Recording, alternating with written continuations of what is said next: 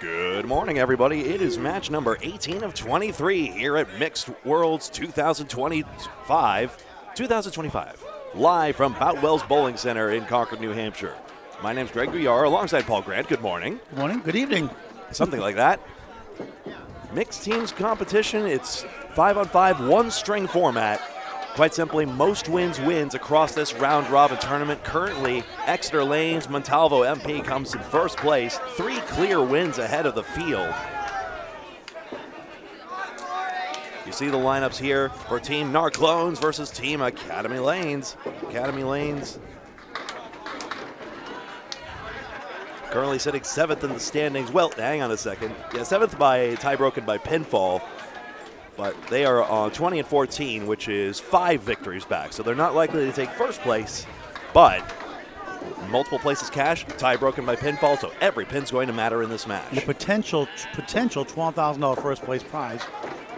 Narclones in third place, 22-12, 11-6. They are 4 wins back up first place, but never say never. So third place versus tied 6th, really only 1 victory. This rates to be a great matchup. From Central Park Lanes, East Boston, Massachusetts, it's Alicia Callie here at Boutwell's Bowling Center in Concord, New Hampshire on Candlepin Bowling Network. Welcome to those across the world in Canada, Australia, and all across the USA. Thanks for watching this great game of Candlepin Bowling, a sport for any age, a game of skill and challenge. It's unbelievable. Have a Calgarian named Michael already on board at 7 a.m. over there. I believe they observe Mountain Time. I want to see some Newfoundland people here. Later morning for you, why not? They're on the half hours, 10:30 start time for them locally, 10 o'clock Atlantic, 9 o'clock here or so. Alicia, Callie, another Sheila here in attendance. Almost stole it for the wobbling 7. Here's the Terminator, Charles Collins from Waltham, Massachusetts. That's a Paul Grant shot. Alicia, 42 years young, East Boston, Mass. Originally now in her whole life living in East Boston, Mass. Gets a 9. Collins ends up with a tough 6. Early 3-pin lead for Academy Lanes. Gregory on the technology, the background vocals, and the Egg McMuffin. I mean, I'm not exactly background vocals. This should be more background vocals, but this is more normal. He'll be calling boxes 3 and 4, 7 and 8. He'll do the next match. The first will rotate matches every 2 boxes. Ezzy, good to see you. Continued well wishes. Hope you're doing well. Great to have you aboard either way. Hope to see Ezzy in a Mixed Worlds team next year. Great guy, Mr. Hartford Whalers. Here's our first banana split for Casey McCool fans. Keeping track out there. That's 1. Always hungry, always growling. There's Casey McCool out there watching. Everyone loves Casey McCool. You ought to. He's a great guy. The Indiana Jones wannabe Casey McCool bowls at Lakeside Lanes, Manchester, New Hampshire, and here for the Atlantic Candlepin Singles Tour at Boutwell's Bowling Center in Concord, New Hampshire. Greg, what a job the Dallas family has done here. Dallas with an E. Alex, Dino, Demetrios, Spencer, and, of course, Andy Dellis, the owner. Alicia the Wood, good effort. Nick Norcross was consulting with her. He's batting 4th. 2 boxes at a time. Collins gave it a ride. Somehow the 7 does not go, the 6-10 does. Probably got the ball deflection. In front of the 7-pin, didn't work out. Chelsea's younger brother, his twin brother, Hunter Collins, by 23 minutes or so. Callie a 10, 19 through 2. C-A-L-I, Collins a 9. Now related to the Collins family of Dark Shadows. 15 through 2. Another Dark Shadows reference. Yeah. That's a reference to Parallel Pins, Parallel Time. It's a great show, live on tape, 60s, 70s. Awesome show. Not the first 6 months when the Barnabas Collins, the Vampire, came on. It became really good, Reluctant Vampire. Hey, our newest queen of the double strike is back. There she is, Katrina Campbell. We'll get her up here in the broadcast, hopefully. She's bribing instead of lobbying. She'll only come up here if she gets a double, yeah, she says. She announced that she got a double strike right afterwards, so. And then she bounded right on up. Look at Brittany Underwood, fine young lady from Webster Tim Lane's Lucy's Pizza Bar, Abington, Massachusetts, home of the chocolate chip cookie pizza. Hey, gotta celebrate your accomplishments when you can. That's right. Brittany missed that chance. Just turns around, refocuses the way you should do it. Doesn't get mad. Academy Lanes out of Haverhill, Massachusetts. And Pub 125 there also. That's right, but Pub 125 is a distinct team, even though it bears mentioning. And that is our first Paul Grant special. Missed the second, make the third for Underwood, 10-1. Katrina, nice out, settles for an 8. 27-25 early. First of 6 matches today. Match 18 of 23 overall. Day 3 of 3. It is to a point now where some bowlers will grovel, Paul Grant special. I don't know if everyone likes being likened to it, but hey, you weren't a half as bad bowler back then. Underwood with a good fill. She knows it. 6 wobbling 10. Thank you, 9-pin, for getting over. Missed so many shots by a smidge in the second shot, made in the third for 10s. Katrina, nice bid. She almost got hers. Underwood trying to make up. He does not. 2 missed chances. Those 2-pinners look simple. They go just over 1 and 2 times, about 51% without wood. Stats by Candlepin Bowling Network for Class A bowlers. Campbell keeps it on for a 10, I believe. 18-2. We'll check the official score on that. Underwood a 9, 19-2. So Katrina did get the 9. Looked like it departed. So not the 10. Yeah. It's only bowler's call if it's a situation in dispute. And it was fairly close there, but she reported the score anyway. You don't have to necessarily gesture on the lanes as long as the score is correct in the end. Here's Nick Leach in the third spot. In the pocket for a strike. Yes! Sonia Johnson, 158, the daughter of Mario Johnson, the sister of Sage Johnson. Nick Leach is Katrina's dearest. They're side by side on the roster. Wouldn't be nice if Leach got the double today. Good wood to help, but she missed right. And the wood hit the head pin finally, but the 5 and wobbling 8 won't go. Nick, 118 average, 119 career high for a season from Londonderry, New Hampshire, originally Nashua, New Hampshire. As Sonia takes a 10. Again, 2 points for a win, 1 for a tie. Crucial points.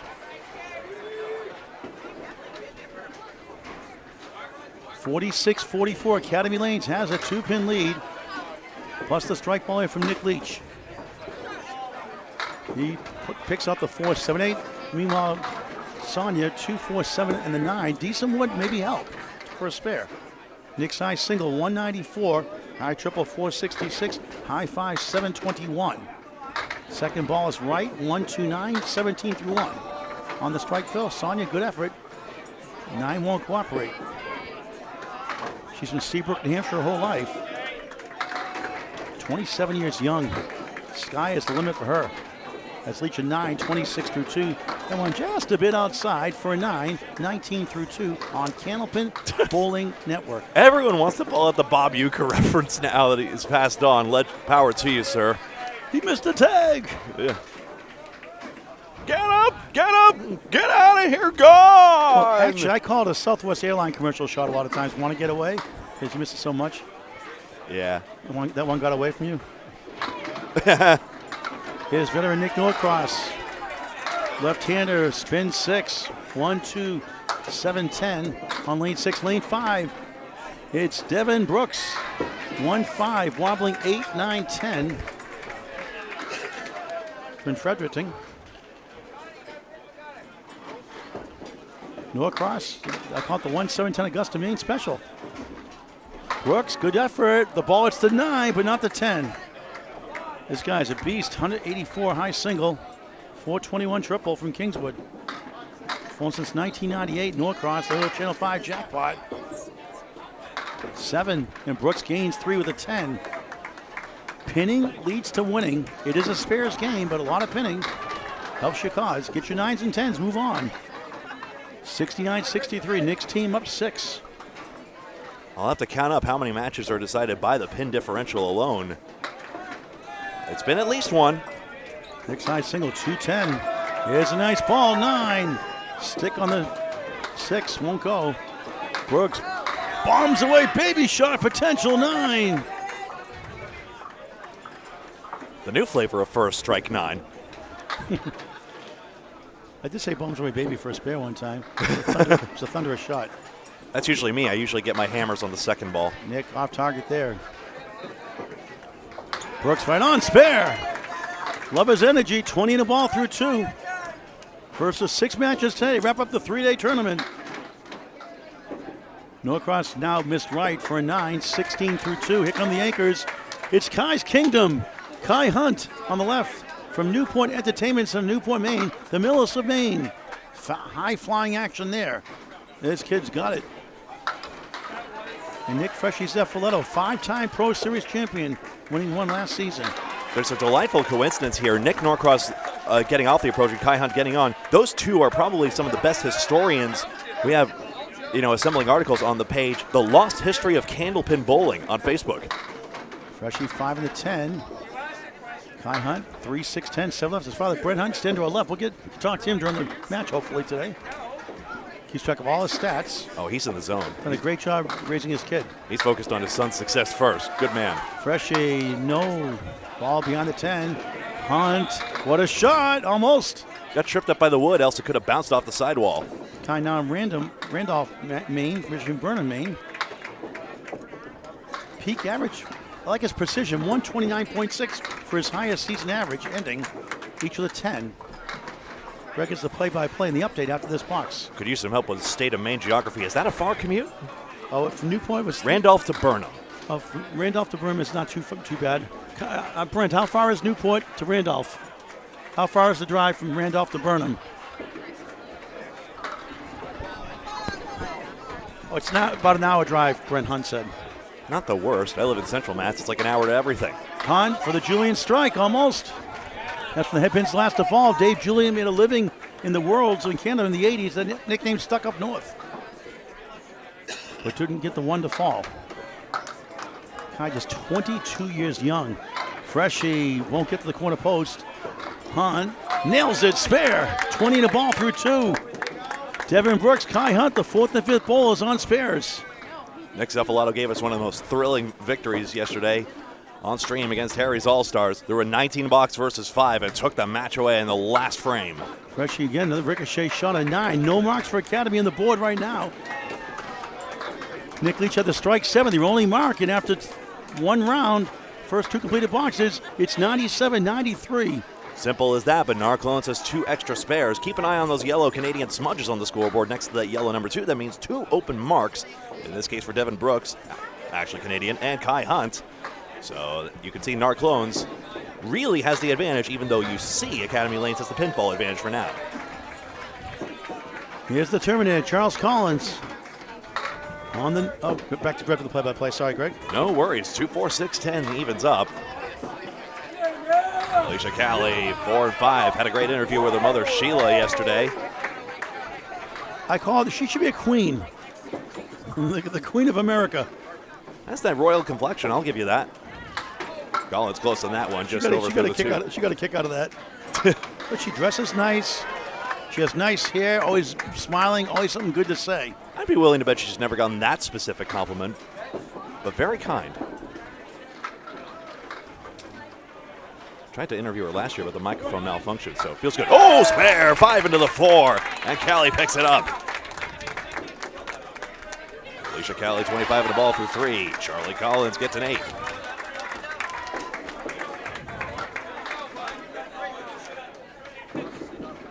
Charlie Collins streams on TikTok at _Charles1_. And Tony Levesque, the Magic Minute, on TikTok right now also. That's _ separated. Tony _ Magic _ man on TikTok. I actually ended up on Collins' stream because I threw the 1-2-3 punch out on my first ball. It was a flower ball, and that's all my headpin hit took out. Our second of 6 matches today, Stronger Together, featuring Sean Baker against Skinner's Bowling Ball Repair from Maine. Next on Candlepin Bowling Network on YouTube. Hit that subscribe button, it's free. Now over 4,720 subscribers, trying to get to 5,000 by this year. Candlepin Bowling Network on YouTube. Tell your friends, tell your family, YouTube forever videos. Got this the wrong way around. I beg your pardon. I bowler switch every 2 boxes, Gregory. This is better. Yeah, no fancy editing here. It's all raw here, live on tape.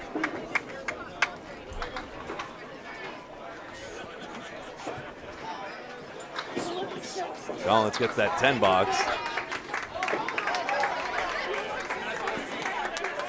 And now we're caught up here, I believe, 33 and 41. There we go. Got out of the hole.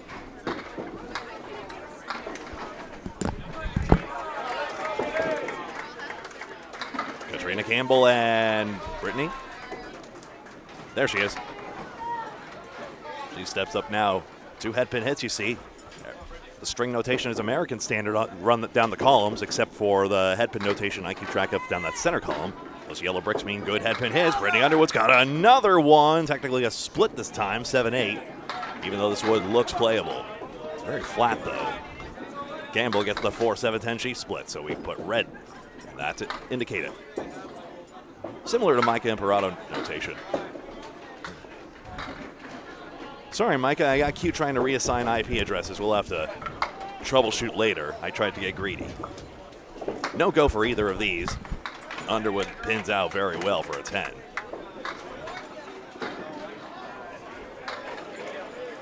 Maybe my memory's selective, but I still remember her victory with Tim Douglas at the last 1-7-10 Augusta, Maine Pro Series event. Trina Campbell resetting the empty lane on the other side. Lane 6, only do that if all the pins are knocked down. But when it is, that's good sportsmanship. Even though it is an optional gesture, but it's a nice acknowledgement if you can. Totally optional. 4 horsemen in the 9 pin.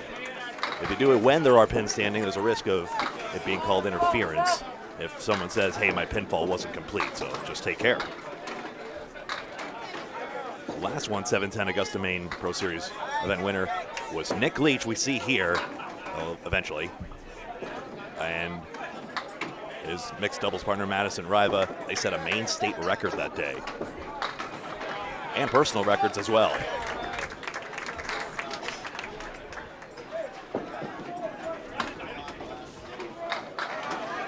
Good send by Campbell. She's out for 8. Brittany picks a stick. She's got 9. Brittany Underwood 38, and Katrina Campbell just 32 for now, even though it didn't seem all that bad. The splits can set you back. Hey, Greg, just want to do the update in the stands if you don't mind. Just to let people just tuning in. Please do. Extra Lanes, 6-point lead, controls the destiny. Extra Lanes, 30-4.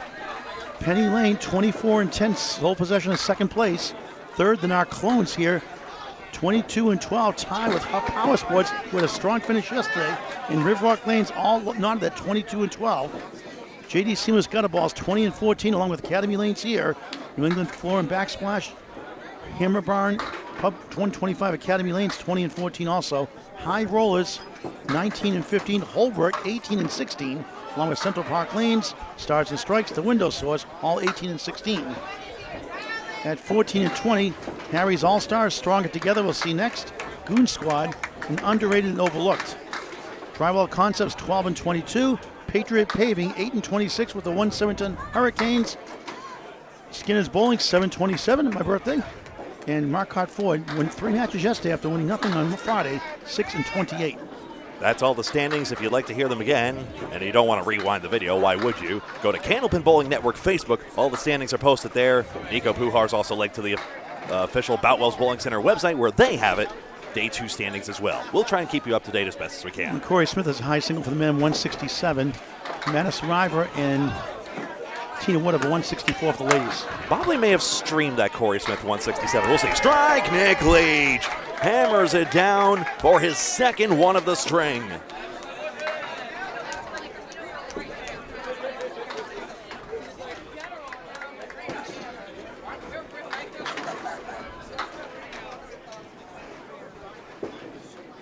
Zanya pinning well. That's a foul ball. That'll be a 9 box.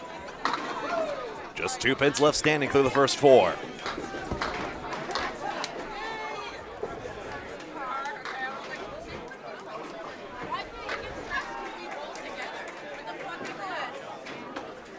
Devin Brooks all the way back on the approach. Filling a spare.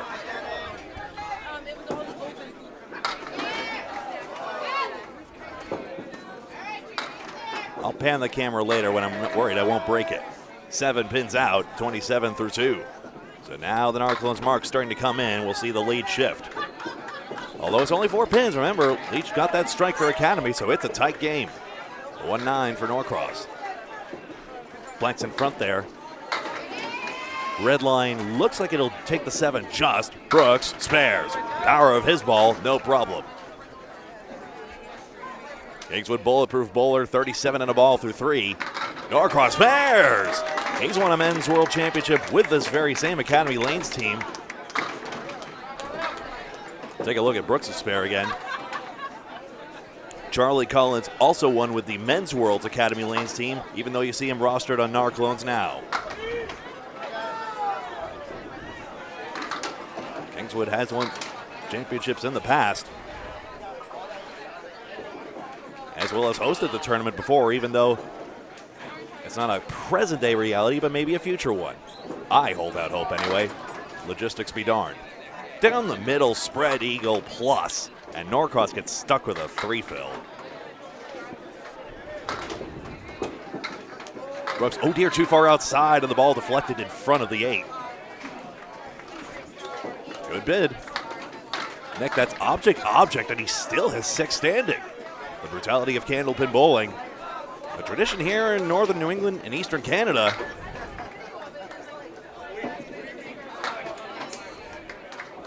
And maybe other places one day. There is a single center in both the state of New York and Albany and in Wyoming, Ohio.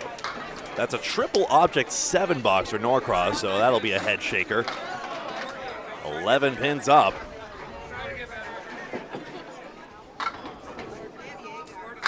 To the anchors now. Kai Hunt on a spare. Narclones by 11 pins. Academy will have a response, but Hunt will dump 9 now. 29 through 2. For the young powerhouse out of the state of Maine. Freshie, Pro Series organizer, team captain in the Friday Night Pro League. He's got 5. 1, 4, 7, 9, 10 for Team Metro Bowl out of Peabody in that Friday Night Pro League. Standard Deadwood retrieval now.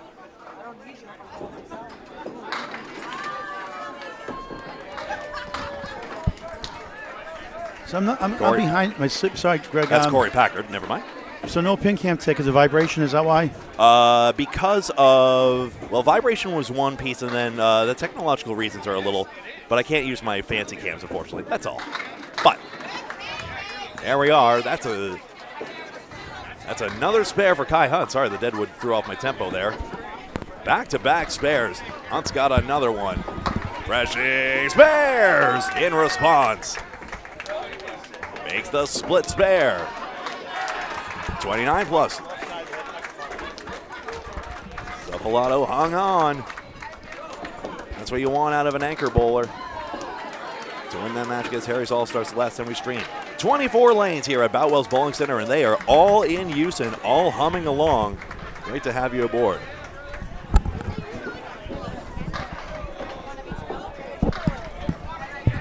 Brent, let me know how that sounds in there. We can always adjust that if you'd like. Does that sound good? I think that's okay. Okay, good.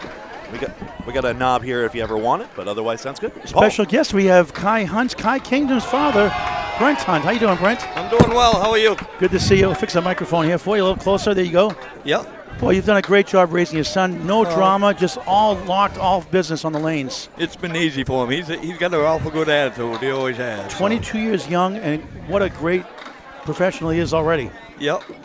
Loving it. So, obviously, you had a big inspiration in his life, raising him. Very disciplined. Talk about some of his accomplishments you're proud of the most.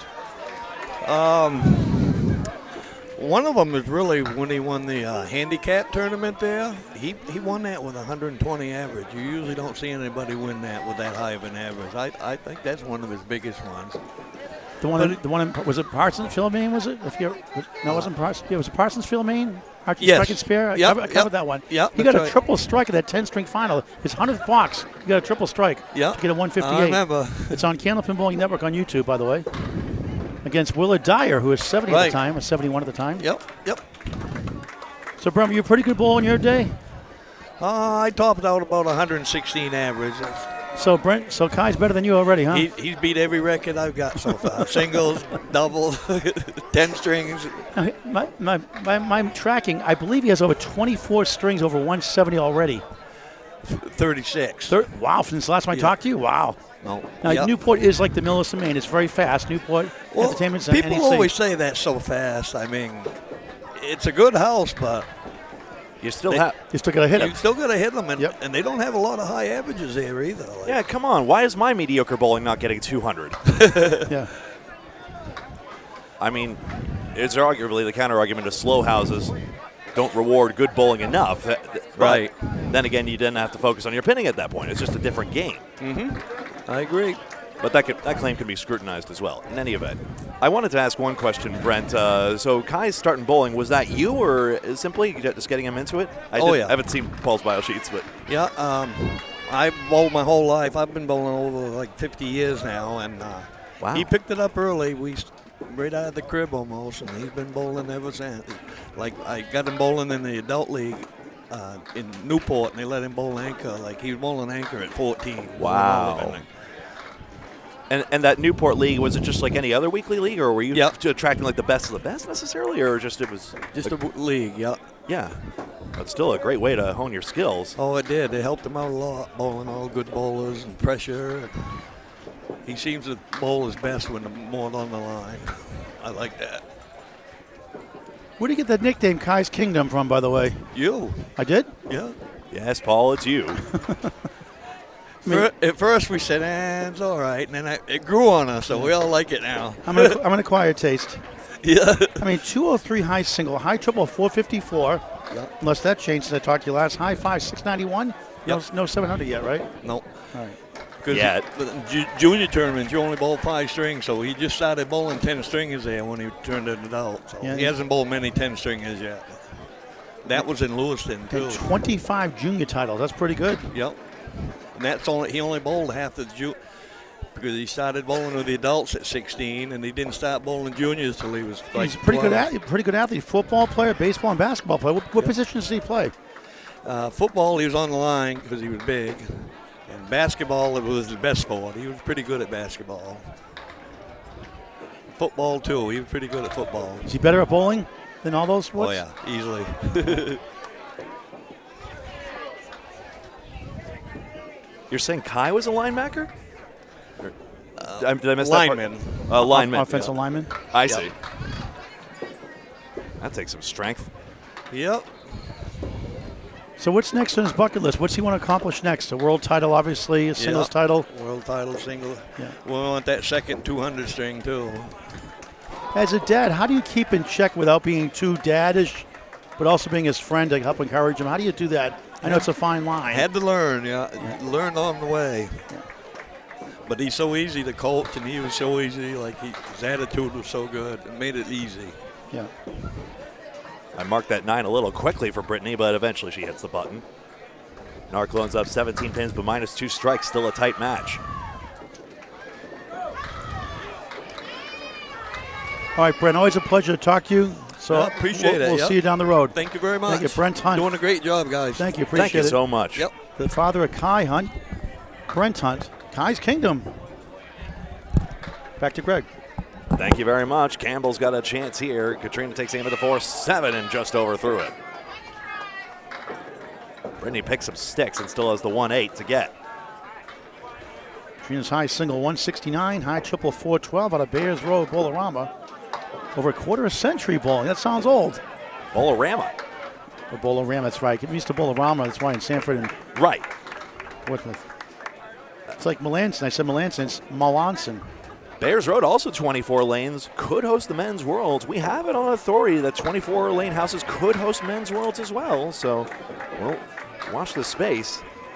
I don't know if they're, because right now, another anecdote has told me that Moncton Fairlanes, which we are going to next Men's Worlds this upcoming November, is the only Canadian house that can host it at present. Right. After the But one. I guess Kingswood took some lanes out, I guess, as I was told. So. Sonia Johnson left, Nick Leach on the right. Back to Greg. After the other fair lanes location closed. Nick Leach right through the middle there of those 2 pins. There's enough of a gap there, and the fill is 8. Sonia's just 1 pin away. She continues to pin well, and that can lead to a great foundation for getting marks in the second half. 9's fine. 47 at the half is great pinning. Big thanks, Steve Reno Sr. and Brian Forniff, Ryan's in Millis, Mass. They did a 50-50 raffle. They gave us a $500 donation yesterday. And a bowler going through cancer gave $120 back also. So $500 will help one more family. We got a request last night for a bowler in Wakefield Bowldrome, Wakefield, Mass. going through brain cancer. So it took on tomorrow. It's $91,000 now. $500, Greg, paid out to families going through cancer. Candlepins for Cancer, a 501c3 charity founded by Al Johnson and dutifully managed by Paul Grant, helping bowlers and their families with the cost of cancer treatment. Go to Candlepins for Cancer. That's Candlepins #4 cancer.com for opportunities for the donation link. And also, that's your place to sign up for upcoming roll-offs. The ladies' 224th annual Candlepins for Cancer doubles event. New start time 9:30, previously 10. Takes place at Exeter Lane Shooter Sports Pub, Exeter, New Hampshire. Again, Saturday, September 6th, $80 per person, $160 per team. 16 teams make the playoffs out of the potential 24. And if everybody signs up, 24 teams, like last year, we're looking at a potential $5,600 prize fund. Hey. And last year we paid out 8 spots out of 24. That's pretty luxurious, I would say. 8 out of 24. We get $1,750 in sponsors. Nick Norcross and Devin Brooks. Wanted to say hi to some folks in chat in just a second here. First, we'll watch this. Why, is that only the 6-pin down? Yep. Devin Brooks, just the 10-pin only. Candlepins for Cancer has the lemon drop pool going as well. 4-pin or 6-pin out on the first ball. Many bowlers will donate $1. Just a small way to help out a great cause and help out even more of those families. It is optional for those who don't want to do it. That's okay. Of course. Be nice about it. Let me down gently, okay? If it's your last dollar, don't. But if it's fun, do it. And I know I'm going to tease you and harass you and good fun, but if you don't want to do it, it's okay. But be nice about it, please. Some people are just nasty about it. You know most are. Great out by Norcross there. That's a 10. 3, 10, 9, and 7. Yeah, 90% are really good about it, I'd say. It's a good average. Of course. I'd like to see this Norcross 10 out, by the way.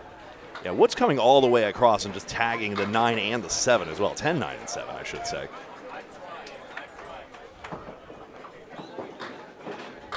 Nick, that's in there. That is the 6-pin only. He'll have to hit it direct and watch out for the cap. Brooks just a piece of that head pin, 5-1 split. I like his antics in the lane. Shake it off. Character. He's got that unusual, he leans down on his right side there. Yep. Norcross, I call it a Tom Morgan-esque delivery. Maybe I'm mistaken, but obviously a face of dejection there. But a face of pride as well when he's held the men's World's Trophy as well with the Men's World's Academy Lanes team. He'll have a 9-box there. I wanted to say hi to some folks in chat. Where have I left off? I was here, so hello to Scott, Casey, McCool, Rufus, James, Linda, Star, Alden. Owen Marr, glad you got your towels. Hey, Casey, 1 banana split, by the way, earlier if you missed it.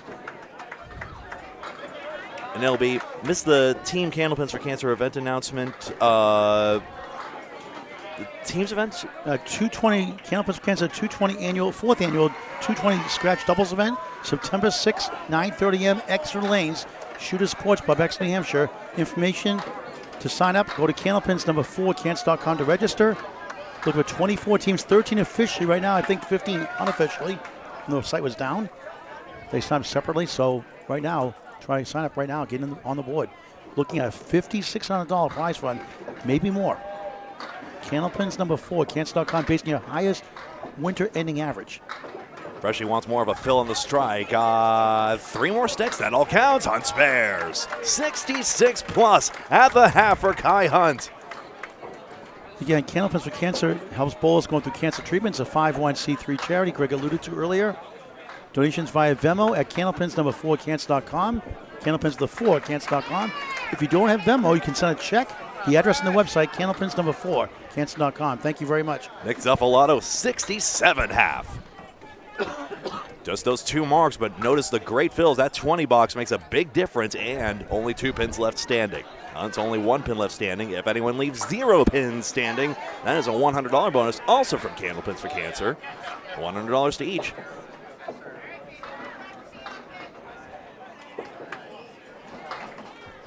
Just 3 pins out here. Hunt to Phil. He's only got 2. 68 at the half for Kai Hunt.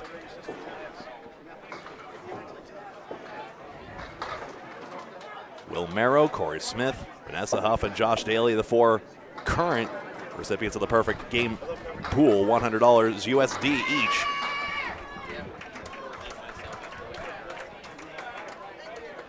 There was a redundancy in there somewhere, but alas.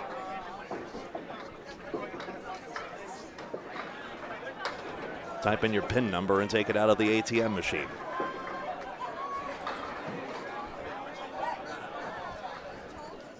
Zuffalato. I remarked at one point he doesn't have his towel on the back of the approach. I'll have to ask him about that at some point, why he doesn't have it today. Maybe he's changed up his routine somewhat. Both bowlers at least 16 over par, and we go back to the top and take a gander at this. It's a 2-pin match right now. Current statistics right now, marks are 6-5, none open right now, so Academy Lanes actually has the extra mark, but 8 pins in the pinning, so pay attention to that right now.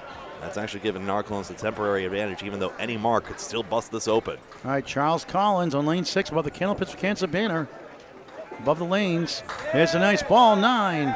I can't go much lower to show it, but it is there. 4 pin left of Alicia Callie. Nice fine lady. Crosses over. It's 7, 3 middle, 5 left, 6 right. Son Frankie, a very good athlete. A couple of game-winning shots in basketball. Right on for Collins, fair. Every mark could be a difference maker. Can Callie respond? 16 of all through 7 on the board. The women don't have to go first, so it can result in some apples and oranges comparisons. But Alicia Callie tracks it down, spare. 69 of the ball through 7. Has spare 2 in the third. I was like, you looked everywhere but at me. Because I heard it from like behind. Peak average 112 at the old defunct Wyndham at Park Place Lanes in Wyndham, New Hampshire, next to Salem, New Hampshire. Everyone thinks it's in Salem, New Hampshire. It's actually, it wasn't Wyndham, New Hampshire. Collins missed left. 8 wobbles and back, 1, 3, 6, 10 in front. Alicia Callie not happy with that one. Spread eagle, perfect 4. Collins Phil 5. Collins 65. Alicia 73 through 7. Charles 1 in 5 chance. Not much to show there. 1% chance here for Alicia Callie. Stats by Candlepin Bowling Network. Her high single is 174 at a tough house, Central Park Lanes, East Boston, Mass. And she even has a 172 there with a high triple of 412 and a high 5 is 610. She's so good when I cover her. It always seems to step her again when I cover her in the streaming era. Usually, not all the time, but most of the time. Can't win them all. She said, once you can walk, you can bowl in her family. Object ping doesn't carry for 7, Collins a 9. Alicia minimum 80. Charles 6 under with 74 through 8. There is some truth to what Alicia's saying there. After all, standard bowling motion is just a walking motion, at least starting out. Alicia bowled in the Candlepin Challenge on Comcast with Sports Network. Dan Murphy was the announcer at the time. Here's Brittany Underwood. Parents here watching today. I can't for the life of me remember who was with Dan Murphy. That's an overslide, I'm afraid. And we'll have to reset that one, and she'll be down to 2 balls. So it was Dan Murphy. Was it Todd Holtz? I'm trying to remember the play-by-play there. She looks to be okay, I think. I was working retail. I didn't see it. I didn't have a VCR back then. Makes sense. Before DVRs were out. Retail. Please. So Yeah. that's a foul. Afraid so. So it'll just be a re-rat there. Still a chance to hammer it down. Just like she did when she got that double strike yesterday. We've seen someone forget take off their shoe cover even at one point. So this is the second ball coming up. Goes down again. Oh, dear. Oops. Brittany's got a high single of 152, high triple 365. A nice second ball. The queen, the 5, trying to go to the 9. Won't go to the 8, rather. 5 of the 8. Yeah. 9's the right side, Paul. Yeah, now they put Brittany's score on the board, but she was definitely on her ball there, so Brittany will reset. Am I mistaken here? And a banana split leave. Case McCool fans for Katrina Campbell. Did I miscount or did Brittany? I'm trying to figure that out. Either way, she does pick up 2 pins. So she's 64 through 7. Great pinning, but no marks. Pinning usually leads to winning. Katrina just 55 through 7. Underwood wobbling bundle, pack of 5. And Katrina Campbell labor. You got to get her on the microphone. Maybe she'll do better. Bowlers don't have to go ball for ball. Go right back at you, Casey and Eric. Yes, we're going all the way the distance here. 6 more matches today. This is match 18 of 23 here at the Mixed Worlds. Pinning outside. She won the youth championship in 2013, all events. Into volleyball and kung fu. Don't get them mad at you. Oh, nice shot for Campbell. How about that one? Another 2-1 cut shot for a beautiful 10, Greg. You show that. Oh, yeah, we're showing that again. 10's got enough love showing 10 replays this weekend. 10 boxes. Trina Campbell into the 4-7, off the wood and into the 6. A great out. And Brianna won her first Pro Series title with a 111 average with the Tornado, Tim Douglas, a couple of years ago, actually 2024. All right, here's Sonia Johnson, 1-2-5-9. Nick Leach, right side, 6-10. Sonia 56 without a mark through 6. Nick, strike 7 to start, strike 8 in the 4th. Brittany did throw 3 balls. I just missed it. Thank you, Corey and chat. Yeah, you're looking down sometimes. You're looking at your notes, watching the scores. You miss it sometimes. Yeah.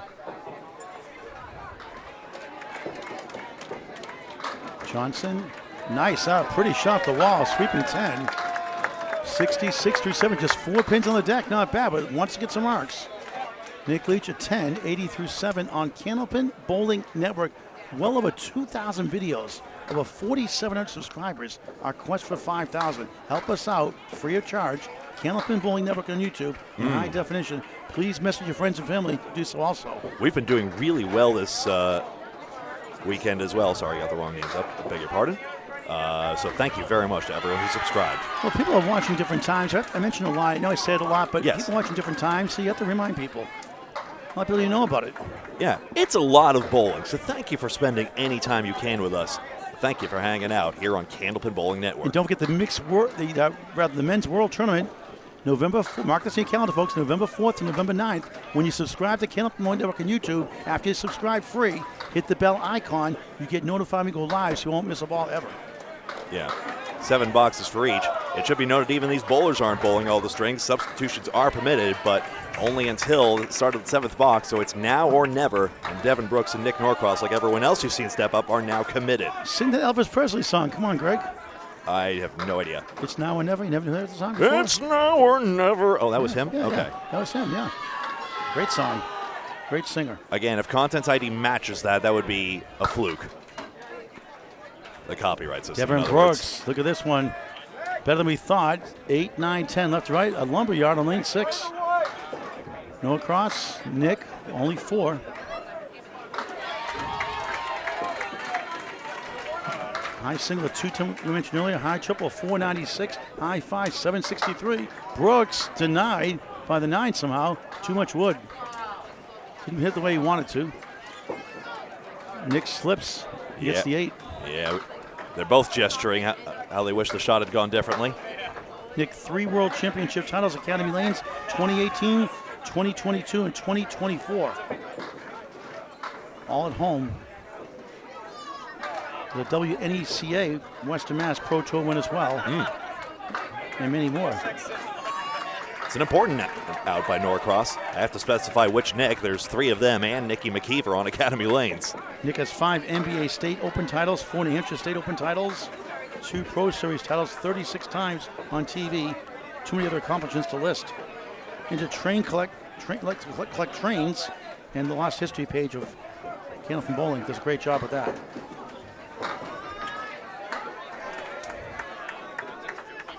Devin won the Nationals as a kid with a double strike in the last 2 boxes. Grandparents got involved back in 1998. 117 career high average. High single 184. Did that in Augusta last year. I believe early this year. And a high triple of 421. Previous high single was 173 before that 184. He's just 30 years young. 2-7-10. Oh, we'll go. Yes! Slow motion spare. Was that live? Was it Memorex? Was it live? Was it instant replay? Slow motion spare. He'll take it. Norcross denied on the 2. It's going to be both in a hot second.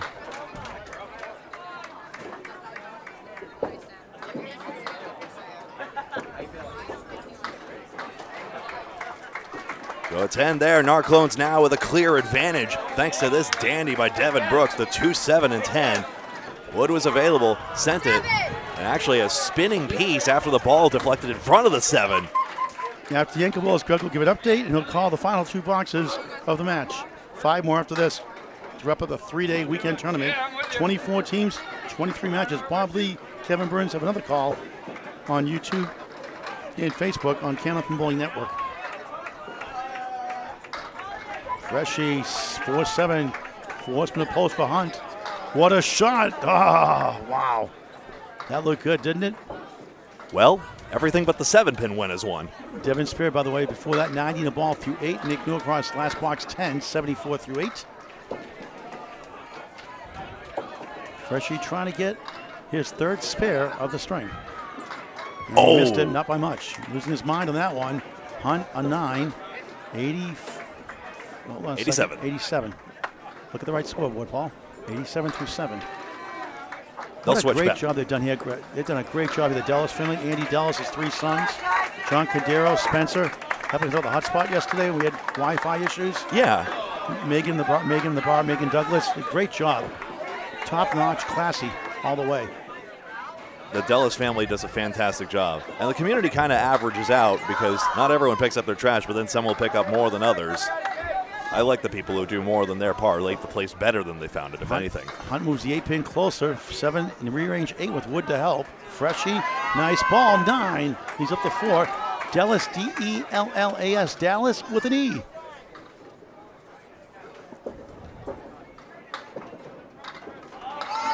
I missed the wood. And actually, Alex Dallas running for mayor in Concord, New Hampshire. I call him Alex the Mayor. You can't until he wins. Mayoral candidate.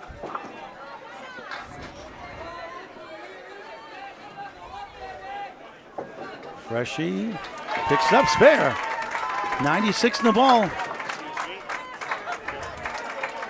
So Freshie does make up that mark, and now we've got ourselves a ball game. It's 1 pin and a mark aside.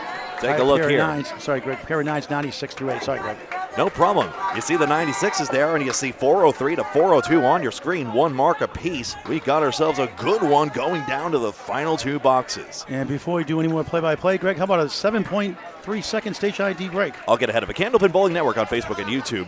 Evan Burns and Bob Lee over there. That's Paul Grant. I'm Greg Gouillart. Please like the video by hitting the thumbs up button wherever you're logged in, and like and follow on Facebook and subscribe on YouTube. Thank you to all who have already done so. Alicia Callie. 2 marks collapsed to 1 because of the fills. Collins has the same amount of bonus pins right there, so Callie's better pinning. Has her ahead right now. You see all those 10 boxes stacking up too. Has a 6-pin cluster. Into the head pin, off the wall, rolling Wood does not take the 4. And she's stomping her feet. Stomping her feet, it still won't go. We have a special guest here in just a moment as well. As long as we focus on the action as well. But yes, a tight match. There's the 10 for Alicia. There's probably a way to balance it. I just want to make sure we absolutely never focus here. 8 bucks, so that's plus 2 pins to Callie. Now Academy Lanes has the slight advantage. Everyone now stood up. Everybody on Academy Lanes has stood up right behind Alicia Callie. Narclones and Academy Lanes high up in the standings. Every win matters. Multiple places cash. First place, $12,000, which Exeter Lanes. Montalvo MP is first on. Box 10. Callie, just 3 out. Willing herself to get back on it for the second ball.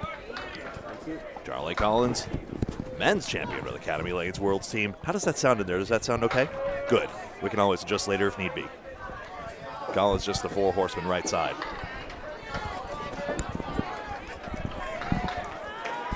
Second ball's coming up here on the spares.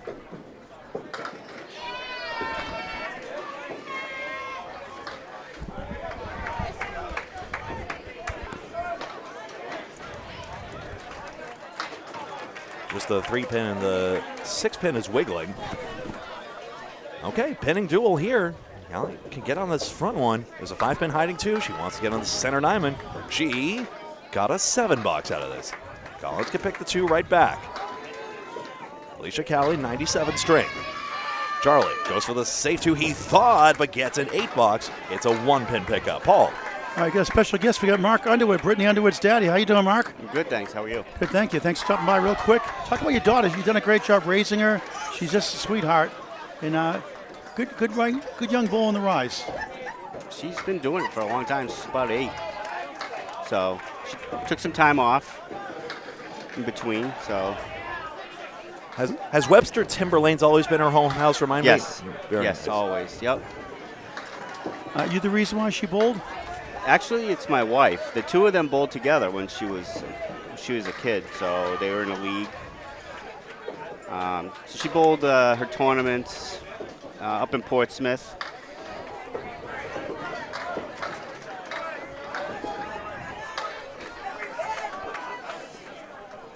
So, what are you most proud about your daughter? Honestly, really that she speaks up for herself. Picks up 3 pins there, 10-7. She works at Webster Timberlanes, Lucy's Pizza She Bar does. also. She does. She works on Sundays. Yep. We've done a great job raising her. She's very classy, and I think she's going to make some noise in the game. No, that's great. I mean, she loves it. She loves the community. Right. Good friends with another great bowler, A.J. Stockton, as well, I remember. Oh, yeah. They're always stuck at the hip together, those two. But Now, is she better than is she better than your wife bowling? oh, yeah. Yeah. You might be able to steal a string from her, but Anyone can any day. 2-pinner just wide.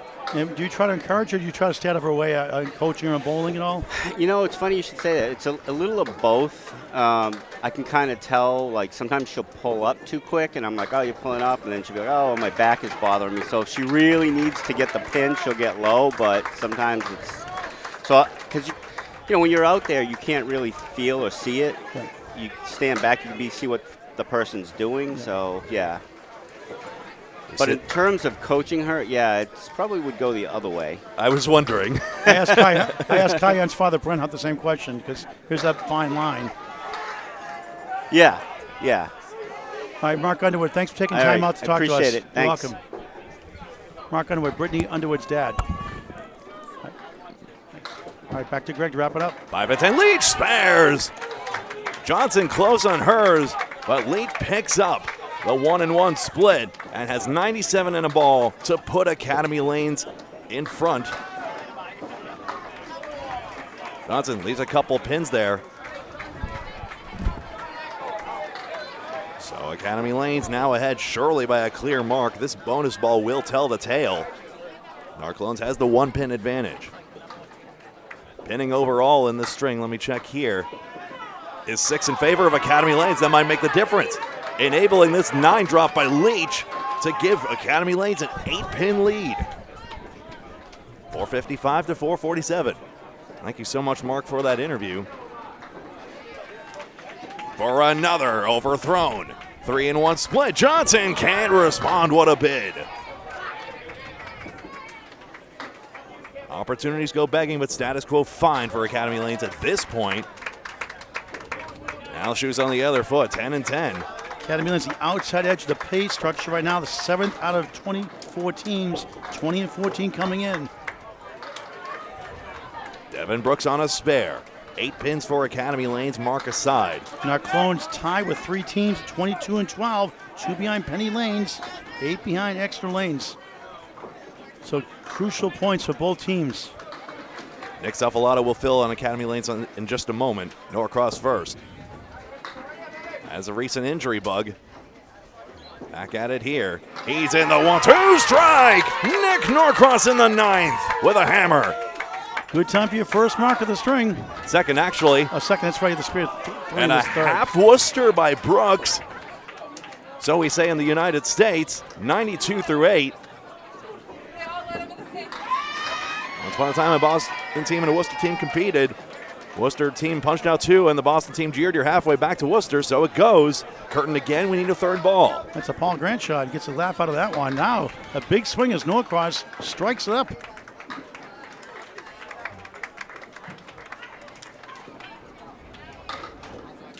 He gets sticks. Important. Down goes the 5-pin. No, it doesn't. It's 7. Is that going to matter? It might. That could be a saving strike for Nick Norcross and Academy Lanes to cash. Nick, seems like the arm swings are a little more pronounced than usual. Usually very stoic on the lanes, but this time around, I think he's amping himself up just a little bit. Takes aim. Got his head pin crushed, but the 4-pin denies him a double. But there's a plank right there. Brooks, how does that 5-9-10 result? What a swing.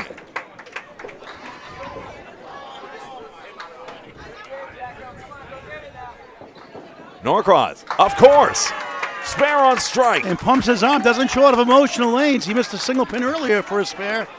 Making up for it here down the stretch. I think recovery just really has that extra effect there. 94 through 9, 104 on the ball in the 10th. Clutch. Brooks trying to leverage it. He calls it foul on that one, so he waves it off. Maximum is an 8-box. Tough break as he was trying to go left on the left wood. Devastating loss potentially if the Nar clones could drop out of the cash possibly with this loss. Devin Brooks 107. Guy Hunt will have a chance in a second to try and get the Nar clones back, but Nick Norcross is going to stack on. It may be too little too late depending on this fill. And Fresh has a spare next for his team also. Right. Crushed. It's a crossover hit actually. 6, 110 as Norcross marks in 9 and 10. 501, 474, 27 pin lead plus the ball. It's Miracle Zone time now for the Nar clones. Devastating loss here, it looks like. As in a miracle required, we say Nick Zuffalato. We mentioned earlier he threw a I triple say. strike at the APH Average Handicap Finals against Willard Dyer on Candlepin Bowling Network in the 100th box. Freshy's fill is 6. Hunt needs a lot right now. Gave it a lot, but leaves the 3-6. 7 for Freshy, 103 through 8. Strikes are no guarantee in this game. That's best as reasonably possible. 33 pins now the lead. Academy Lanes well on their way. Hunt spares in the 9th and has a great string cooking. 106 and a ball through 9. That keeps him alive barely. Hard to say for sure. It would require a lot here, even with that pin left standing. 111 through 9 for Zuffalato. 112 technically. He had a 7 from that spin out 6, Greg. Yeah, 1 fell down, I think that's why. It was 7's down. Hang on, Freshy's back on. Yeah, okay. That's it. Thank you. Hunt's got a pretty much strikeout to have a chance. That still may not be enough. 10th there. That does it. Head pin. Oh, Oh, no, wait hold a on. second. The strike is there. Wow. Surprise, crackerjack. 1 in every box. All right, 126 plus 2. But actually, I think it's still too little. And so even with this 9-box, no, they cannot catch up. Even Academy the Lanes is 136. going to do it. That's right. Academy Lanes has won this match again. 22 and 14, they'll time with our clones. Total pinfalls that separates Yeah. the difference in teams. By again, I mean like the match they did earlier. That was a theatrical one against Harry's All-Stars. Hunt can't double anyway, but a great ball again. Some bowler this guy is. Freshy as good as ever, 122. For Hunt, the fill is 10 and a 136 string. Not enough for the team, but stellar all the same. 527 to 514, the official score. Have a look. 527 to 514. Statistics in this match, 11 marks to 9 for Academy Lanes. Pinning was basically exactly even in the end. We saw a few given back there on the end, so really it was just 2 pins in favor of the Nar clones as it turned out. But Academy Lanes prevailing with those 2 extra marks. Sound bowling across the board. Head pin accuracy also quite even, 28 to 27. That's very interesting. We like counting the head pin accuracy, but really it was quite even. And of course it was a pretty even match as well. 527 to 514 is your final score in match 18 of 23. Match number 19 is a common on net up next here on Candlepin Bowling Network. We'll be right back. We have to wait for all of the matches to complete, and then we'll be click back on this very stream when the time comes. Be right back.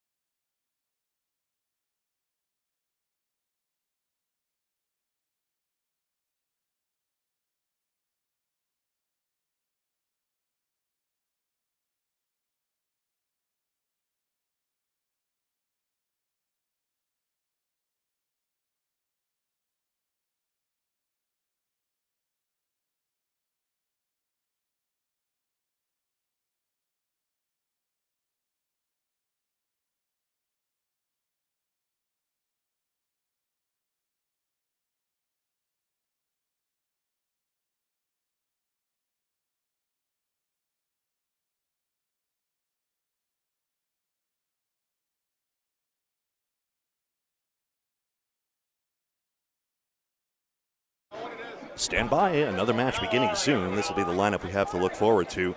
Skinner's Bowling Ball Repair versus Stronger Together. I'll get a better shade of blue on that one right there. Computers are loading in right now, so we should get started in a few minutes. We'll be right back.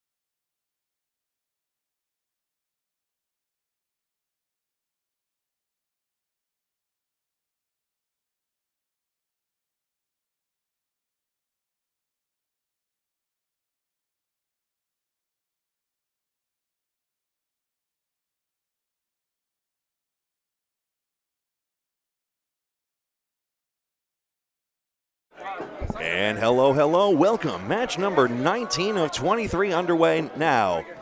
Renee Skinner and Alana Brown for Team Skinner's Bowling Ball Repair and Stronger Together.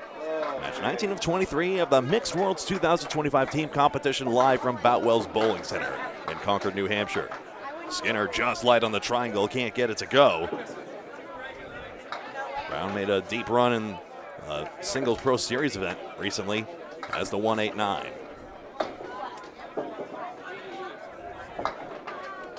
Ten for Renee. And that picks up 2 pins. Greg Gouillart alongside Paul Grant here on Candlepin Bowling Network. Bob Lee and Kevin Burns with another match available over on the other side of the house. Round robin competition across the way. And 24 teams, 23 matches. Most wins. It's as simple as that, unless there's a tie for first, in which case it's a one-string showdown. And Patriot Paving will see our last match today, scheduled match today. They just gave $200 donation to Candlepins for Cancer. Thank you very much, Patriot Paving. Residential and business paving. Contact Patriot Paving. 6-10 gets tapped, doesn't go. Greg, when you ready, have standings? We'll watch Brown spare bet and then close. No 2-pin. Let's go ahead with that. Okay, number 1 seed, Exeter Lanes. They lost their first string. They're 30-6. Penny Lane's number 2 seed won their match. Ooh. They climb within 4, makes it interesting. 26-10. Exeter Lane's 30-6. Huff Power Sports continues their climb after a tough first day. 24-12, tied with Riverwalk. Narclones lost their last match. They are 5th based on total pinfall overall. Tied with New England Flooring and Backsplash. Academy Lanes, Hammer Barn. At 20-16, Holbrook, JD Seamless Gutter Balls, Central Park Lanes, Pub 125 Academy Lanes, Stars and Strikes, 2016, all have a chance to cash. High Rollers 19-17, Window Source 18-18, Harry's All Stars, Stronger Together, Goon Squad 16-20, at 14-22, underrated and overlooked. Drywall Concepts 12-24, the aforementioned Patriot Paving 8-28 with 117 Hurricanes. Skinner's Bowling Repair, 7-29. Marquardt Ford, 6-30. This is Megan Harnett. Seen it written as Megan Rose Harnett and Megan Harnett Hawley. Call her what you want. She's got the third ball and a spare. Lori Schiappa on the 7-pin cluster. I call him Miss Hawaii. I'll tell you the story if you have time afterwards. 6 box as well. Hammer Barn has the high team singles, 671 still. X-Lane second, 632 Riverwalk, 627 out of Amesbury, Mass. Riverwalk Lanes. Men's high singles, Corey Smith, 167. The Freight Train, Joey Lister and Joey Hutchinson, each at 165. Top men's average, Josh Daly, 127. 2 points out of Jeff Surratt. Aaron Fontaine, tied with Sean Baker at 122 average. Ladies next. Serious case of what year is it? These bowlers can be so strong for so long. That's it. And that honestly inspires me. Sometimes I wish I were a better bowler, but hey, no time like the present. You can always improve, no matter where you are in life. Look at that shot. Harnett tips the 5 spare. Schiappa is close on the 8-pin, no spare.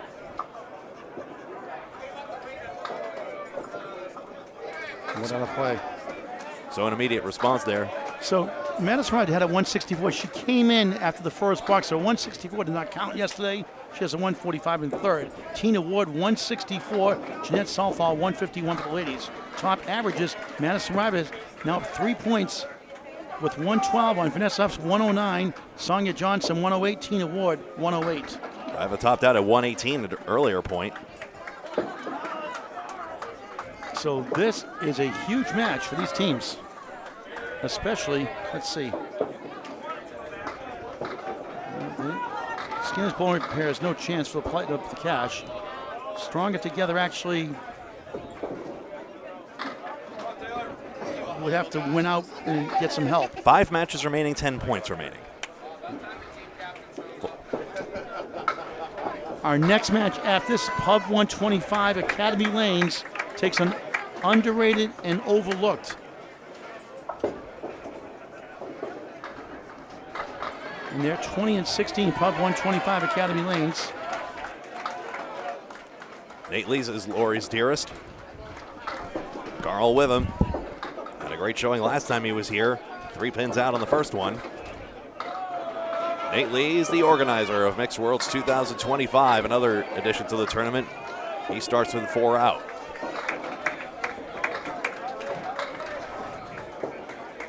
That sidearm flick from Witham's delivery, it's been effective. Lees with Dave Chesterco's favorite. Dave Chesterco, Vice President of the Candlepin Bowlers Association, not to be confused with the ICBA. A more bowler-sided advocacy group, but all trying to grow the game all the same from their different perspectives. 7 box. Is that 9-pin going to get over? Yes. Well done by Nate as well, not to hit the button too soon. Within reason, there's no strict time limit on when you press that button or how long it takes. We don't have golf's 10-second rule, say, for a ball hanging on the lip of the cup in that game. So as long as we're not too late for dinner, you can take your time if you still see the pin motion going. 1, 3, 6, and 7 for Witham, the 4 horsemen right for Lees. Skinner's bowling ball repair out of the state of Maine. Stronger together, mostly New Hampshire-based squad. Nate just into the 3-6-10.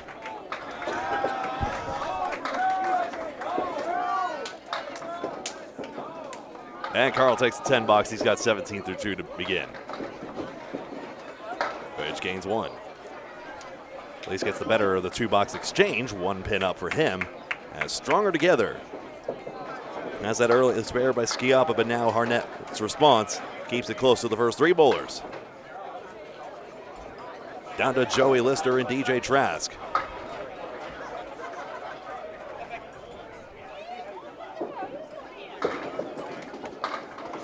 Trask starts on target. Yes, the 4-7 are going to fall in tandem, and he's got a good leave.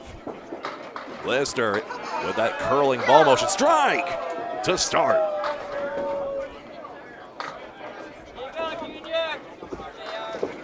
DJ to respond. That's left out of the hand. Everything's American standard notation in the string format, except that center column notes the head pin hits and splits in red where applicable. And down low you can see obviously the score, but also the mark standing.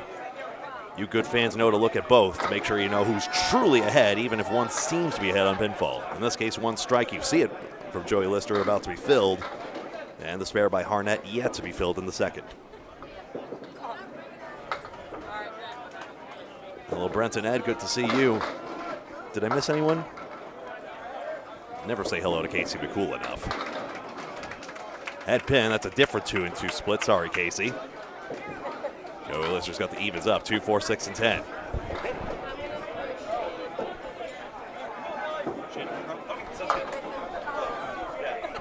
you want to watch Skinner's bowling ball report at some point, let us know as well.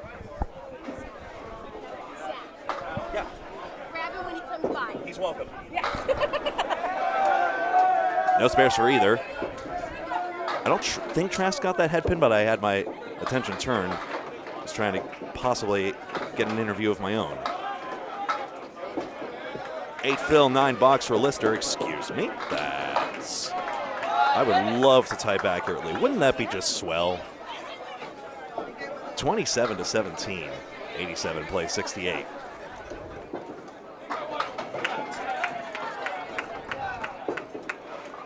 Chris Bovair and Clayton Matheson.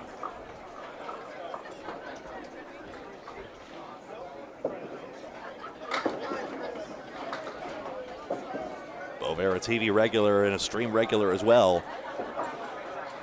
Part of the Friday Night Pro League champion Exeter Lanes team.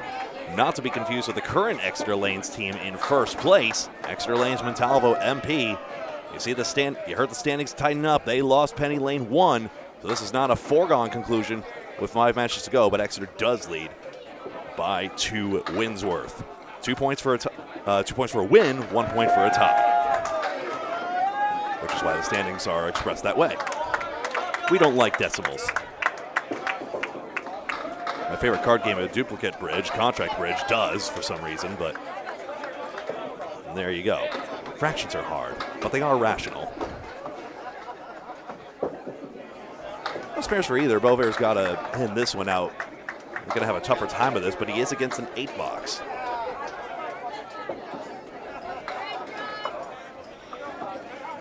Goes for the safer bunch, he thinks, but oh dear. So, 2 extra pins for Skinner's bowling ball repair. They have that extra spare, so 17 pins is not truly the lead.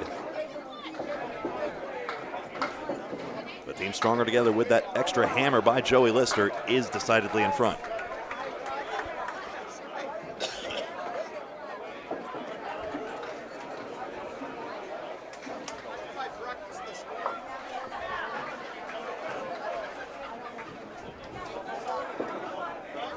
I don't want to steal Paul's thunder with the bio sheets. He does a great job of that, but if he doesn't come back, I'll take to it.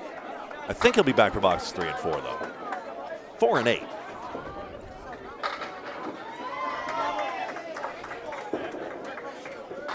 Bovair has that decided bend in his delivery. The 1, 2, 8, and 10. That's in with a 4-8 on a spare try.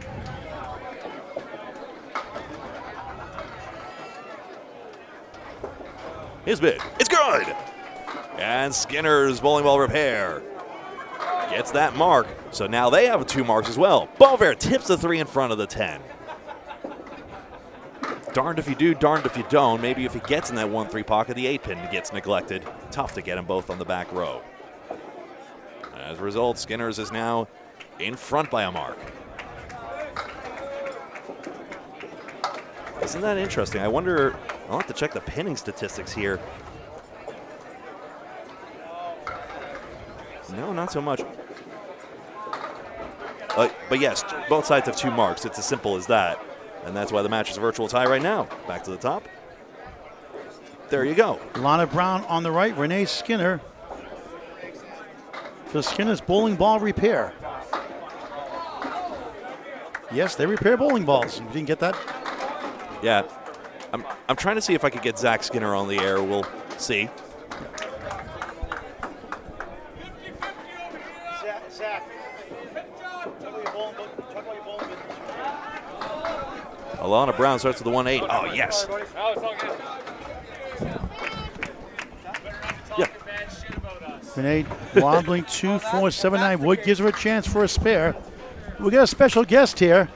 How does that sound? I don't know if it's special or not. I don't know if he's special or not, but he's special to me. Special's all right. Welcome, Zach Skinner. Hello, everyone. And look at Renee's shot won't go. That may have gone for Zach, right? Maybe back in the day. Who's the better bowler between you two, by the way? Probably Renee right now. Okay. I mean, probably. What do you mean, probably? I'm not bowling very much. In your prime and her prime, who's the better bowler? Me, for sure. Does she know that? Yes. She'd admit that, too. Okay. You don't lose points saying that, do you? No. All right. Talk about your business. So I refinish bowling balls on the side. Pretty much anything from a big chip to just refinishing it to get a little bit better grip and smoother. Now, do you do 10-pin and duck pin? Any of that stuff too, just Candlepin? No, I can. Yeah. I can do. So the 10-pin fans watching maybe be interested possibly? Yeah, I could do 10-pin or duck pin. My machine is set up for both. Okay. Nice. And whereabouts are you based out of? Like what, or just if they come in and simply? I'm located in Maine, in Oxford, Maine, Okay. by the Speedway, actually. So simply stop on by. Yeah. So Oxford, for those who don't know Oxford, Maine, where's that near? I know of it. By Oxford Casino or Oxford Plains Speedway is pretty handy, like right down the road from me. But yeah, if you need to have your bowling balls done, reach out to me on Facebook, Zachary Skinner. Z-A-C-K. No, Z-A-C-H rather. Zachary. Right. Zachary Skinner on Facebook. Yep. Okay. And it's usually $20 a ball. Doesn't matter how big the chip is or how many, whatever. And the turnaround time is usually a couple of days, 2 or 3 days. Do you fix people's chips in their shoulders? Well, That might be a premium price. we're working on that. We're still got that in the. Now what's interesting now chip filling there. Do you do resurfacing as well, or that's maybe just be a different service entirely? Well, I can take a lot of the finer scratches out. I don't want to take too much off the ball because then when you do that, you lose a little bit of the weight. I was wondering. It goes yeah. from 2 pounds 7 ounces to 2 pounds 6 ounces, right? Yep. Or sometimes a fraction in between. Now, do you weigh the ball too to make sure it's? Do you have a scale to make sure it's legal Yep. weight afterwards too? Yep. And even like before I start on the ball, I'll check to see if it's true 2.7 or whether it's like a 2.68 or 2.69. And do you stenciling to put names on it? Do you put stencil or anything like that too? I haven't done any stenciling. Yeah. I can. I've had a few people like that have the same color balls as other people, Yeah. and I'll just do like a random different color dot, Okay. just one dot or whatever they want, whatever color they want on the fill too. How's business? Very well, actually. I've done enough bowling balls to actually sponsor their team this year, which is pretty cool. Maybe you can sponsor me one of these days. That's right. You come see me, we'll talk. All right. So the address or phone number again, or My phone number is 207-515-6790. one more time? 207-515-6790. And on Facebook? Just reach out for Zachary Skinner on Facebook. Okay. Thank you very much. Awesome. Thank you, guys. Have a good one. Appreciate it. That is Skinner's Bowling Ball Repair from Oxford, Maine. Thank you, Zachary Skinner. Back to Greg. Lori picked up that 10 box. That turned out getting a good out with that roll, a 9 box.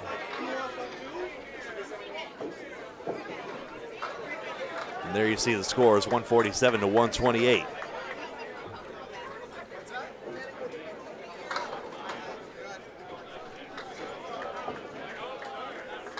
Switch around, Nate Lees is next up. Well, we got a substitution, excuse me.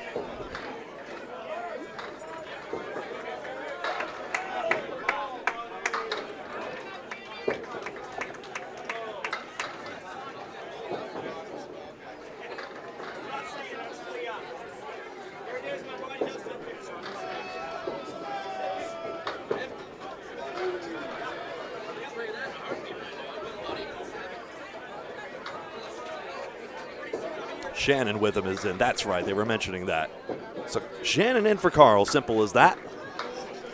Heats gets his warm-up balls right now. Notice he does not reset. Once he resets, he's back in live play, like right now.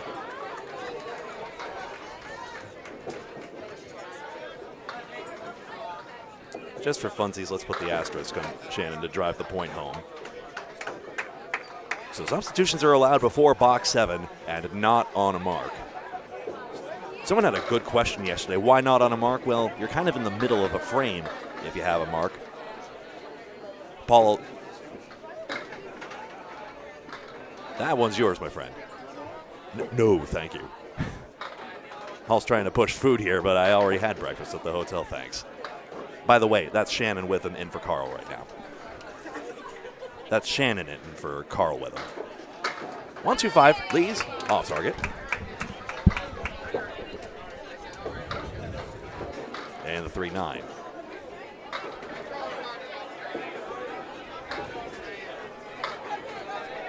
Lees picks that all up for a 10 box. That's good pinning, just 2 left standing. That's going to gain 3 right then and there.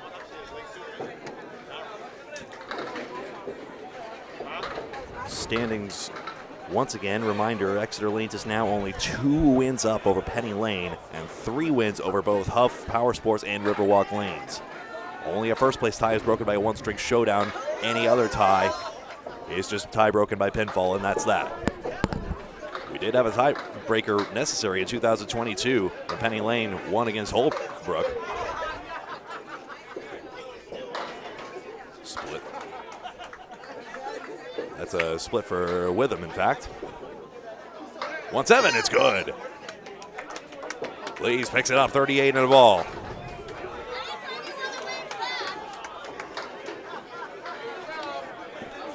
Stronger together, gaining pins on this one. Waiting for Keith Beaupre to get out of the way, retrieving that deadwood. And then a 3 and 10. Witham takes a 9, sorry. Again, getting overstimulated here a bit.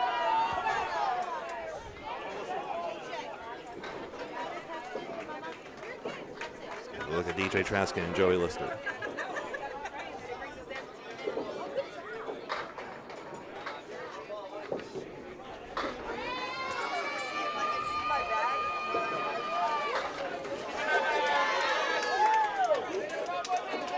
You could take this back for right now, thank you. I'll order in a second.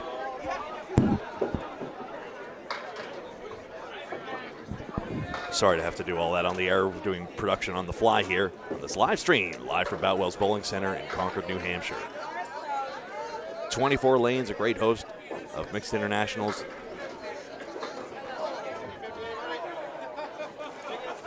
Lister against triangle number 2.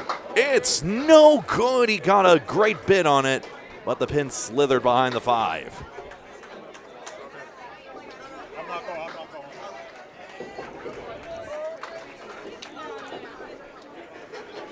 Joey takes 9, and DJ, that should be fair in a 10, 27 through 3.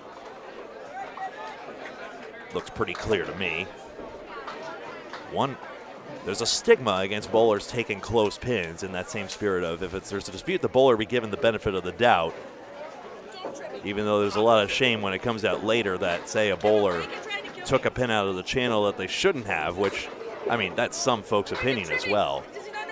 It creates a lot of awkwardness for us, the streamers, as well, though, because although we're filming it, it does mean you theoretically have the opportunity to scrutinize everyone's fair foul call. Scrutinize why that 10 pin didn't fall for Lister. But a couple things. One, they don't have the benefit of replay, so the bowler is expected just to make their best judgment call on that one. And number 2, if a pin hits corner wood and the pin fair at the same time, that's fair and a spare, say, if it is indeed the second ball. So there is that to consider. So I wish there was a day, and internet commenters will say what they will, most don't do this anyway, where we avoided second guessing. Stop pointing, please. I'm sorry, I'm confused. Where we don't have that, stigmatization of foul calls. Or if it's such a big deal, say for bigger stages, maybe even for the one-string showdown here, in theory, you could have referees and foul line judges if you could find someone impartial. Maybe, I don't know, if a spare staff at the bowling center, that'd be one thing. Or maybe you could lease it for the event. It's like part of the event fee, perhaps, if the bowlers wouldn't mind the extra expense, I suppose, and you could find someone sufficiently neutral. Chris Bover. That's the 1-2-7-8-9 against Clayton Matheson on a spare for Skinners. Thank you, Zach, for the time plugging the business. 1-2-4-9. And the fill is 6. Matheson 24 through 2. Missed a head pin for Trask. Thank you so much. Ed, really appreciate you double checking that because I always have doubt. You will see that yellow brick the next time his name lights up. Both close, getting most of the pinning problem out of the way. No worries. Ice him. It sounded good. 8 box for Bovair and 9 for Matheson. 16 pins up right now. Still a festive atmosphere. Boutwell's a nice spacious bowling center as well. Beats a place right next door. A few arcade machines when it's open bowling. Nobody dares right now. And don't you dare start a game of air hockey either. How do you find Bob Lee's live feed? It should be on Facebook and YouTube. Not sure if there's an issue. I don't know about it until much later. If you don't see it, that's useful information. It's also possible. He does record it though too, right? And it is recorded. So in the worst case scenario, you will see it as soon as he gets a chance. Trust me, we feel really guilty whenever the live stream doesn't work out. We've rehashed that feeling all extensively for the past 2 days. And more people do watch it after the fact anyway, not just for the record. But yeah, we want to do it live. Obviously. It's true. But then again, love having you guys virtually in the bowling center. You do not all fit here at Boutwell's, even though it is big. Plus, of course, geography, say what you will. So, you know, oh, goodness gracious, is that going to interfere? No, it won't. I don't think that's interference, but technically that freshly bowling ball popped into lane 5. That was very interesting. If that had actually disturbed a standing pin, we wouldn't see this, and it would have to be re-racked. Instead, Matheson runs it down for 43 and a ball through 4. That was wild. That's a perfect out by Bovair for 10. Note that one down. And there it is. Wow, that's extraordinary. So the definition of interference actually isn't the most robustly defined in the ICBA rulebook. That's my own opinion. But, of course, if it knocks over a standing pin, that would be clear as day. But since it didn't really change the shot, it did not change any of the live wood, it kept the pin in the gutter, why would Stronger Together have objected anyway or filed a grievance? It was obviously not disturbed, so they let Matheson play on, and the spare is made. Renee Skinner, 35 through 4, trying to get going. Strike! How about that? That's how you do it. Lana Brown, 3 middle right, 5 left, 10 right above the Canadian flag.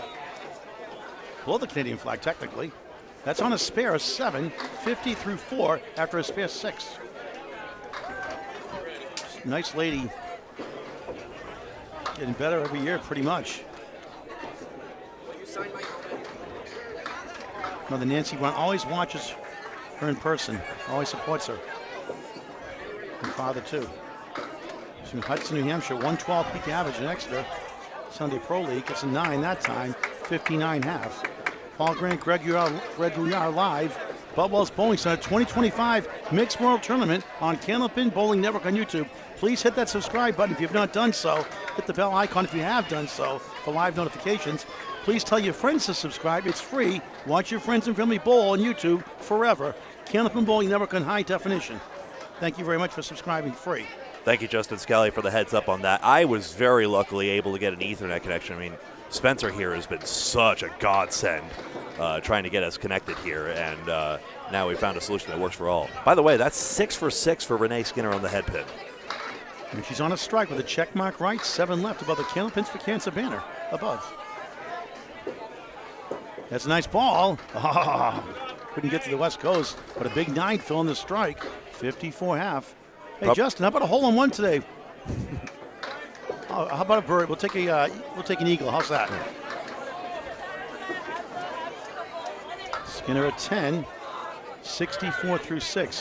1710 Sports Center, Augusta, Maine leave here in Concord, New Hampshire. Radiant for Bowling Center, Augusta, Maine, with Mark and Samantha Carey here today. She takes an 8. Alana Brown, 67 through 6. Second bowl is a 5. This is match 2 of 6 today. And that means round 19 of 23 overall. Another 4 to come. We're here all day long. Miss Hawaii, Lori Lewis on the left. Megan Rose Harnett on the right for Nova Scotia, Canada. 110 league average, 181 high single, high triple 434. Going left for 5. Lewis, right side 6. 1, 2, 4, 7. She's at 44 through 4 coming in.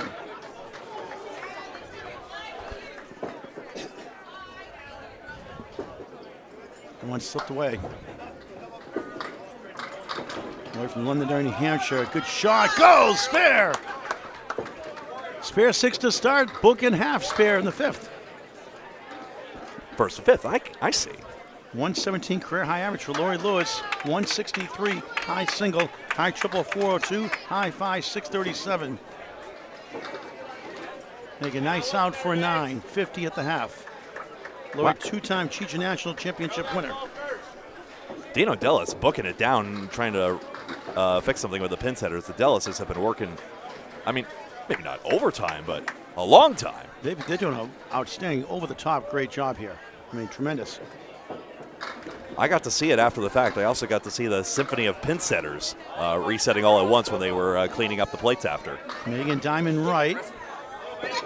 Lewis spare is 5, 4 horsemen in a post, 59 through 5. They do care for the pin plates. They sweep away all the pins at the end of the day and just clean the decks. Just a cleaning is all you need, really, for good pin action.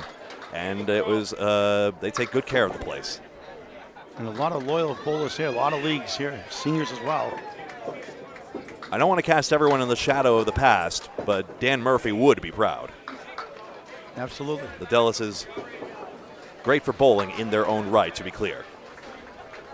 Megan shakes ahead 9, 59 through 6. Lewis grabs 1 for an 8 after the spare 5, 67. And I struggle. 6. And I struggle with that as well, personally, as we try to promote the modern day sport of candlepin.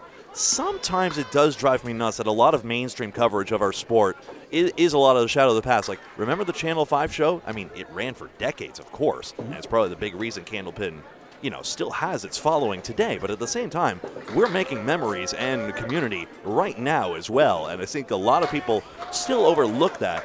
Even though I know the Concord Monitor had a great article when talking about Boutwells and their hosting of this, they acknowledged, And Alex even told about Candlepin Bowling Network has over 4,600 subscribers, now over 4,700 subscribers. Yeah. Now, that's another thing. That's over the top, and that's amazing. We got name dropped like that, and we thank the Monitor so much for that. I am getting the name of the paper right, I believe. So I hope so anyway, because really appreciate them doing that. But still, just acknowledging the present-day bowling scene, which is still, I'd say, even getting better and better. The caliber of competition, it was said in another interview, is doing great. That's Shannon Witham up there. In relief, 1 of the 10. Lees has an 8 fill and has 46 through 4. Are you missing paper? Oh, I understand.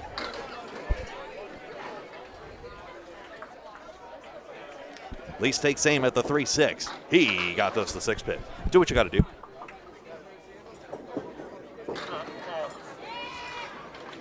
One in 10. And a 9-box 42 at the half. Lees has 56 at the half. Notice the great pinning that surrounds that spare 8, so that's really solid going. Maybe he'll have wanted another mark at the half. That's just him. We're at the halfway point of our second match of 6 today. Final day, day 3 of 3. Mixed Worlds 2025 tournament on Candlepin Bowling Network from Boutwell's Bowling Center in Concord, New Hampshire. Nate Lees drops 8, wobbling 5 and 7. See if we can use that wood somehow, although it's too far behind. Now 1 coming into play slightly. With not without them. 8 won't go. Oh, he's slicking too. It's a giggle out of that one. Lees is going to consult on this It's wood. like, what do I got to do to hit him? You did hit it. That's not the problem. The wood is behind the 5-pin in one case. There's that diagonal piece. Does it ramp across? That's the big question. He's going cap of the wood. It spares. Wood carried the 5. The ball rolls into the 7. Sorry, Paul. That's okay. I appreciate your zeal. 66 in the ball through 6. The 3 ball is 67, 67, 66 for Nate's team. With them a 10, 52 through 6. I do it too, Greg. Get overzealous. We're all into it. It's awesome. I love it. Yeah. Feel free to chime in anytime. So Joey Lister and DJ Trask. Justin Scally got back. No holes in one despite playing 45 holes Friday and yesterday. He saw you. And thank you, Wayne, for all your kind words. Yeah. Through the power of the internet. DJ Trask, the 4-7. 36 through 4 coming in. Joey Lister, the freight train, 46 through 4. Strike 8 to start. Zings the pocket. It's a check mark right. 5, 3, 6, 10 left to right. Back to lane 6 and DJ Trask. Not much there, 2 more. 196 high single. High triple 458. High 5 654. Joey knew he missed it. Well, not enough anyway. Manchester, New Hampshire. Trask ends up with a 7 on the object pin. 43 half. Freight train a 10. Lister 56 half. Anchor ball's Chris Bover. Clayton Matheson up next. That picks up 3 more pins for Stronger Together. 9 of those 28 pins of their lead are pinning. We'll keep an eye on that. It's 1 mark for each side, all spares. 7-4 overall in the match, Stronger Together. On the crossover, leads to a king, making Greg Gouillart happy. It's his patented phrase, crossovers lead to kings. Is it incorporated yet, Greg? That's a business entity. You can trademark that, or SM for slogan mark, I guess? That I'm not so sure. There it goes, spare. 53 in the ball, he's on the board. Lister leads up to 7. Important one for Skinner's bowling ball repair. Joey's high single 185. It's a 10. 66 through 6. They're all bunched up. Their first 4 bowlers. 67, 67, 66, 66. Huh. Bover only did double in 2 boxes. We did the first 4, 33. He could. That 2 marks gets him to 66. Hold on. Yep. You can do it. Yep. All right. The only board for Skinner's bowling ball repair is on lane 6 and Clayton Matheson. From Halifax, Nova Scotia, originally from Windsor, Nova Scotia. 33-year-old or 136. 6 is a fill. 49 through 4. Chris Bover, nice ball, 9. Wood falls into the pit on the 6. 200 since career, and even 200 both times. 128 peak average for a season. Tough break on the head pin for Matheson. Chris has a high triple of 491, high 5, 735, and it's a spare. On the board, 43 at the half plus. It's from Merrimack, New Hampshire. Sailing left is Clayton Matheson for an 8, 58 through 5. Greg has the next 2 boxes after this box. Sure. Save that. Oh, it's.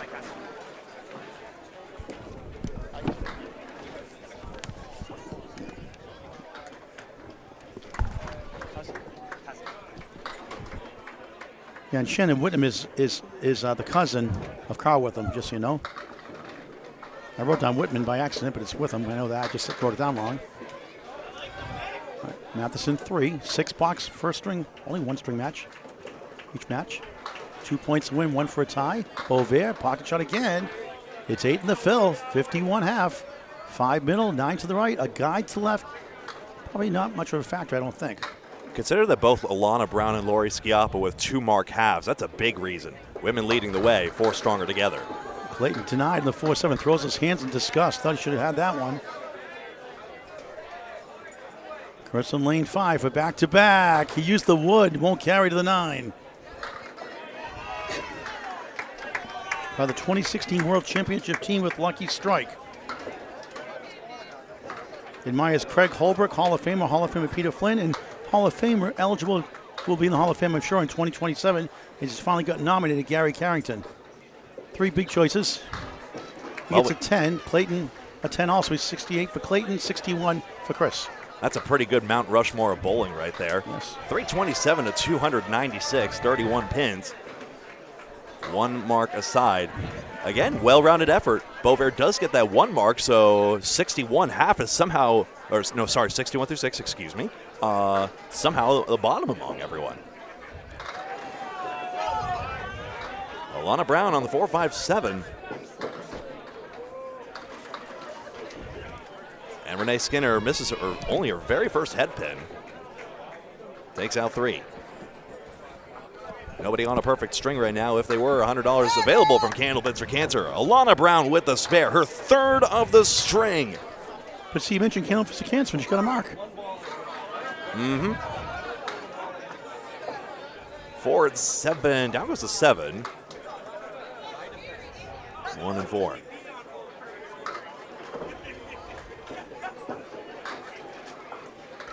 And there's that 10. Folks, a big favor, if you don't mind, if you're logged in, hit that thumbs up button, the like button on YouTube. Really appreciate it. Helps us get the video out just a little bit more to more people so that people know we are live. This should be the one and only stream. We are cabled in, baby, so there should be no droppings either, no bird droppings, no internet droppings, nothing. Have you ever been birded before? No. They say it's good luck, but I think that's someone just trying to cope. Sorry to anyone who that's happened to.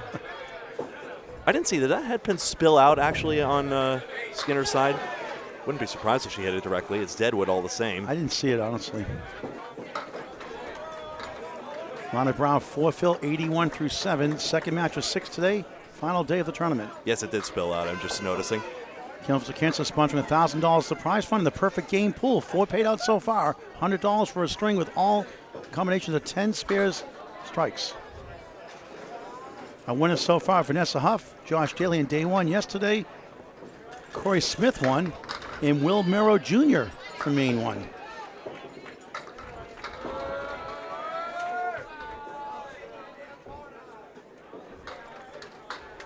Just off on the 2-pinner is Skinner.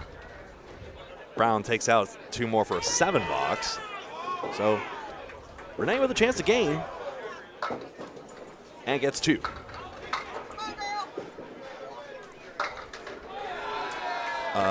Can I do it after this? Or after this match, rather? Sure.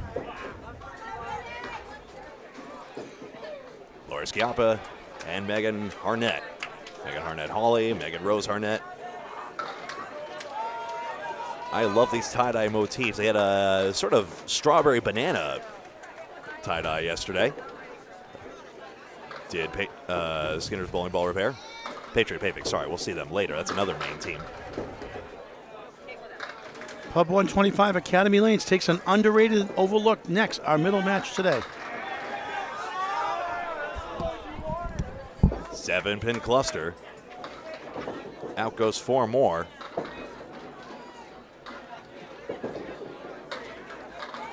Arnett in there. Leaves 2.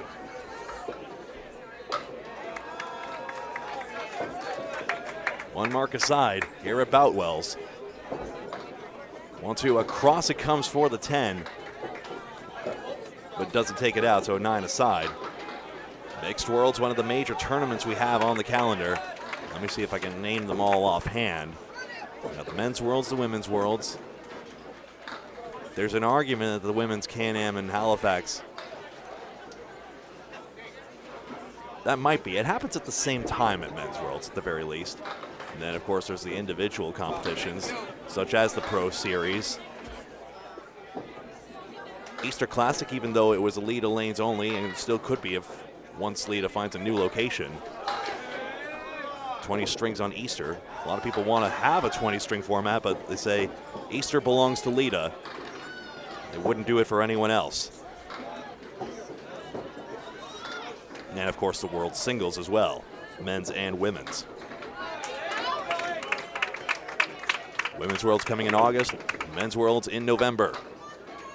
Wow, that's a harsh out for Schiappa.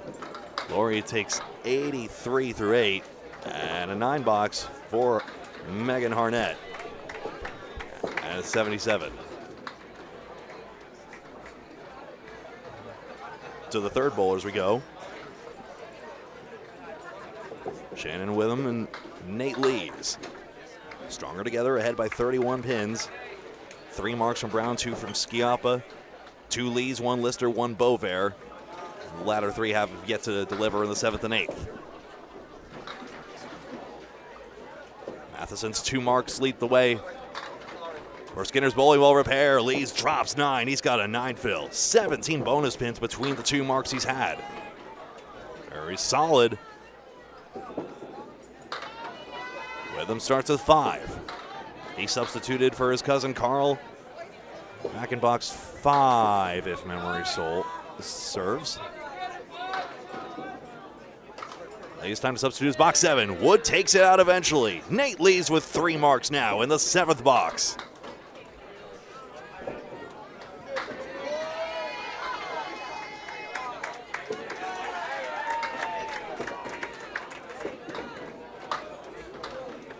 And another pin chop out, so 2 more pins to stronger together. Pinning gap is now, well, still 9 in their favor. So really, it's just the marks stacking up that's really going to tell the tale here. 42 pins in their favor. 5 extra marks overall in the match.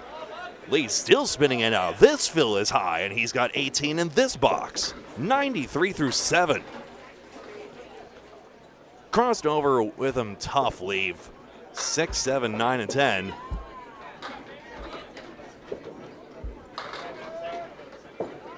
Lee stands and delivers. He's got the 2-4 for a 4th mark. It's chopped! Brutal break here as Lees was hoping to bust possibly into the 130s had he made it. He still has 2 chances at it. And he's pinning very well still. Multitasking, he's got the organization of this very tournament, including the Candlepins for Cancer ball raffle he's helping to organize right now. Hopefully my lucky ticket gets drawn. 8 boxer with him. I sometimes bemoan the fact that there aren't more things like, I don't know, we're never going to get like a Canadian hockey game level of support for the 50-50 raffle. I mean, those things go into the hundreds of thousands, maybe even over $1 million. Canadian or otherwise, that's a lot of dough. But I wish there were more ways to do things online, I suppose. Bit of technological limitations and expertise on our side, we confess, but great to have you all out there. And maybe one day we can merchandise more stuff as well, so you could support, say, our channel, the bowlers themselves. We'll figure it out. Trask's fill is a 9.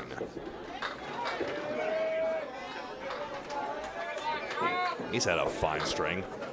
Lister's try into the 8, maybe? Yes, it gets backstabbed. 76 in a ball through 7. Trask misses his single, I'm afraid. So team stronger together, another break in their favor. That's the stick, that's 10. 43 plus the lead now for the pink squad. Kim Baker's a survivor, it's stronger together. I jokingly say FC. You could figure out the profane acronym from there. Cancer can go something or other. You can work out the rest, perhaps. Down the middle, splits for both as it happens. Trask is the worst one by far. Lister at least gets an 8 fill on his. Against the 410, he'll levers the wood, red line. Sidewall carom goes behind the 4. 6-10, not going to roll this way, not decidedly enough. So a cluster of 4 still for Trask to pick up, despite his efforts. Joey takes 10, he's got 94 through 8.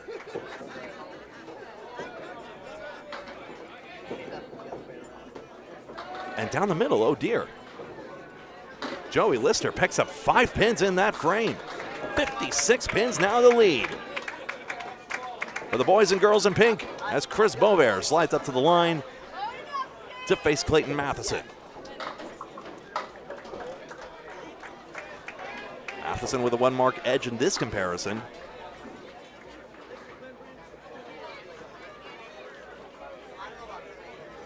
I said I would pan the camera, didn't I? My bad. Head pin crossover, 6-9. With Wood right in between. Another break. Matheson, that's 2 full, and that's a split.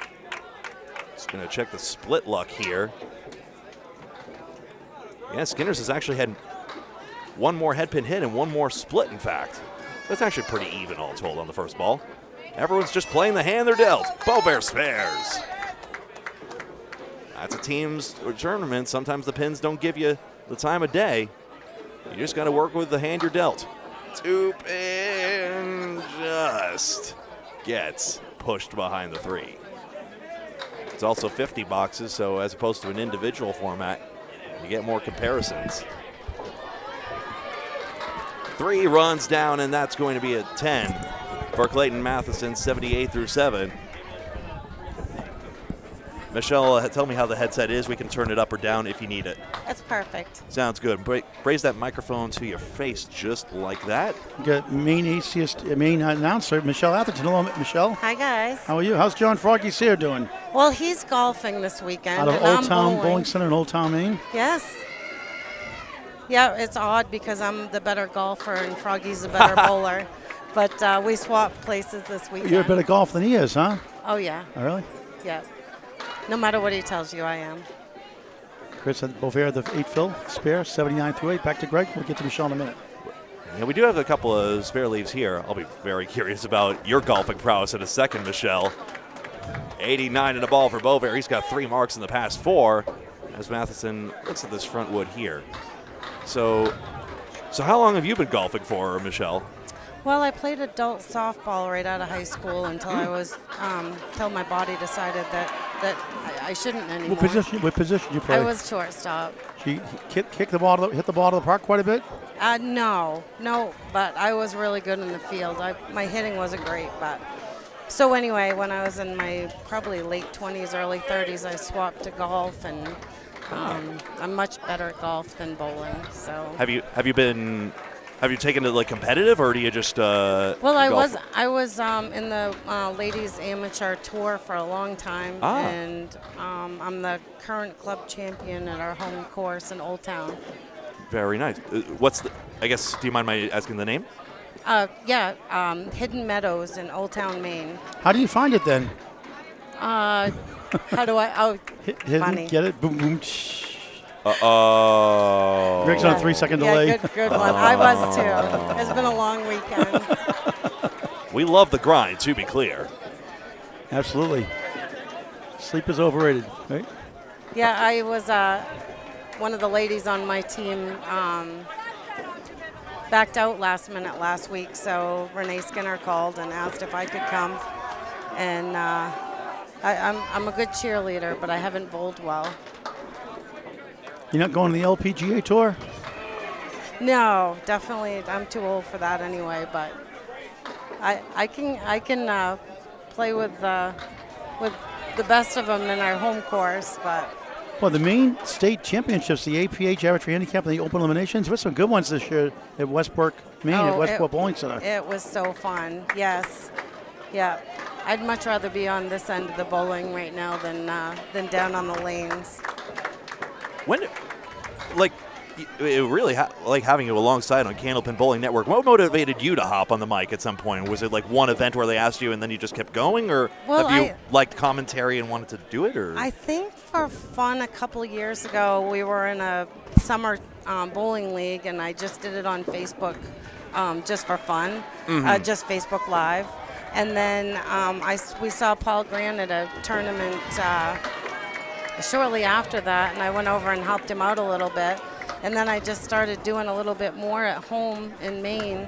And then the Maine money match started, and they asked me to start doing that. So that kind of pushed me to keep doing it, and I enjoy it. We've got a few of those money matches. Bowlers put down a little money each. Exeter Lanes has one as well. And it's a great 2-on-2 showdown. Michelle, want to do a couple boxes play-by-play? Sure.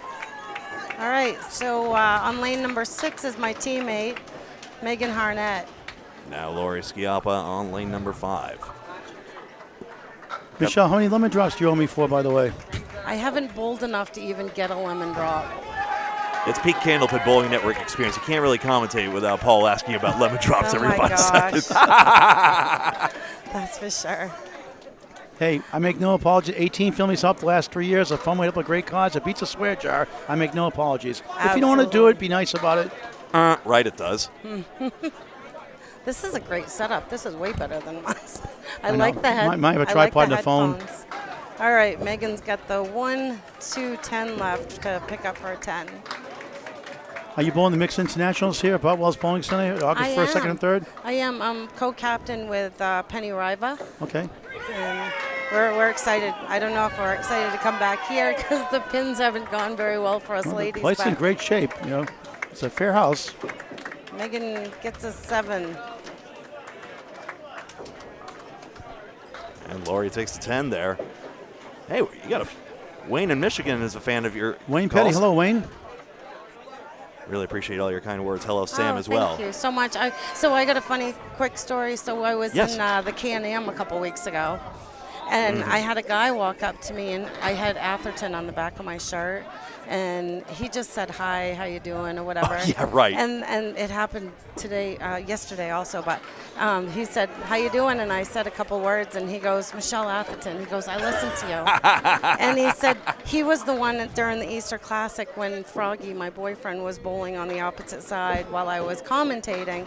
He was commenting on my coverage, letting me know how Froggy was doing. So people definitely are starting to recognize my voice, and I really think it's so fun. There's way less pressure than being down there on the bowling lanes. You do it joyfully too, and it shows. Thanks. You're a nice lady too. Yeah. Michelle also joined us alongside for Men's World's coverage as well. Now, Moncton's a further drive. Any chance we could see her for that? Oh, when is the Men's Worlds? November 4th and November 9th, Moncton, New Brunswick, Canada. A week-long thing.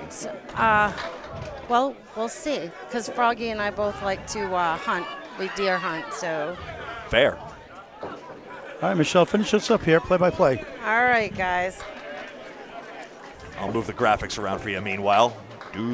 There we go. All right, we got Nate Lees on lane 5 and Shannon with them on lane 6. And Shannon, another July birthday. I love those July birthdays. From Randolph, Maine, originally Augusta, Maine, 102 average, 121 best ever ending average.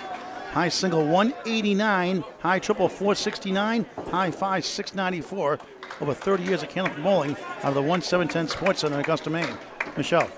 Yeah, I hadn't met Shannon until this weekend. It's Carl's cousin, and nice guy. We've got a great team to be around. We have a house that we're all staying in, and we've gotten to be pretty good friends. He's won multiple state titles, enjoys bowling, horseshoes, and softball. Third ball's coming up. All right, he leaves the magic pin standing.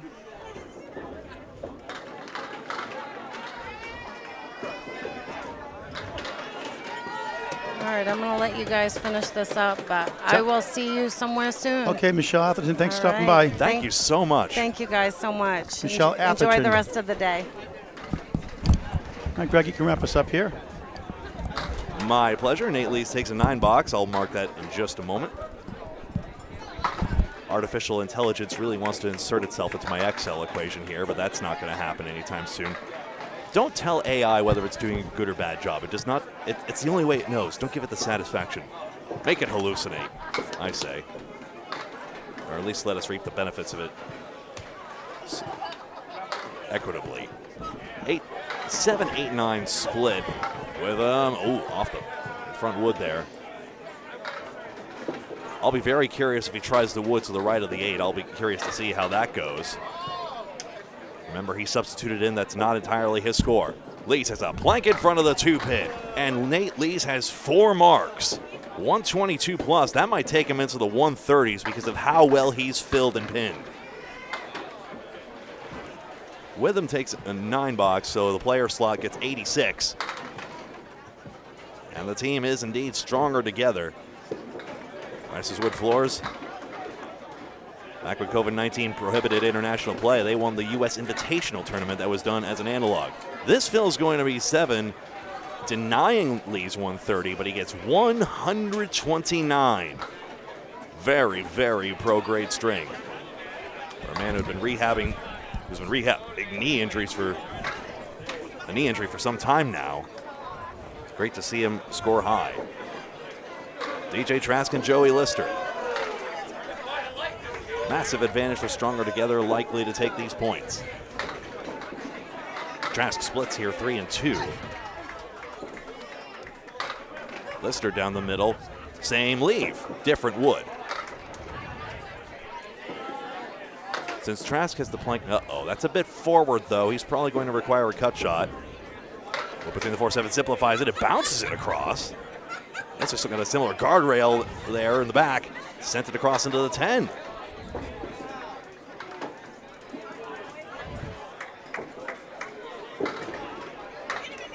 That's a tough 9-box for Trask, who was on the spot with that one. 10 for Lister. Trask, an evil character in Dark Shadows. Taking. Hang on, I don't have them. I'm not saying DJ is. Yeah, of course, of course. I'm just taking a look here. 3 boxes left. Stronger together will improve to 18 and 20 with this result here. Skinner's bowling ball repair will fall to 7 and 31. Split again. There's only been one tie with this weekend. They were part of that. Lister being held back here probably could have a third mark if not for all these dastardly splits. Trask's try, he can blow this up. He almost did, left 2 pin standing. Ouch. That's the trouble with splits, just to get that little bit off and suddenly you're in a pinning nightmare. I had a nightmare that I let my tribe down in Survivor and got voted off day 2. You left what? A reality show. No, what you do? You forgot what? I was just so bad at all the physical challenges in that nightmare. I don't know. Jeff Probst is so disappointed. But that's Bizarro land, and this is this. 66 pins the lead. Bovair and Matheson will both fill. Joy listening to the 110. DJ Trask, 96. 2 blocks to go. Exeter Lanes, 2 wins over Penny Lane. And 3 wins over Huff Power Sports and Riverwalk. Narclones, New England Flooring and Backsplash Academy Lanes, and Hammer Barn, all 4 wins back. We get Pub 25 Academy Lanes next against Underrated and Overlooked. We'll get the update shortly on our next stream for the standings. Look at these fills. No head pins with 17 pins between the 2 gentlemen. Matheson has the 1-3, Bovair the 1. So 4 matches left. 19 out of 23 in the books after these 2 finish up. 1 and 3 a spare. I had a high school classmate that pronounces the last name Boisvert, interestingly. Just hello to him in case he's getting incredulous at my pronunciation. That's him and he's him. And a matching spare by Bovair. I only know 2 words in French. What, bonjour and croissant? Yeah. Au revoir and croissant.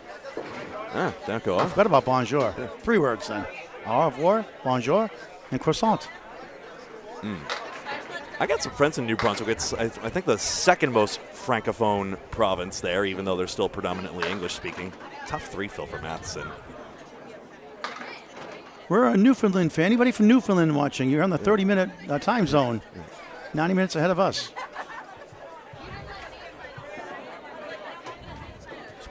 Speaking of Quebec implicitly, the first one, they have a rubber band duck pin variant up there. You get 2 balls to turn.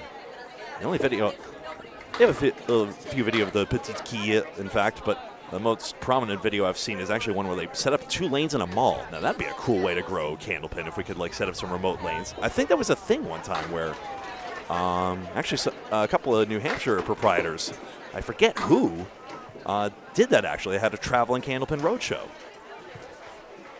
Chris Bovair, 121. Clayton Matheson, 119. Final score is 565 to 498. Tough go of it for Skinners and a great go of it for Stronger Together. Here are the final scores. Don't forget Skinner's Ball Repair on Facebook. Zach Skinner on Facebook. Zachary with an H. Yeah. 121 Bovair, 129 for Nate Lees leading the way right there. Alana Brown, 106. Lister, 110. Lori, 99. Clayton Matheson with a 119 for Skinners. Not enough as Stronger Together takes the 2 points. Match 20 of 23 is coming up next here on lanes 5 and 6. Once all the other matches complete, everyone will move, we'll reset the computers, and we'll do it all again. Be right back.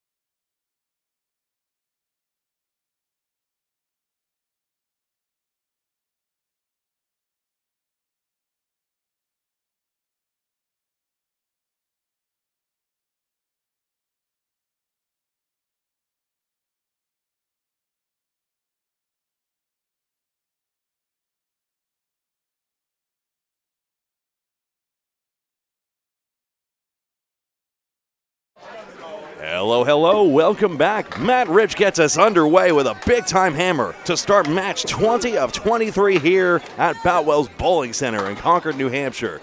My name's Greg Gouillart alongside Paul Grant.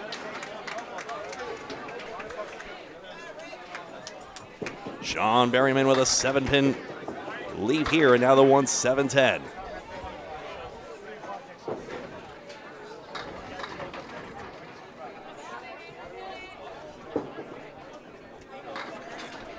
You know, I'm going to get greedy here. I'm going to actually try and adjust this without causing a problem. Nope, I will cause a problem if I try. Oh well, $9.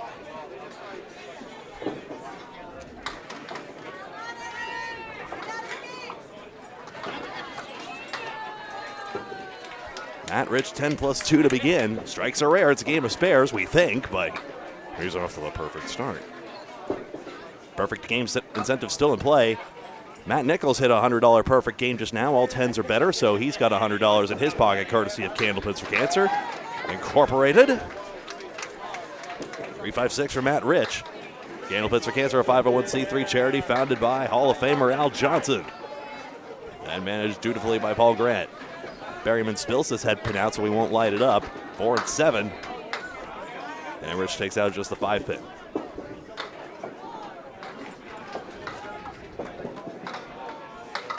Just off target on the 4-pin. So an 8 fill for Matt because that was the first 2 balls, now a $9. And when we light it all up belatedly, 27 through 3. Everything's American Standard Notation and the string notation, except we note the head pin hits down the center of the column. Yellow head pin hits and red for head pin splits.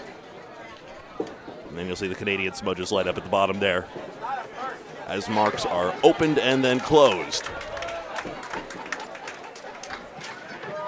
9 and 9, 18 through 2 for Berryman.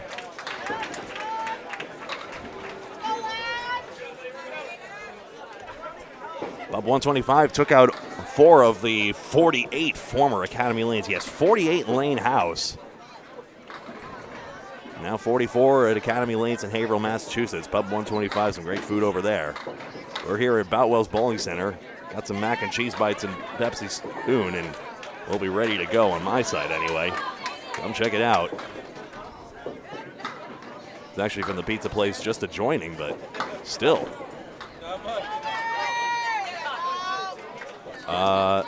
Oops, Kayla Croto's in this spot right now. I had Carla Gacharna noted down. We'll make that change. Kayla Croto, Josh Daly's sister. She and Mother Mary. Great supporters. And Josh has actually come on by to support. Jeanette Southall, Ryan Southall's mother. 1 and 2. She's done well in her own right in the Women's Pro Series. 7 pins. The high-low jack does not go. Sorry, Sam. And the 1 and 2 for Jeanette for a 10. Everyone wants to see that go. Every time you leave the 1-7-10, the illustrious jackpot shot from television, everyone wants to see it to go. Oh. He's on this team, Academy Lanes. Okay, I wanted to say hi to him. I don't. Go. I saw him. He is here. I don't know where he is at the moment. Kayla's trying box number 2. Yeah, this is his team. On the 2-4 pocket for a team underrated and overlooked. Up 125 was doing well at last check. I don't have the updated standings through 19 just yet.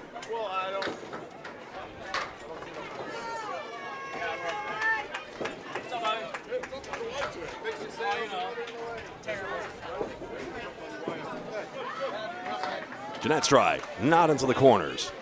No spare there. So right now, Matt Rich's strike 8 with a very early advantage, but not everyone having the chance to stand and deliver. I just got to meet Dan Murphy's wife, Cheryl Murphy, here in the house. Oh, nice. First time stepping in since in a long time. Very emotional for her here today. What a moment. 6 teams out of the 24 get paid. So keep that in mind. Total pinfall is the tiebreaker. If there's a tie, The only way there's overtime, a one-string roll-up, is if the top 2 teams or 3 or 4 tie for first. And I got the update here, Greg, when you have a chance. When you're ready. What a nice embrace between Kathy Boyd and Blanca Gacharna.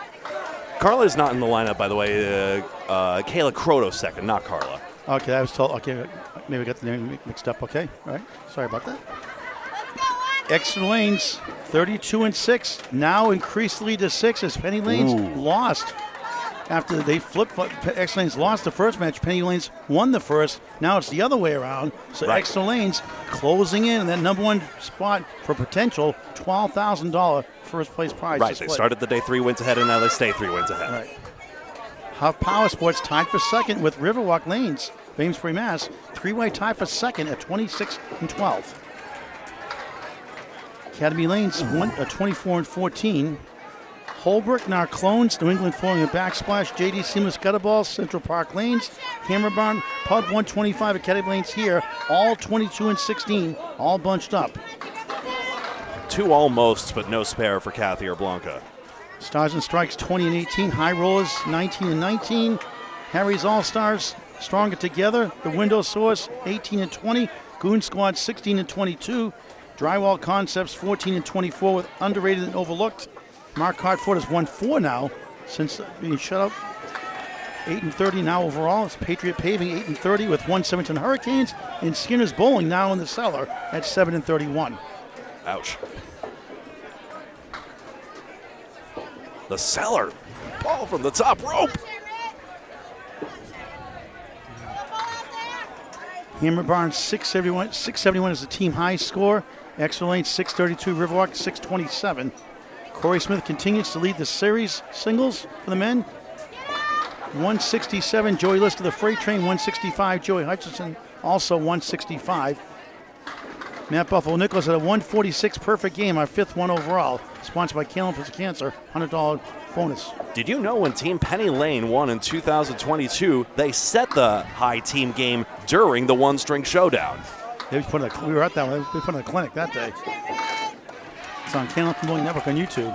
Gacharna pins out well for a 9-box. It's 18-2. All 4 Gacharna siblings are in the team roster. Boyd takes 8. Fernando's anchor, Lou, and who's missing? Carla. Okay, sorry. So Josh Daly leads the men's average 125. Jeff Surratt 123. Aaron Fontaine and Sean Baker 122 for the ladies division. Tina Ward has the high single 164. Jeanette Southall 145. Madison 145. That 164 she got yesterday, she came in the second box, so does not get credit for that string. That was a glitch in that one. I see. And high average, she had Midas River leads it by 4 pins over Sonia Johnson, 112-108. Vanessa Huff, 108. And Glennis McKinley joins the party at 108. So Madison Riva, all more than likely, will take high average. And that's no surprise. And you are up to date. Split. Erickson thought he had better purchase on that 2-4 pocket. So Underrated and Overlook trying to play spoiler here. They're out of the running. This is important for Pub 125. If they can win outright, they give them a chance. Look at this pin spill. Where's the 5-pin going? My goodness, Berrigan tips the 5 the wrong way. Was it 20%? And Erickson does clean up for the 10, so we'll clip that all in the replay.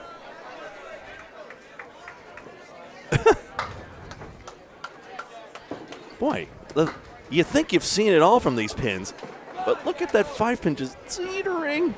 The ball had pushed the 2 into the 5 earlier, and then Erickson with a 2-in-1 conversion with the front wood for the 10-box. This is our middle match of 6 today. You see the lead squinched under that 71, +7 for Underrated and Overlooked. No standing marks, otherwise you'd see them in yellow and the counter over 0. 24 teams, 23 matches. Oh, put 1 on the board there. Erickson with Underrated, Overlooked, second strike. The Pub 125, 22-16, right now in 12th due to total pinfall. So 6-12, 7 teams bunched up at 22-16. Berrigan on the outside of it. Jesterco's favorite. Dave Jesterco's a New England Candlepins commentator. Franklin TV released the tapes.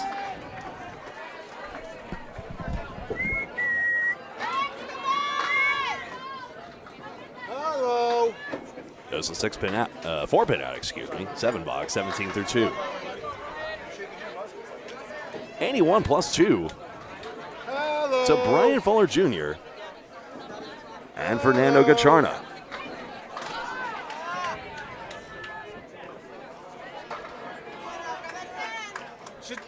To Brian and Fernando. Just look at me. Who's that monster? Fernando Gacharna, the eldest. And their parents are named Fernando and Blanca. Brian Fuller Jr. Been on both the Comcast show and on Classic Candlepins, which had filmed out of Riverwalk Lanes in Amesbury quite some time ago, but still. It's a well-produced show by the staff of Alley Chat. A lot of crossover there, if nothing else. Fuller leaves the 7-pin and the 310 for Fernando.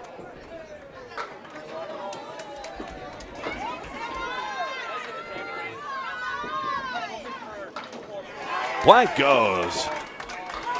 There's the first mark for Pub 125. I forgot to photograph the standings before Paul left with the sheet. Curses. Fernando takes an 8. First place is paid $12,000, but still a lot on the line as well. 12,000 USD to be clear.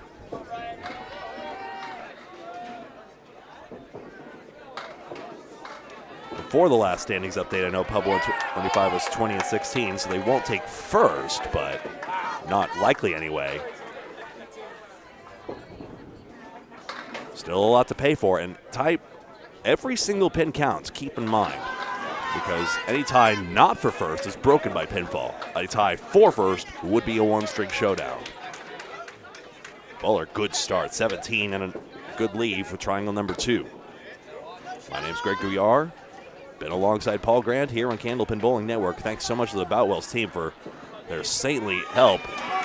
Spare again, back-to-back for Fuller to start the string.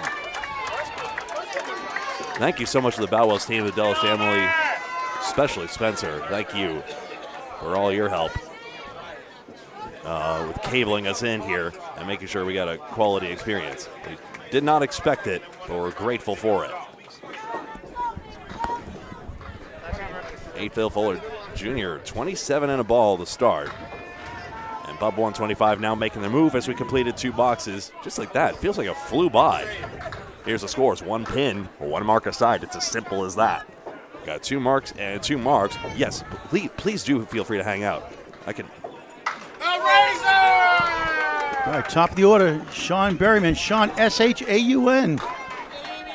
How does Like it sound? Sean, like Sean Cassidy. Sound good. Sound really good. Alongside Casey McCool here hanging out with us now in the booth. Hello, Clarice. Yeah, it's great to be here. Greg, Paul. Where's Casey McCool? Right here, hungry. Always hungry. Always hungry. The meme is upon us, folks. Indiana Jones himself. Matt Rich in the bunny hole. God, I hate when that happens. Great turnout here at the Worlds. Really great turnout. Mixed Worlds. Yeah, really great turnout. Worlds in Moncton, New Brunswick, Canada, November 4th and November 9th. Candlepin Bowling Network will be there. Oh, wow. Hopefully your voice back by then. Yeah, take Rich, some cough almost drops, stole it. Paul. You'll be fine. Berryman 9 also. 36 for Rich with the strike 8 to start. I mean, men's worlds is men's worlds. No women allowed in that one. Yeah. Berryman 3-9. Sorry, Greg. Men's, women, and mixed. Yep. Showing a 124 peak bowl in his glory days, around 113 now from Methuen, Mass.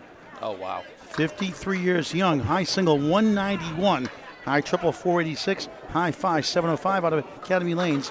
Pub 125 Haverhill, Mass. What a great job the DeBurrows have done there since 1963. Sean's parents also bowled. I asked him, what are your bowling accomplishments? His bowling accomplishments were, and he says none. So obviously he's being humble. Sure, bud. Mainly a league bowler. 5 up, 5 down. Matt Rich slides over to the 6-10. 1 and the 3. Above, kind of the flag. They came up with Kansabana on lane 6 for Berryman. Can't bury him down. And Paul, are there any more Candlepin for Cancer's roll-offs coming up at all this coming months? Rich, no go. Nothing right now. We're talking to Sanford Bolorama, Maine for that qualifier for men and women separate qualifiers. Third time. We couldn't get it in on time this year in the earlier season. So hopefully in September, October timeframe, there'll be a mixed top 5 ladder, but separate men and women qualifiers. All right.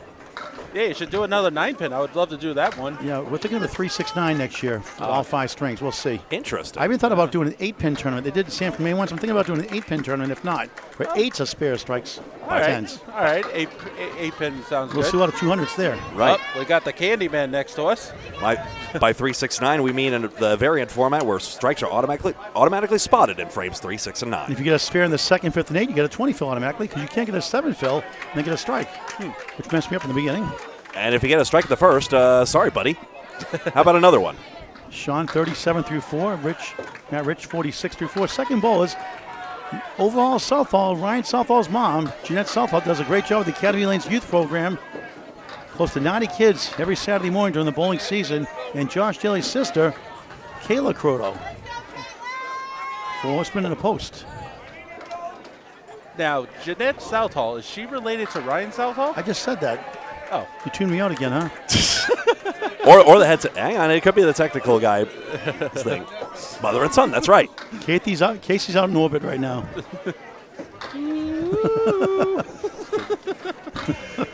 Oh, God, Paul, you never get old. That will be next month. Yeah. In July. Oh, July baby. Yeah. A lot of July babies here. Oh, we got a wood out on lane 5. Attaboy Cookie. So, Casey, you went from Class B. We did see Dave Richards yesterday. Atlantic Candlepin Singles to Class C to Class B. You're the only ones got double demoted to Class D. I'm just losing my touch, Paul. Are you I don't know. going to go to double dip to Class F this year? Probably, yeah. It all depends on if I can get myself back together. How's your mother doing? Good. She's doing very well. By the way, when you put that post on Candlepin Chat about martini lemon drops, it's $1, you know. You mentioned lemon drop. Give me a break, Paul. They all count. Yeah. Break me off a piece of that Kit Kat bar, will you? Kayla takes the 10 on the ricochet. 26, and Jeanette Southall is 7, also at 26 through 3. Indiana Jones wanted to be Casey McCool with us with Greg Gouillart. Casey, want to do a couple of play-by-play boxes? Sure, that would be great. No kabooms either, okay? Okay. By the way, if it's a slow motion strike, it's not a kaboom. Oh, Southall. Bombs don't go off in slow motion. All right. You're saying. stepping on the play-by-play's call. Yeah. Go ahead, Casey. Ooh, avoids the lemon drop on lane 5. Southall gets the spread eagle. Darn. Hate that.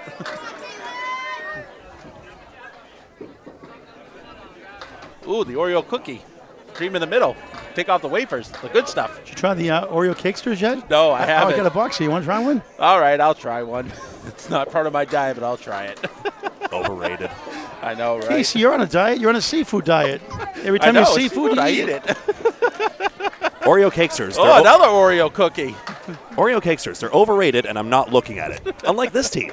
See, now you can still take the wafers. You can still take Oh, spare! You can still take the wafers off and eat the cream in the middle still, like the Oreo cookies, the cakesters. Oh, Paul.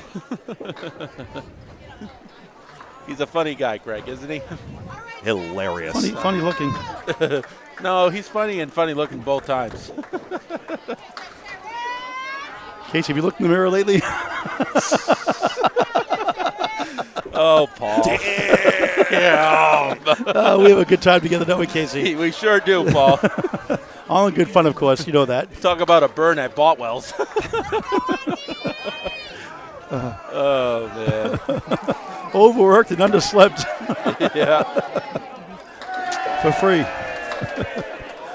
Underrated and overlooked, made up a lot of, it's a lot of Millis talent as well, though, of course, with the Guitarnas and Kayla, basically Central Park Lanes, East Boston as well. I think that covers most of it. Please subscribe to our YouTube channel, Candlepin Bowling Network. It's free to subscribe always. Never a charge. Like and follow the video, and like and follow us on Facebook as well. On the headpin, almost a strike. The queen is left up. On the headpin again. They always call it the king pin, but let's have the queen pin for the ladies, right? Why not? Why not? There's a king, there's a queen. Mm-hmm. Talk about royalty. Just a bit outside. Only just. Yeah. Not in the Bob Uecker sense at all. Oh, right around the 7. How does that happen? I'll clip the replay. We'll watch later. Yep.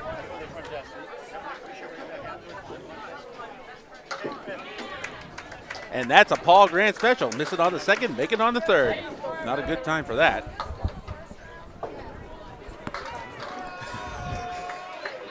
We just had a PGS, Yeah. Paul.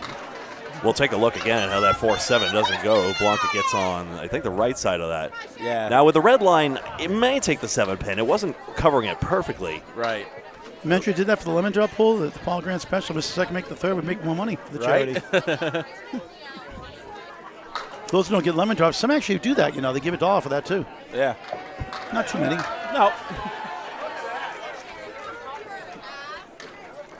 Candlepin Bowling Network, a proud sponsor, $1,000 sponsorship, plus the perfect game pool. 5 have hit it. Matt Buffalo Nichols got a last match. Yeah. 500 paid out so far. I would have gone sooner on lane 6, by the way. Don't wait for, if lane 8 is going, if lane 7 is waiting on lane 8, go on lane 6. Right. Pace of play.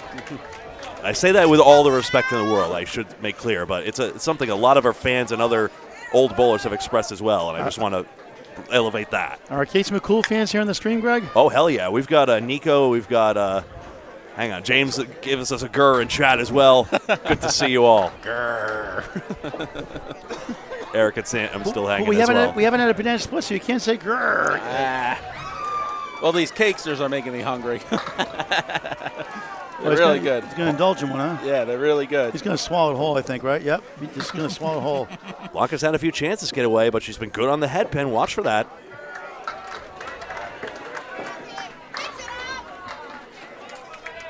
And a 10 box. Gaining 1 for Blanca. Now, Casey, you finish up these next 2 bowls, and then Greg will take over, okay? Okay. Then we'll kick you out. I mean, I can stand by. You can stay with us, Casey. Okay. Greg's been saving my voice all weekend. Al Kessick had a near miss with the spread eagle plus over on lane 7. I think if that would roll differently, he actually gets that. Next Sunday, July 6th, it's the Better Brother Boutwell's Bowl. Oh, wow. 3 brothers, Dimitri, Alex, Dino, will square off 5-string qualifying round just after 3 p.m. Live coverage on YouTube on Candlepin Bowling Network. The winner gets a 2-round bye into the final, 1-round bye into the finals. The runner-ups will play a 2-string semifinal. The Dallas brothers with an E. Dallas with an E.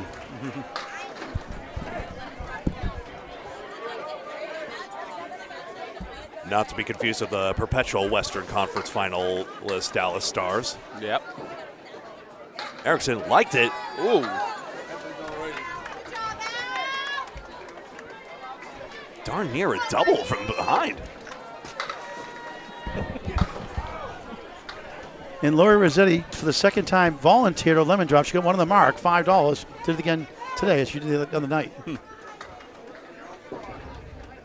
Ooh.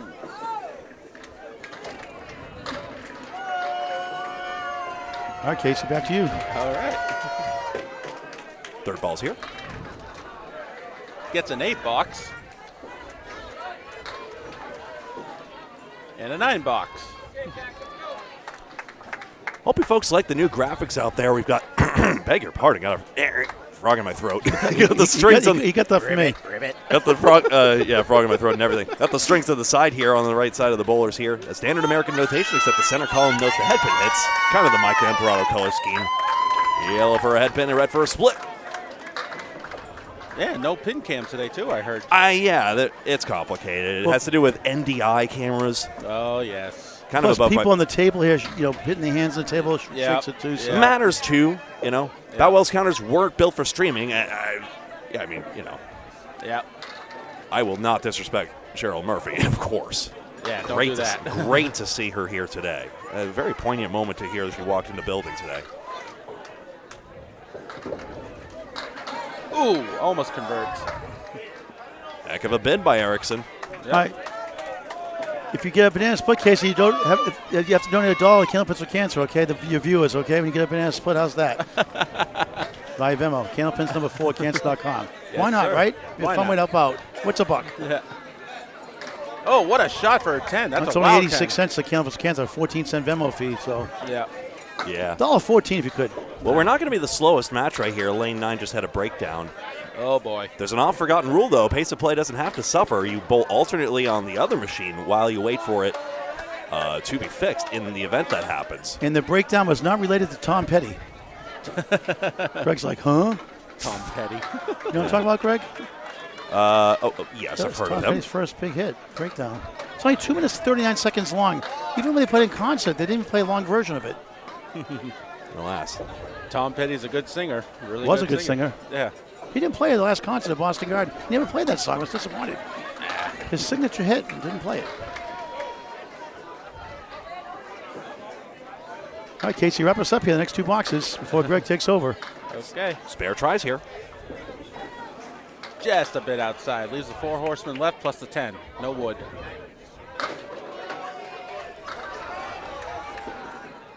And Louis gets his. Fernando, in fact. Yeah. Ooh, what a great out for a 9. Yeah, so what they're probably doing over on lane 9, it's noticed, so they're just adjusting the pin table right there. I guess, I'm totally guessing. I've never been a pin mechanic, but a lot of chains of machinery back there. Yep. That's the most of the technical specifications I could give you. Ooh, on the headpin, gets a break. Oh, what a ball! Bombs away, baby! I love it. As John Cadero likes to say, yeah, the candy man. 3 marks and 4 for Brian Fuller Jr. And royalty fee there, Casey. Put a buck in. All right, I got my own catchphrase. Kaboomy, okay? That's my catchphrase. Kaboomy. Kaboom. Yeah, but kaboom has to be a fast strike. It can't be like a slow motion thing. It's his catchphrase. He can do what he wants. I mean, a bomb doesn't go up in slow motion. It's like, Oh, then it's kaboom-ish. Yes. kind of, sort of kaboomish. Well, I think the suffix applies. Half deafenated kaboom. Oh, $9 for Fernando. Sorry, I didn't see. I got blinded by your golden, what is that, Apple Watch? Or what is that? It's an Apple Watch. Very All nice. right. And Indiana Jones, the lock screen. Hell yeah. All right, how about Greg? How about give a couple more boxes for Casey? I want to see a banana split. Sure. So what we do at this point is after every 2 boxes, we pop up the scores right here, realize that Greg is actually 1 pin off somehow, gets really embarrassed, sheepishly apologizes, and then corrects Fernando's 4th box to an 8, making it 41 and making the scores correct. As Hey, you see. try doing there's no scoreboard in the bowling centers. Eh. All right, Casey, go ahead. No banana split on that one. Up. We'll have to wait till next frame to get a banana split. Couple sleepers back there in each lane. Yeah. 1 sleeper each. Ooh, right in the rabbit hole. Ugh. You can make the house as fast as you want. You can't juice the curtain. Right.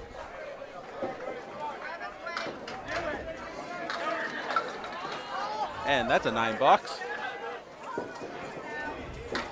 for Sean Rich. And an $8. Matt Rich, Sean Berryman. Yep.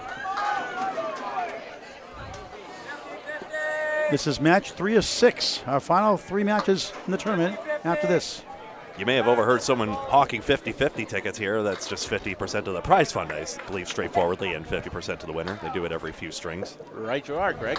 That's just, it was weird. They were disappointed with 50-50 turnout, but that's just kind of zero sum. It's just bowlers trading money among themselves. As opposed to the Candlepins for Cancer Ball raffle, which is going to go to a great cause. Yep.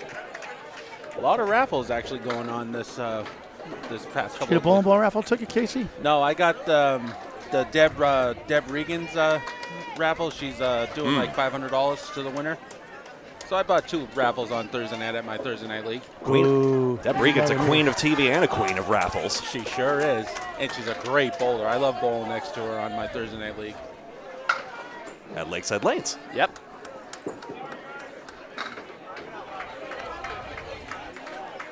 Yep, and on Wednesday mornings they are starting up a coffee league for seniors. Very nice. Yeah. Lakeside Lanes has hosted international play before, but I think they had a lesser desire to do so, and I wasn't sure if it was something in particular that occurred, but they have hosted before. Yeah, they got 24 lanes, but I don't know if they could fit everybody, to do like a mixed thing or something like that, Pretty they decent. could, but It's also so harsh because they don't have a restaurant attached. They don't have the luxury of that. But Right. they brought a food truck out here at Boutwell's, and that seems to be a hit. So maybe, wow. just maybe, you Yeah. could do something similar. Yeah. Well, the owner had Dallas family called Dallas Pizza on the next door. Sold it recently. Next match, the Goon Squad. Casey's name, the Goon Squad, and the window sauce next. Oh, a wise guy. Certainly. Rough. Sorry, Kayla had a 10 box. I beg your pardon. I thought for sure she had nailed that. So we'll take it away. That's how it should look. Got a bunch of stooges here today, folks. That's right. Yep. And me. Yes. Love to have fun. We sure do, Paul. My favorite one's disorder on the court. Take off your hat, raise your right hand, get the cane. I cry every time I watch that. It's so funny. Someone proposes boom shakalaka. Eric T, good to see you. Sit down. Take the stand. Where do I put it? I'm a victim of circumstance. Are you trying to give me the double talk? He's talking pigland. I don't know what he's saying. Oh, Paul, good times. Well, you see my honor. No, not your honor. Why, don't you like him? That's not a vernacular. That's a derby. Oh, boy. We have Disorder too on the much. Court, Three Stooges episode. Check it out on YouTube. Hilarious. Yep. You can watch all the Three Stooges episodes on YouTube, actually. They got a Three Stooges Plus. Oh, wow, what a shot. Nico, highlight reel. He's right there. Here's your loud and clear. Jeanette Southall with a 2-in-1 conversion. Overhauled that one. Wow, what a shot. Would you like to see it again? With no wood either, too. Wow. 2 for 10 off the wall. And again. Talk about a bank shot. You know, I was wondering if looping the replays was a good idea, but I think Jeanette will be. It'll be so nice for her to see it twice. Right. Keep going, Casey. I'll go to the next two boxes. How's that? All right. Hey, underrated overlooked have been struggling in the standings, but they're still ahead, even though we now have that spare, sensational, and the strike from Brian Fuller Jr. Underrated is plus 18, 243 to 225. Not bad. She's on the headband. Ooh. Casey, any truth rumor if you had a team you call it overrated? No, sometimes they're underrated. Remember, you've got the names on screen there, Blanca Gacharna and Kathy Boyd. Yep. Okay, you're a funny guy, Casey. You are too, Paul. You're a good guy. Oh, is she going to get it? Oh, the queen stands. Got a nudge. It's nudge. Nudge. Nudge. You keep trying, I won't budge. And it's not Nuzzo either. Yeah. Dennis Nuzzo. I got a King of the Palace reference in Edgewise. Yeah. Casey McCool was dubbed the official scorekeeper at one point in its run. That's why he won, huh? No, but I did make the show a couple of times, and I did go, Right. I did go up against Aaron Fontaine, and that was back in January. That was a $30,000 challenge? No, that was King of the Palace. Oh, King of the Palace, okay. yeah. Out of New Palace Lanes. Did you win $1? No. Did you get a year's supply of turtle wax or a box of rice-a-roni? The San Francisco treat. No, I got defeated by Aaron Fontaine, and that was actually a sad day You for let me. him beat you? Hey, he's related to Tommy Olson. What am I supposed to do? But yeah, January 19th, 2019. I remember that day. My grandfather was there with me. He got to see me bowl one last time, and then Nice. January 30th, he passed away. How'd you bowl that day? I bowled okay. I mean, I did very well in the qualifier, and it was a really heartfelt day after, on January 30th and everything. And Dave Matala did a very nice touching thing for me. Right at the start of the video, when the show started, it said, "In love and memory, Kenneth McCarron," and that's my grandfather. And to this day, I still thank Dave for what he did for me. Great guy, Dave Matala. Great guy. Blanca picks up the spare in the sixth.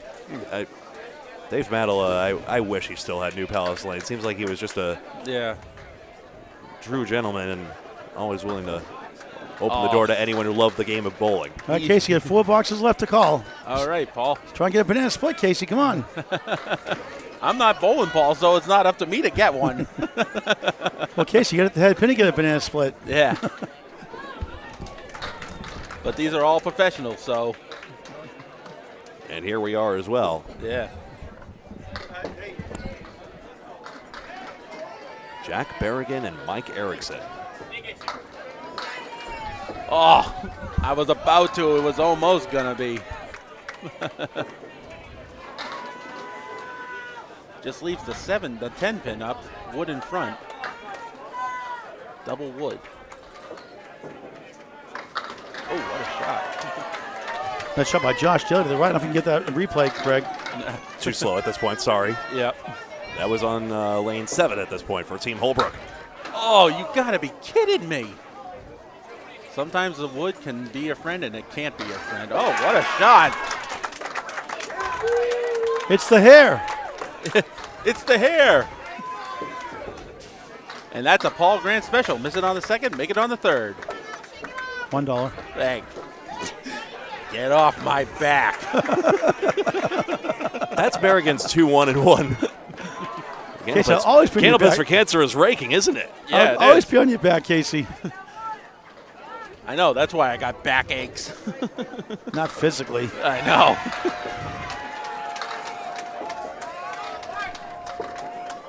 Erickson looks to must in that one. Well, Casey, finish it up here. Ooh.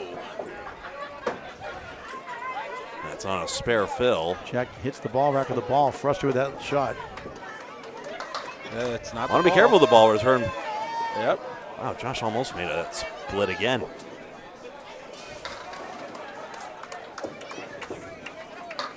Oh. Daly's on a 73 half, if anyone's curious. Ooh, ah. Oh. Berrigan, nephew of Dave Richards. Oh, that's kind of a banana split. The 4-7 and the 6-10. Oh, yeah. It's an XL. Yeah. We take those. Yeah. And a 10 box. Plus 2 to Berrigan. So Jack Berrigan with a 59 through 6. Mike with a 66 through 6. Brian Fuller Jr. is on a strike. He's on lane 5. Bueller. I never watched that. Hey, it's a classic Matthew Broderick film. I like them better in war games. Yeah. Ooh! Kaboomy! The third one for UROL.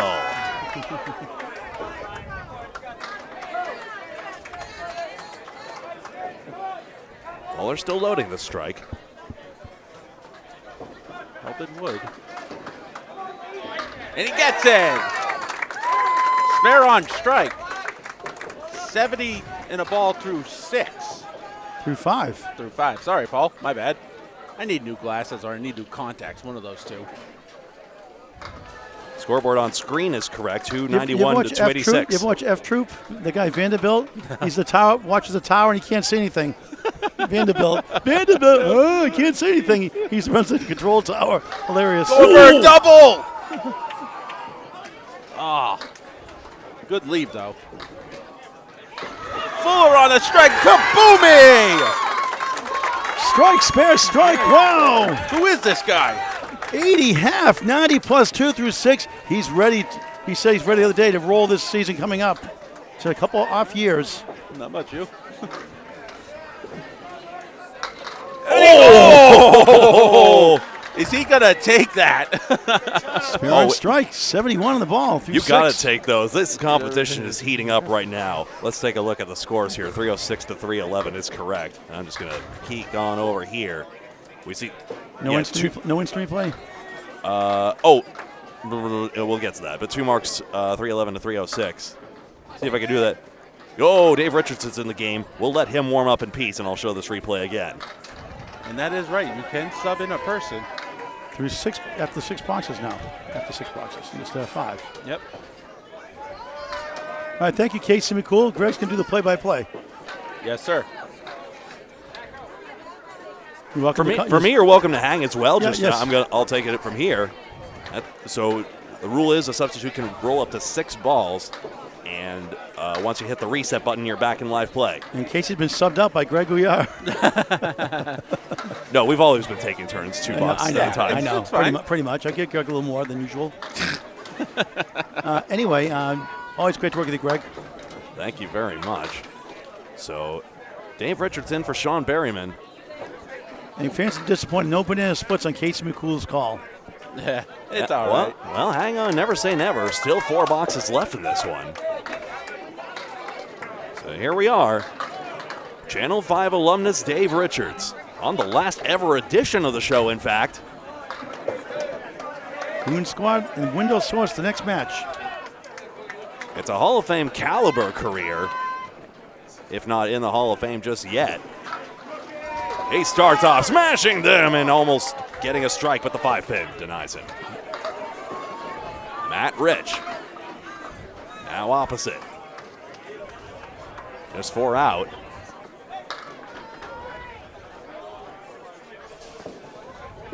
Dave Richards, a lot of team championships.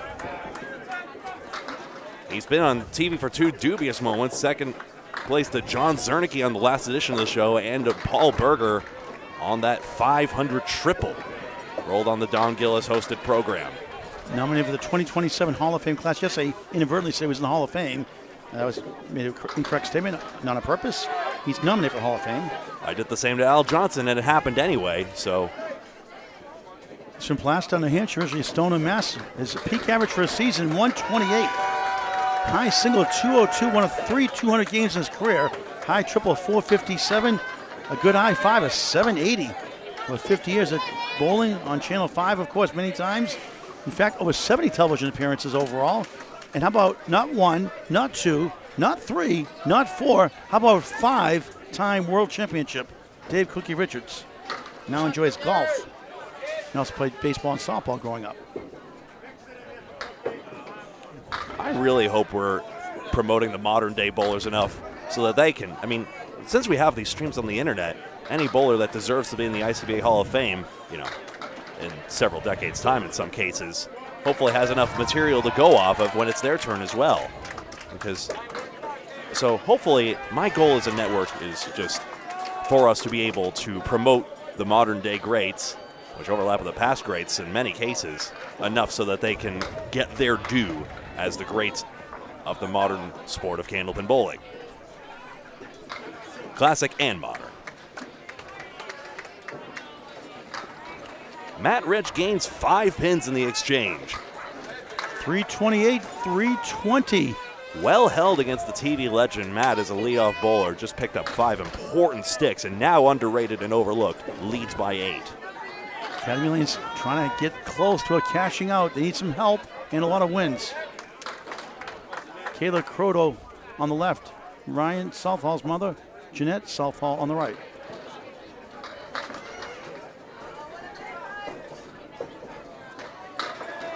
Caitlin Zaleski first on lane 7, then we'll get to Jeanette. Her delivery. Into the 1-2 pocket. Diamond right side. What's going to come in front be a menace, I think. No, actually, no, excuse me. That red line's looking nice.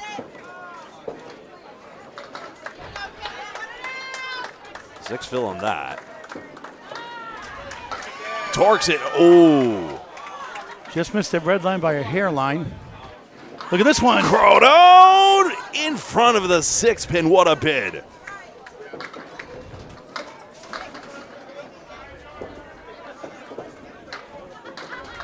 Southall a 9 box. And Croto a 9. Taylor, 31 years young, from East Boston, Massachusetts, now in Danvers, Mass. 99 league bowler, 100 average or highest for the year. High single 167, high triple 387, high 590. Bowled since 1997, now of Academy Lanes. Pub 125, Haverhill, Mass. Grandparents also bowled. He's been on Candlepin New Generation in the past. And a 2-1 split. Candlepin New Gen, the successor to Candlepin for Kids. Steve Reno hosted the first edition of the show. Steve Reno Sr., that is to say, Hall of Famer. We've seen Junior here as well. And then Dan Gauthier with Rob Taylor. 2-1. Going wood. Oh, it just dies on the right side of it. And Janetta Webb thought that sweep was going to happen too. Who knows? Kayla's try. On the left side of it. It's very, harsh to say, Casey, but I think on the cap of the wood, maybe could have gotten more spin on it. Trying to work that out. Should have, could have, would have. Littlest things make the biggest of differences. And now a Southall 9 box is going to challenge this. Good out by Croto. Kayla's got 70 through 8, but that 8 box is key. Okay, Casey, what's the review on the Oreo Cakesters? Very good, Paul.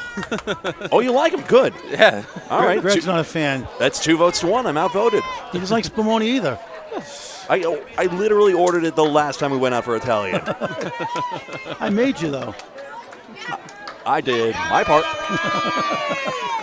Blanca Gacharna's on a spare. Amid all her hijinks, I want to make sure we see she's been all over this head pin. Had a few missed opportunities in 3 and 4, but now found the spare. And I have a feeling if she starts the engine now, underrated, overlooked, might actually hold this lead they have. I've missed a score, excuse me. I got to put Southall's 9 box on. Now Boyd has a lead 6 and 10. Blanca deserved better, 6. It's a 1-pin lead for Academy Lanes on the right. Match 3 of 6 today, match 20 of 23 overall in this 3-day weekend tournament from Boutwell's Bowling Center in Concord, New Hampshire on Candlepin Bowling Network. Subscribe free, please. Tell your friends and family. I'll stay on the lane. 6-10, it's good. Little nervous deflection there, but Boyd takes it out. 63 and a ball through 7. Gacharna cannot respond. I wouldn't. Basic rule of Candlepin, have to keep it on the lane and not in the gutter. I don't take it when I'm open bowling, but I'm also not the fun police. You do you. Oh, Boyd. Who else likes the sight of those 4 pins that are swinging in tandem? Beautiful. When I was here after hours seeing the Dellis family cleaning up after another long day of bowling, 10 matches, I got to see them sweep the pins away, clean up all the pin decks, and then satisfyingly, when they're all done with that, they fire up all the machines 1 through 12 and 13 through 24, and you see all the pin setters sweep down. I got a video, but I forgot to rotate the orientation. I'll see if I get to post it later. What a sight. That's me. That's Kathy Boyd. 7 pins on the spare. Gacharna 5-7. I believe her mother Blanca is here, in fact. Yes. Well, she was yesterday anyway. I'm not sure about today. Oh, look at what we got here. Kevin Burns. All right. Oh. Easy. Kevin Burns and Bob Lee live on the other stream. That looks like a foul pin, I'm afraid. So best Kathy can do in this box is 9. Close on the cut shot. Blanca behind.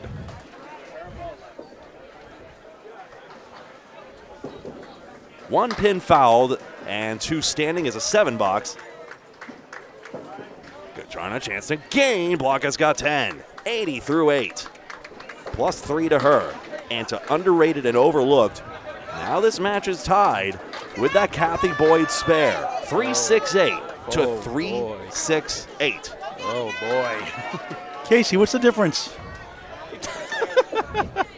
It's all even, Paul. It's all even. I'm glad you're here. You can watch the other stream, Facebook and YouTube, and I would promote them, when they had, Tom Olsta on, when they had Will Damon on. Sure, I'll say to them. I think the good action is over here. This time, I'm going to say we got the good stream on this one. Yes. Great to see you all here. Jack Berrigan. A men's world's champion with Academy Lanes. Some overlap with the Academy Lanes team. And Pub 125 is a distinct team from the team known as Academy Lanes, including that Nick Suffalato dramatic finish. You've got to see that one. I think it was actually match 12, even though I called it match 13. I'll try and post a highlight later. Excuse me. Mike Erickson. What a lot of power he has on that ball. 1-3-6-8. How many in the stream here, Greg, right now? A lot. I'll count that in just a second. I want to see these spare shots. 180. Wow. I know Bob Lee had some internet issues earlier, but they should be live now at last check. Maybe they're in and out. Boutwell staff really helped out our stream in particular, cable it in. I was able to spend some time. Cut was close. That's 9 for Berrigan. Jack's got 68 through 7. Oh, look at this. Nico Poher is saying, we need a curly shuffle. No. I'm retired. Did you say Poher? Puhar, my friend. Puhar.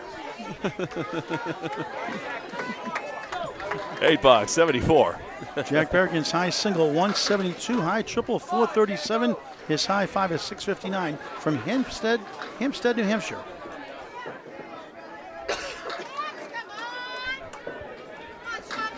That's your cough button if you ever have to.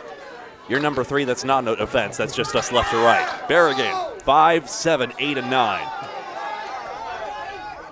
Please also resist the urge to go like a DJ. Go. This equipment is on loan. Thank you so much. I'll just say it, Mike Moore, and thank you so much. And yeah, he's a rare hero you can meet and be really happy you did. Mike Moore, a legend of Candlepin broadcasting and radio overall. But yeah, I think I would actually see him angry if that happened.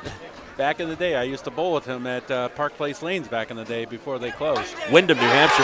Spare, 3-1 by Berrigan. Every spare could be the difference in such a tight match. Erickson's got a chance here, plank in front. Triangle 4. And tripped on the front wood, and he gets roadblocked. Big swing for Pub 125. Stick left, it's 83 through 8. And Jack Berrigan with that spare in the 8th. I think a crowd's assembling for something. I'm not going to assume it's our match, but it is a tight one. 2 pins plus a bonus ball. Brian Fuller Jr., he's a star to watch right now, always is. 90 plus 2 through 6. Second strike in his last 3. 224 high single at the old Lafayette Lanes. Amesbury, Mass. Now Riverwalk Lanes. He has a 5-mark string working right now in 6 boxes. His try, he's on a strike. Just left, just to the right of the head pin. 147. Speaking of Riverwalk, where's Mark Ritchie? Is he here? No, neither him or Melissa. No, neither one. There is a Riverwalk Lanes team, and they're doing very well. 1, 3, and 9 for Fernando Gacharna. I have the names the wrong way around, excuse me. Doy. Now I can see the 7 fill has to go there. Fuller, can he push it? 7-pin resilient. Denied, 6 marks at 7. Trying to adjust it. Excess denied. Load up 9 on that strike for the next 2 balls after the strike.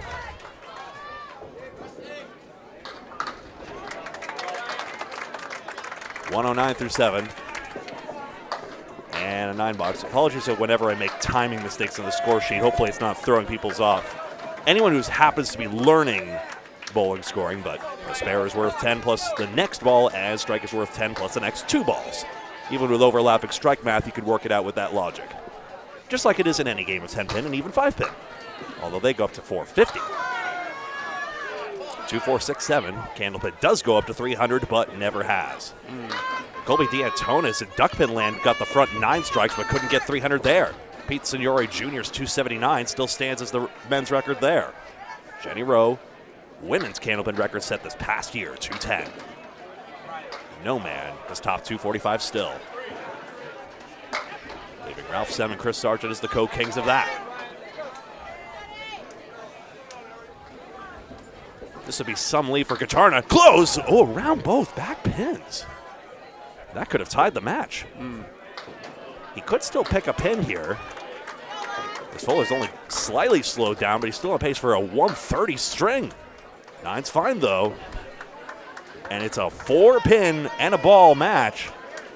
So, I would say Pub 125, I would rate them 2 marks ahead at this point. We all know by now to look at both the score, the 4 pins you see, obviously, and less obviously that 1 standing mark. Jack Berrigan. Points they need to hopefully get in the top 6 to cash. $10 to go. Middle match today. 3 after this. Dave Cookie Richards for Academy Lanes.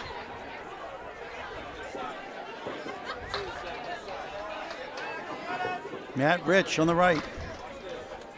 He's at 81 coming in. Cookie crumbles 4. Richards has substituted in, so this is not all his score, and he had a sensational showing last time he was on stream. 1-2-7-8 is the 1 and the 8. Richards inside the 1. The Augusta, Maine special, the 1-7-10 Sports Center leave. The Christy Hepworth special. In Maine. No, that's the Forsman, that's the Cleary. Oh, okay. In Maine. Rich picks up 1 for 9. 90 through 9. Cookie never made the 1-7-10 on Channel 5, I don't believe. Got a chance here. He got it! That's 10, but still. Casey, give him $25. That's a 500, right? Whatever it was. All right. It's gone up to more than that, Paul. I remember one 76 time to 9. it was up to 3,000 actually one time. When I got the last strike in Candlepins for Cash with Bob Gamere in 1980, it was like on the low end. It started at 700. It was at 1220. And I only got half of it. Pin Pal sends a 2-cent postcard. I do all the work to get half the money. Wrong. That's wrong. It was big jackpot, $6,000-7,000 in the past winning those. When King of the Palace tried postcards, they didn't get any. I guess no one knows how to send one. No. That happened, actually. P.O. Box. P.O. Box. Oh, wow, that's an Onion reference and a half. Yeah. Whoa, you got that? Thank you. Matt Rich goes right in the 3-9. Unbelievable. Same actor who did If Google Was a Guy.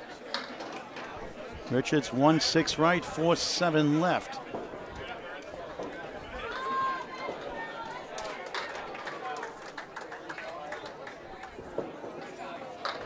Matt takes 3 to 5. Oh, look at this. Wow. Domino's delivers. How about that? That's a strange 10 and gains 4 as Cookie is 6. Big swing there. Let's see if we can get that instant replay. We can. Yes, we can. And again, Matt Rich has now gained 9 pins that way on the third ball. That's a strike's worth of pins in these last few. 100 string. Cookie filling in. 5 and Sean 10. Berman, 82 combined. 5 and 10 fell late, Paul.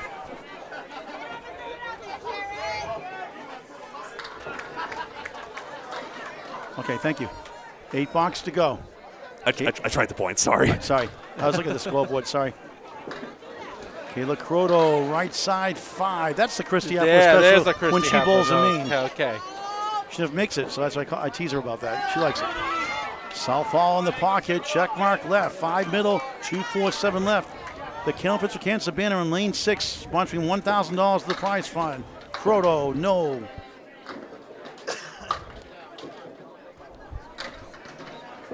Southall looking for yes, no.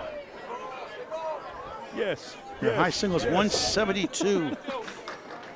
I only know that chant from the New York Islanders. Kayla I know it's 7. I know it's a pro wrestler. Sorry, Paul. 77 through 9. Jeanette tickles 1, no laughing matter at 9, but gains 2 back. 85 through 9 on Candlepin Bowling Network. Over 2,000 videos, over 4,700 subscribers on our quest for 5,000 this year. Please subscribe to Candlepin Bowling Network on YouTube in high definition. Like and follow us on Facebook. Tell your friends, tell your family. Candlepin Bowling Network on YouTube, free to subscribe. Why not? See your friends and family forever. Right now it's 439, 436. Academy up by a field goal and an extra hit on their side as well. Kayla, nice ball, a chance, 2-4-7. Back to lane 5 and Jeanette Southall. Into genealogy as a hobby. Takes 6. Croto has such a good chance now. And she takes a deep breath. She knows it. 51% chance for Class A bowls for 3 pinners, 36% for 4-spin leaves. Stats by Candlepin Bowling Network. Big shot. Big spare. Who needs the wood? 87 of the ball in the 10th. Has to be filled, but it's a massive mark. Southall's turn. That goes. Wow. Crowd gets a great round of applause. 95 of the ball. Go, ladies, go. September 6th, the 4th annual Candlepin for Cancer 220 women's doubles event. Scratch. Woo. Here goes the voice again. Register Candlepins number 4 at cancer.com. Look at a $5,600 potential prize fund. Let's go, ladies. Candlepins number 4 at cancer.com. Donations via Venmo at Candlepins number 4 at cancer.com, a 501c3 charity. The Phyllis 4, 91 string. Southall's turn. It's 2. Ooh. That's a Paul Grant shot in the spare. 2, 97 string. 6 boxes to go in match 3 of 6. Kathy Boyd. Stop watching her. Stop watching his videos. Blanca Gachana. True story. 451, 450, a 1-pin, razor-thin margin for Academy Lanes. Jack Berrigan has a spare next, the 4th bowlers. The only mark on the board with the average fill 6.5, about a 7-pin lead or so. Which is what that yellow number indicates on the main scoreboard, in that yellow triangle. Gachana, nice pocket shot, 8. 4 in the 8. Kathy Boyd off to the right, gets 6. 1, 2, 7, 10. Tight battle here at Boutwell's Bowling Center in Concord, New Hampshire. BoutwellsBowl.com for more information about this place. For a spare, no. Hit the object, the name of the game. An inside or outside probably takes it. So harsh to say, though. Good bid. Boyd trying to split the uprights. Missed inside, 1 of the 10. There's still time for pinning to make a difference. We share the same birthday, Kathy Boyd and I, but I'm trying to negotiate the year change. She won't do it. Gachana at 10. 90 through 9. Boyd, big sticks here. Gets 1 for a 9. That might matter. 86 through 9. 5 boxes to go. 2 points for a win. 1 for a tie. Dead even. 460, 460. How many times have I said that the last 4 years? Tied. 1 mark on the board. That's Jack Berrigan, yes. Flow and all, with that bonus ball in a second. Gachana, missed lap, but not bad. 7, 1, 3, wiggling 10. 2 pieces hanging around. First had been Mr. Blanca in eternity. Boyd just goes right for 4. 1, 2, 4, 7. The 8 played in hide and seek behind the 2. A sleeper pin, 8, the 10 pin right corner. On lane 5, back to lane 6. Gorgeous 24-lane house. Clean, shiny, beautiful. Great ownership of the Dallas family. Dallas with an E. Look at those lanes glisten. Bet you could eat off those lanes. Make a little spare. Missed right. Nothing doing. 3 decides to fall down. The 10 does too, but not the 1. Boy, trying to send it over. Inside the 1. 1 of the 10. Ooh. A flapper on the 10. Could go tactically to the 10. We'll see. Gachana on the number 1 pin for a 10. 100 string. That's well pinned. 1 mark for 6, but then all those 10 boxes, 5 of them. Kathy a 9. 95 string. 4 boxes go. Let's get a quick update from Greg Gouillart. R9's fine. Right now, underrated and overlooked, have a 1-pin advantage because of that. But with Jack Berrigan on a spare, we're going to see if that lead holds. It has to be filled. A half Worcester would not be good. If he crushes this one, it's not over, but then all sorts of pressure on Mike Erickson and Fernando Gachana.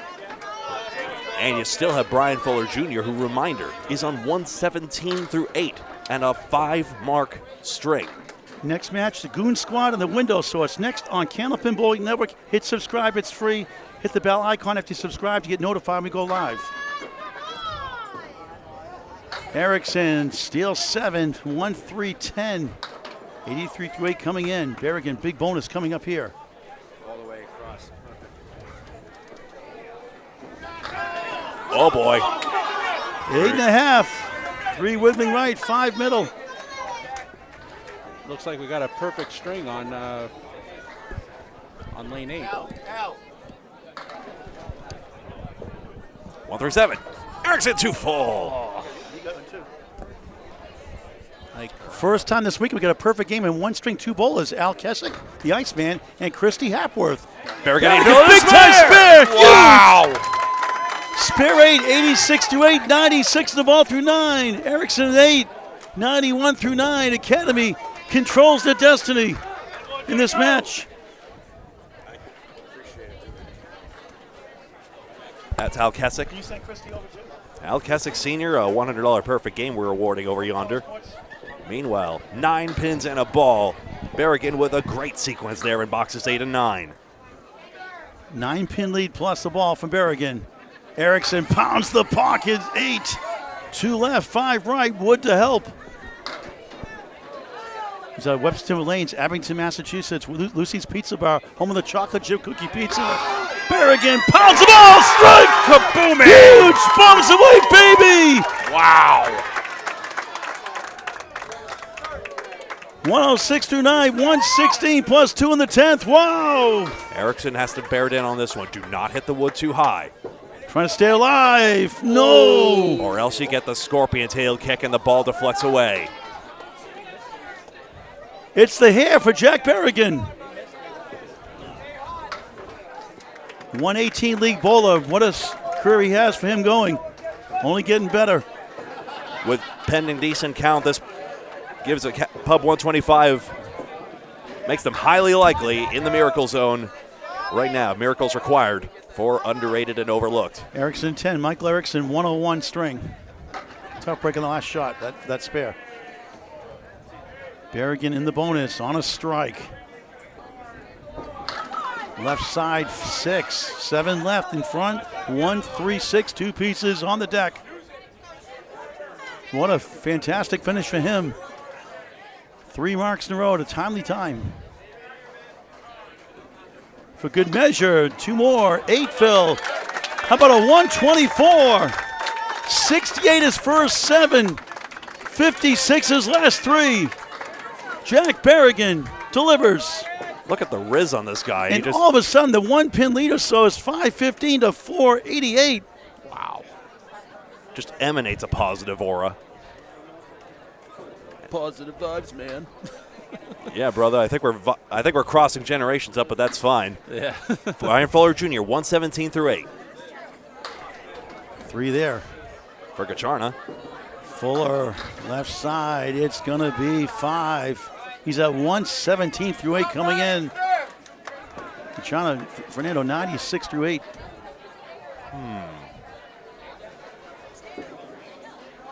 Excellent shot. Won't carry to the goalpost. Fuller, nice shot. It will go! I was worried about the right side. That should do it. 127 to the ball in the 9th. Game, set, match. Gacharna, nice out. Oh, Pretty wow. 10. The wood takes the 7. The ball takes the 10. That's a wow 10, Paul. It is. 106 through 9. The Goon Squad, the window source next on Candlepin Bowling Network. What assisted? Cole Fry nearly made a 7-10 clean. Semi-pro to pro action with 2,000 videos in climbing. Candlepin Bowling Network in high definition. Please subscribe free. Tell your friends. Tell your family. Gacharna crosses over. Takes down the king. Disappointing Greg. These are the 10. Fuller crosses over. He gets 9. 136 through 9. It's the Berrigan Fuller show. Gacharna for a spare. Got it. It's a good string for him. 116 the ball. Fuller. Another one.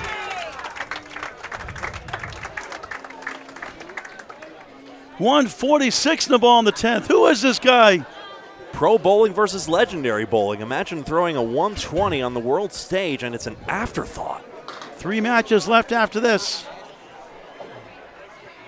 Great going out there, Fernando. He takes 5 more in a 121. And Fuller to load up the spare. A 6-pack. Check his ID. 4 more. Who is this guy?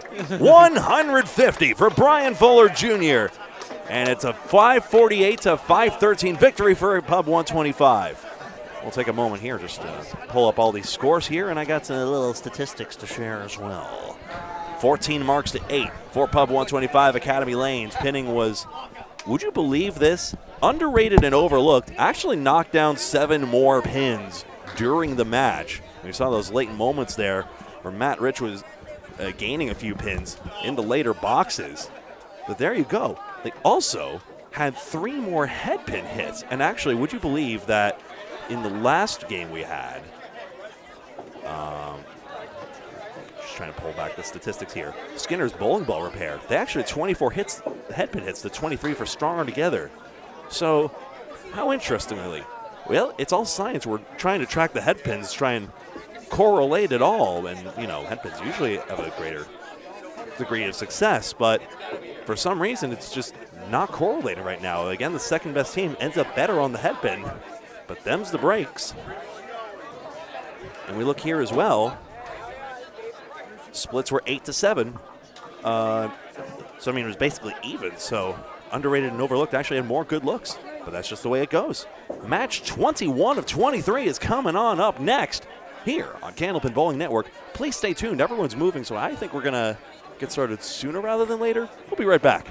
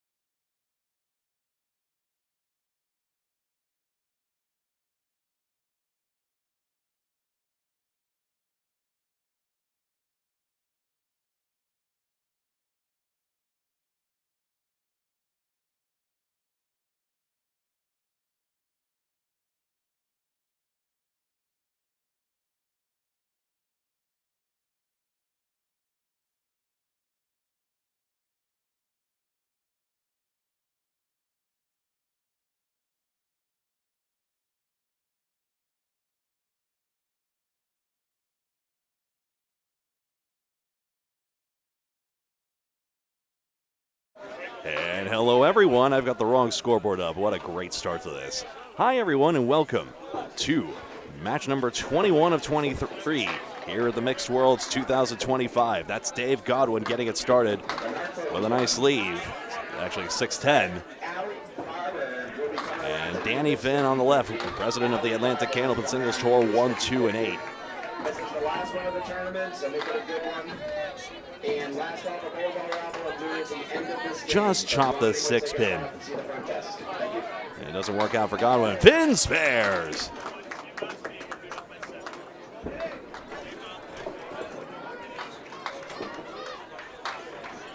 Godwin gets a 10.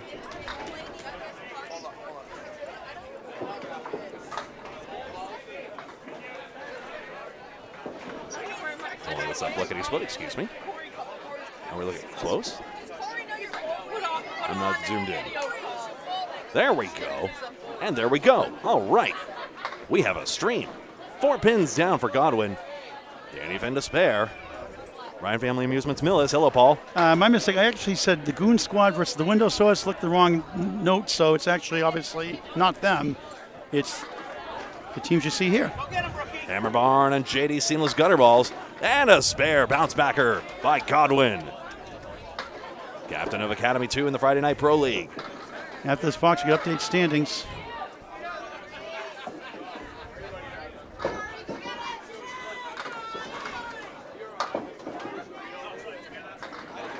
Finish 6 after a spare 4. Extra lanes, the magic number is 1. They're 34-6. Any combination of 1 point win or 1 loss for Penny Lane or Huff Power Sports. Extra lanes will win the Mixed World Championship and a potential $12,000 team first place prize. Penny Lane's Huff Power Sports struggled early in the tournament.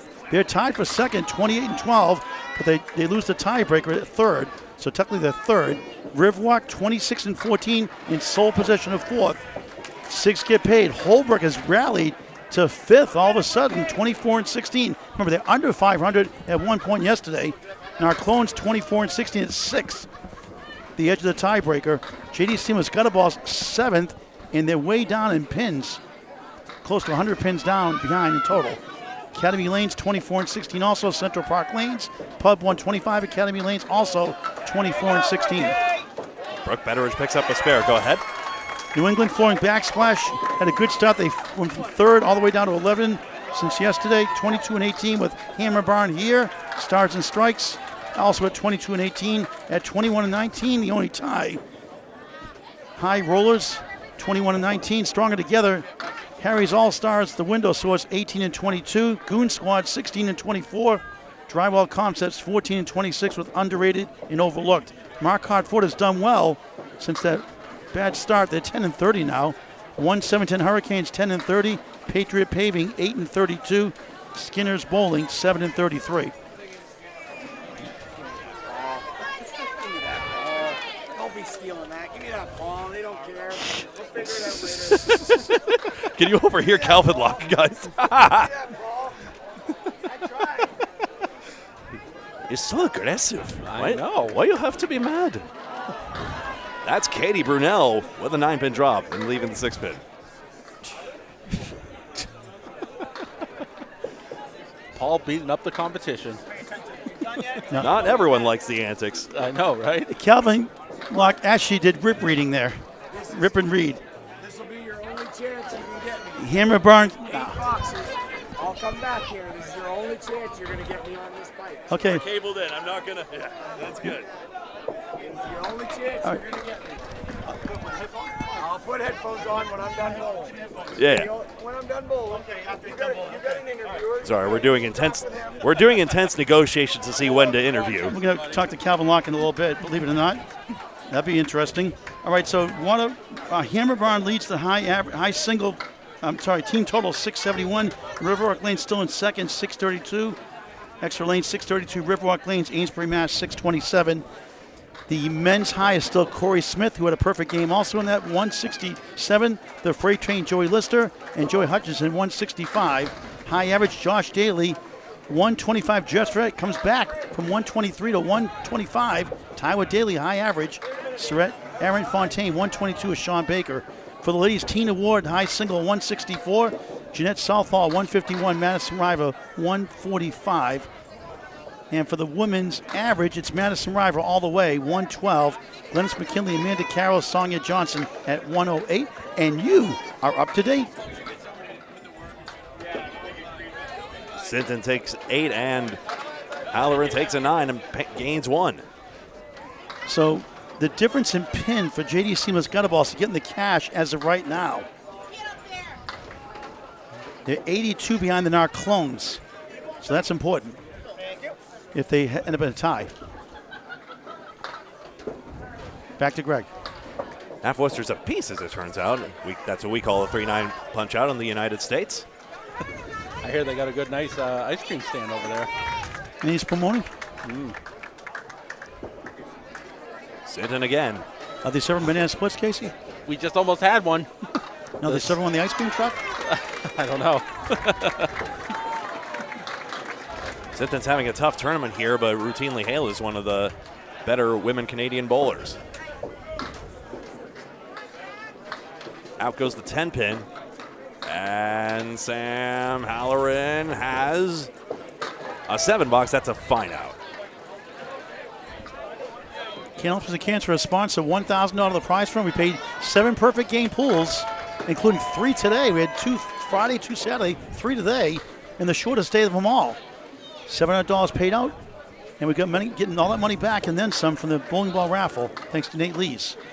It's a mostly Canadian team, but Chris Merrill of the state of Maine and of Fenway Academy Men's Worlds team, twice a finalist. Now up on lane number 6 against Corey Alisi of Candlepin Corner. Is he related to Jake Merrill or Jack Merrill or whatever? Not sure. No, Sorry. No. I am terrified to get the family relations wrong, I tell you that much. So am I. Corey has a Spencer as a brother. I know that much. I always say we all come from Adam and Eve. Ooh, close. Big 4 goes. He's related to Joe Alisi, yes. Okay. Spencer's his brother. Chris consumed a banana split. You're welcome. Alisi over the top of the 10 pin. We've got the tallest pins in 10 pin, but it didn't matter. And Merrill and he both gesturing. I think maybe it was camaraderie over the fact they were both 1 pin off. 10 apiece. I'm going to have to munch on these mac and cheese bites at some stage. I'll do the next 2 boxes. We'll talk to Calvin Locke, too. Deal or no deal. Okay, Howie. Talk about Candlepin Bowling Network, Greg. Candlepin Bowling Network. Hi, we're here. We're on YouTube. We're also on Facebook.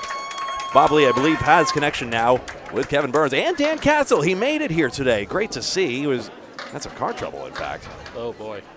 Great to see him here. Drew Steele, hope you're doing well. Could not make it at the what last a moment. shot. Chris Merrill spares 4-1.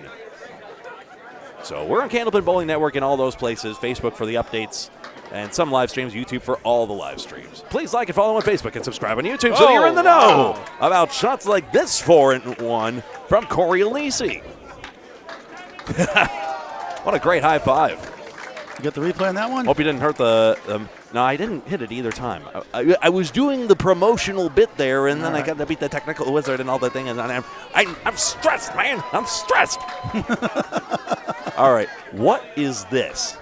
God. What sort of handshake wizardry from Chris Winiars and Calvin Locke is this? Oh, he's not the wizard anymore. He's all worlds. Yes. What As Paul says goes. Yeah, that's what Paul says. All worlds. All world. All world Winiars.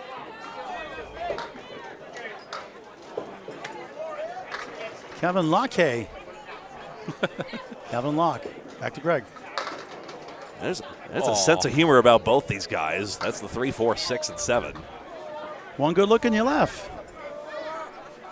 Calvin Locke, twice a finalist in the men's singles competition. At least on our network. I'm really looking forward to the archival project because if you haven't noticed, I don't know all the champions offhand and it's driving me nuts. So Candlepin Bowlers Association looking to do that. I'm trying to learn as we go as well. Locke can't send it over. Lock, shock, barrel. This piece of wood is insidious on the 4 horsemen. It's tough to tell here, but it's diagonally angled. Liable to deflect the ball. Winiar spins it in. 10 in the ball there. Locke pins out well for 9. It's good to see Brian Fuller Jr. last match on the comeback trail. Just had a couple of down years. Lost his father recently. He's having a pretty decent tournament. And a Channel 5 alumnus as well, Brian Fuller Sr. How many bowls can say they have a 224 high single like Brian Fuller Jr.? At the old Lafayette lanes, now Riverwalk lanes. Lock in there, 6 and 7. Where's the wood going? Not going to knock it over. Gouillart, triangle 6. Made up of the 6, 9, and 10. I'll admit, triangle number whatever I've kind of lifted when Dennis Nuzzo said they were Mongos. I'm trying to figure out where that terminology come about. That's right. Locke thought he had it. Wow, sent that pin over the top. Gotta hit him, Calvin. Come on. Patriot Paving giving $200 for Candlepin for Cancer. What was the agreement when we could have him? Gouillart's just try spare. Back-to-back spares for Chris Gouillart. Great anchor bowling, starting 2 marks. 19 pins for Locke. And over to the top of the order, it's 100 to 99. But you folks know to look at those marks on screen. Scoreboard shifts over. But the yellow 2 and the 2 Canadian triangular smudges there mean it's 2 open marks. In this case for Alicia Gouillart and Godwin and Merrill in this 1-pin affair. And here comes Calvin Locke. We're going to get rid of Casey McCool for a minute. No offense, Casey. Temporarily, all right. Heavens. All right. Are you ready for this, Paul? All right. I don't know. Are we? All right, folks, brace yourself. How does that sound? First, this disclaimer. It's loud. All views and expressions by Calvin Locke and not those you can do this. Network on YouTube Yes. or Facebook. Yes. Hey, Calvin, hello. I don't do very many cross promotions, but I will do it just for you, Paul. Thank you. What a guy. This one time in history. Didn't you do it last year? Oh, sorry. A couple of years ago, he did, actually. I don't think so. The mixed balls, if you didn't have I don't think so. I think you make that up, Paul. No, I have video. Did you enjoy my breaks? You got robbed that last shot. That cut was awesome. Yeah, just couldn't clip that 7. You got to hit him, Calvin. Yeah, I know. You got to hit him here. I don't hit him, though. 3-time world champion, Calvin Locke. Hey, Calvin, when are you going to win one on the road? I can't do it. Canada all the way. You're in 7th right now, losing the total pinfall right now, but it's jammed up right now. Still a chance to get in. Thanks, Paul. Rub it in. Appreciate. No, seriously, no. But you guys are always in the running every year, year in, year out. Yeah. But we can't finish. We suck. We're not finishers. That's the problem. Talk about your podcast, Ripping the Rack. Oh, it's long. It's a lot of talking. That's why I have no voice this weekend. It's a lot of talking. Are you doing a show? That we could relate to. Are you doing a show tomorrow night? I don't think we're doing a show tomorrow night. We might do one next week. I think tomorrow. No. He doesn't get strikes. Don't expect strikes over here. We don't get. Well, Chris Merrill's the only one who gets strikes. He throws a lot of them. Talk about your journey as a Candlepin bowler. What got you interested? When did you realize you thought you could really be something special? I'm still nothing special, but well, you think you are. I do not. No, I do not. No, I definitely do not. I've been bowling way too long to know I'm not that special. No, it started. My mother was pregnant with me, and she was bowling the entire pregnancy. Almost gave birth to me at the lanes. Whoa. So I've been doing it for a long time and got into it during youth bowling, AYB. Unfortunately, that is no longer a thing. What was her average the same? No. Not quite. It's a little more difficult with a pregnant belly, but Can't imagine. Yeah. So it was definitely been a long time bowling. So try to get here every year. America is starting to make it difficult, but we'll see what happens throughout this next little bit. Don't want to do the whole politic thing, but Well, not all of us, but alas. Brooke. Good try. All right. But then again, I have a feeling it's probably going to be okay going south to north. It's whether we'll see you guys north and south. So a pleasure to see you here. Yes, thank you. Always a pleasure being here. How do you pick your team? What do you look for in team? I know chemistry is important too. Obviously, talent's important. What do you look for when you pick a team? My team picks me. That's what it is. They pick me. So they have all the. So the inmates run the asylum, huh? Yes, the teammates run the asylum. I just run the lineup. That's they gave me that privilege, I guess. They said you run the lineup, and I'll just be there when you need me. So I know we joke about, but seriously, when did you realize you knew you could be something really good in this game? Answer the question. I know, right? Answer the question. I tried to say you were something special. Listen, I believe You've been humble for a change. I'm trying to be as humble as possible. Oh, goodness. What? Katie Burnell, 4-7-8, made him one at a time. Yeah, they hit him, we get him. I mean, we hit him, they get him. I mean, you know. Betteridge hits 4 and doesn't. I know, it never happens. Okay, so let's answer it. All right. Finally. Really, I don't know. I've been bowling forever, and probably I'd say 2012. I think when I won, 2011, when I won the provincial singles, men's provincial singles in Canada.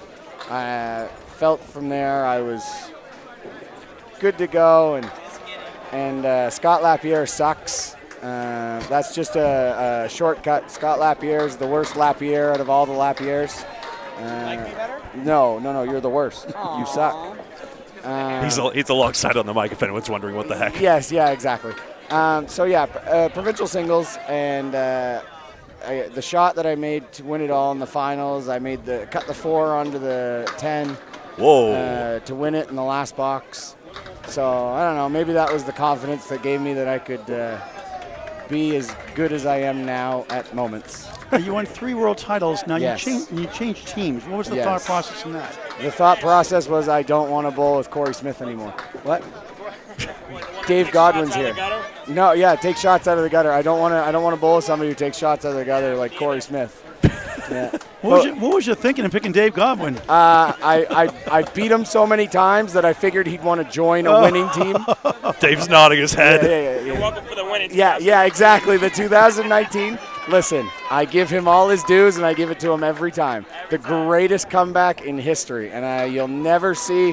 Nobody can convince me that Sentence strike. Sorry. That's all right. Melissa's sitting with a strike. See, she gets strikes too. Nobody will ever convince me that you will have seen a better comeback or a better clutch shot than Dave Godwin in 2019 for $10,000, and he drops an absolute hammer, and that, you'll never see it. You'll never convince me otherwise. $10,000 ball, the playoffs of the mixed worlds, one string, and he just buried it in the pocket to win it for us, and so that's why I've stuck with him through all these years. Not that you aren't, but he's so good at burying it in there. He is. Now, your personality, do you get that? Who do you get your personality from? Your own unique one? Do you get that? Personalities from my father. Okay. But for the most part, I've lived by the mantra of I'm going to be who I am, and if you don't like it, join the lineup of people who don't. I really don't care. And I've told people, I said, if anything out of me, you know that I'm always going to be honest with you, and I'm always going to tell you like it is. I'm not going to bullshit you. Oops, sorry about the cursive language. We're on YouTube, aren't we? Yeah. We're on YouTube. They allow shit and stuff. I don't know. Yeah, honestly, we are. It's within the past 30 seconds. We don't swear. Yeah. You do whatever you want. Yeah, exactly. So that's kind of where I've gotten my personality from, is that I'm just going to do what I want because, I don't care. So the views and expressions of Calvin Locke are those solely of Calvin Locke. Yes, that's exactly it. The views of Candlepin Bowling Network or Ripping the Rack podcast. I mentioned the disclaimer early on. Yeah, I know. So if you could pick 1 or 2, maybe 3 moments of your career, what would you say your 2 or 3 favorite moments are? So we're going to do this quick because I got to go bowl again and throw 2 more splits. But probably would be the first Worlds, for the mixed Worlds in 2019, and the first provincials win. So those would be my 3 moments that were pretty good. All right. Now I want to see a double strike in a perfect game. Come on, before you leave. Not a shot. I have already ruined the perfect game in the first box. You got 2 more to go. Thanks, Calvin Locke. Thank you. Have a good time, guys. You too. Thank you, Calvin Locke. Sorry, guys. He's got a split. Alisi's got a second ball. You see a Merrill Spares 7-pin pickup. And now back to Casey McCool. Hope you guys saw, by the way, we didn't get the chance to remark on it on air, but Sam Halloran made a 3-in-1 conversion. We had that on replay as Alisi takes, what was it? Sorry, did he have a 10? Sorry, no, it's a 9-box. Excuse me, I'm just looking at the wrong thing. There we go, 180 to 183. Sorry.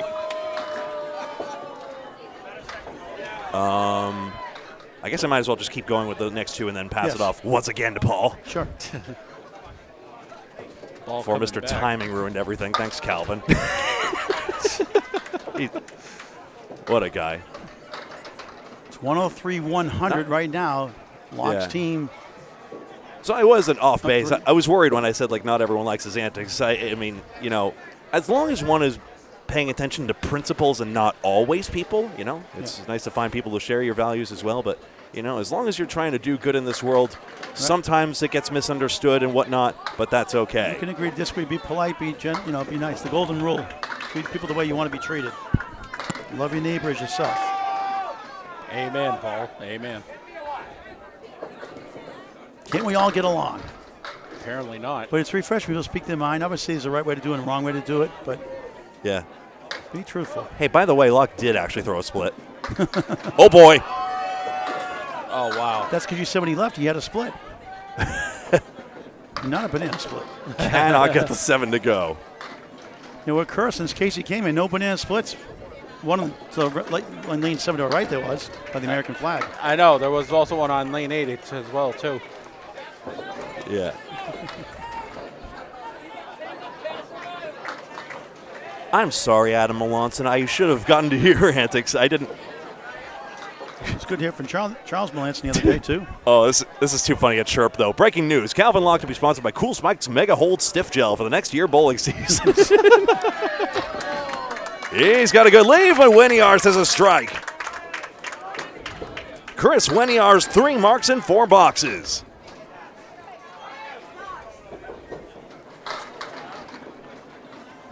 Locke off the front, Woody spares. Wood shooter. Woody. Not a split. He lied. He said he was getting a couple of splits. He only got one. Hey, he's 4 for 4 on the headpin. He was half right. Full scoreboard, 205 to 202. The marks are flying, Ked. Calvin, a good ball would go for the pin. 3 pins for Hammer Barn, an extra spare for JD Seamless Gutter Balls. It's anyone's game. Paul, please. Okay, thank you. Top of the order, Dave Godwin, pounds 9. 6-pin holds his ground on the spare 9, 52 through 4. The Atlantic Candlepin Singles Tour Commissioner, President, Jack of all trades, Danny Finn, host of Outrun the Bear, Ryan Zamillis. 5 up, 5 down, 37 through 4 coming in, spare 4 in the first. Godwin missed right.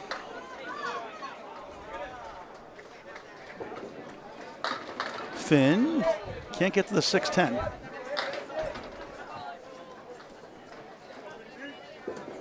Dave, that's a Paul Grant special. Missed the second, make the third. Not a good time for that, 10. 62 half, still good half. And Finn gets a 9, 46 through 5. Put $1 in, Dave. I know, yeah. Good luck with that. I was teasing about that. Danny from Franklin, Mass. Originally Millis, Mass. 38 years young. 109 average, 113 in the Summer League, his highest average for a season. Godwin 9 behind the 3, 3, 6, 10 in front. Here's Danny Finn. Co-host of the Approach podcast with Jeremy Seaholm. He's got a 6-pack. Check his ID. I'm off the clock, Paul. You're never on the clock. Godwin slips left. Tomorrow I will be going back to work tomorrow. Dave's high single, 235. The old Park Place Lanes in Wyndham, New Hampshire. Finn, 159.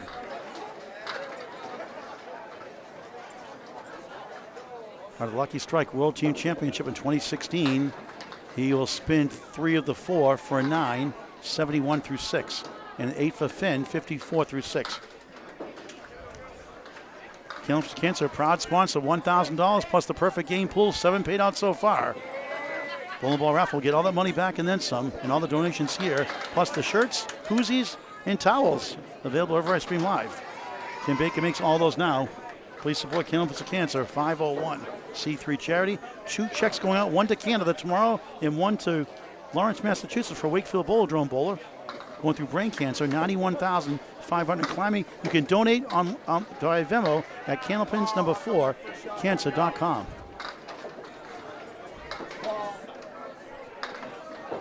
How come my first shot didn't go? How come my first shot didn't go? He doesn't need it. I don't need it. I got my first shot. Go, Paul. You tell me. You gotta hit him. I don't have to have headphones on for you to tell me. You should play the pin. Yeah, is that what it is? Yeah. Like at least he didn't split it in the fourth one. Thanks. Thanks, Greg. Anytime, bud. Yeah. Brooke a 10, 53 half. Katie Brunel a 7. Cal, I'm after a pulling spare for you. 4, 40 through 4, now 47 at the half.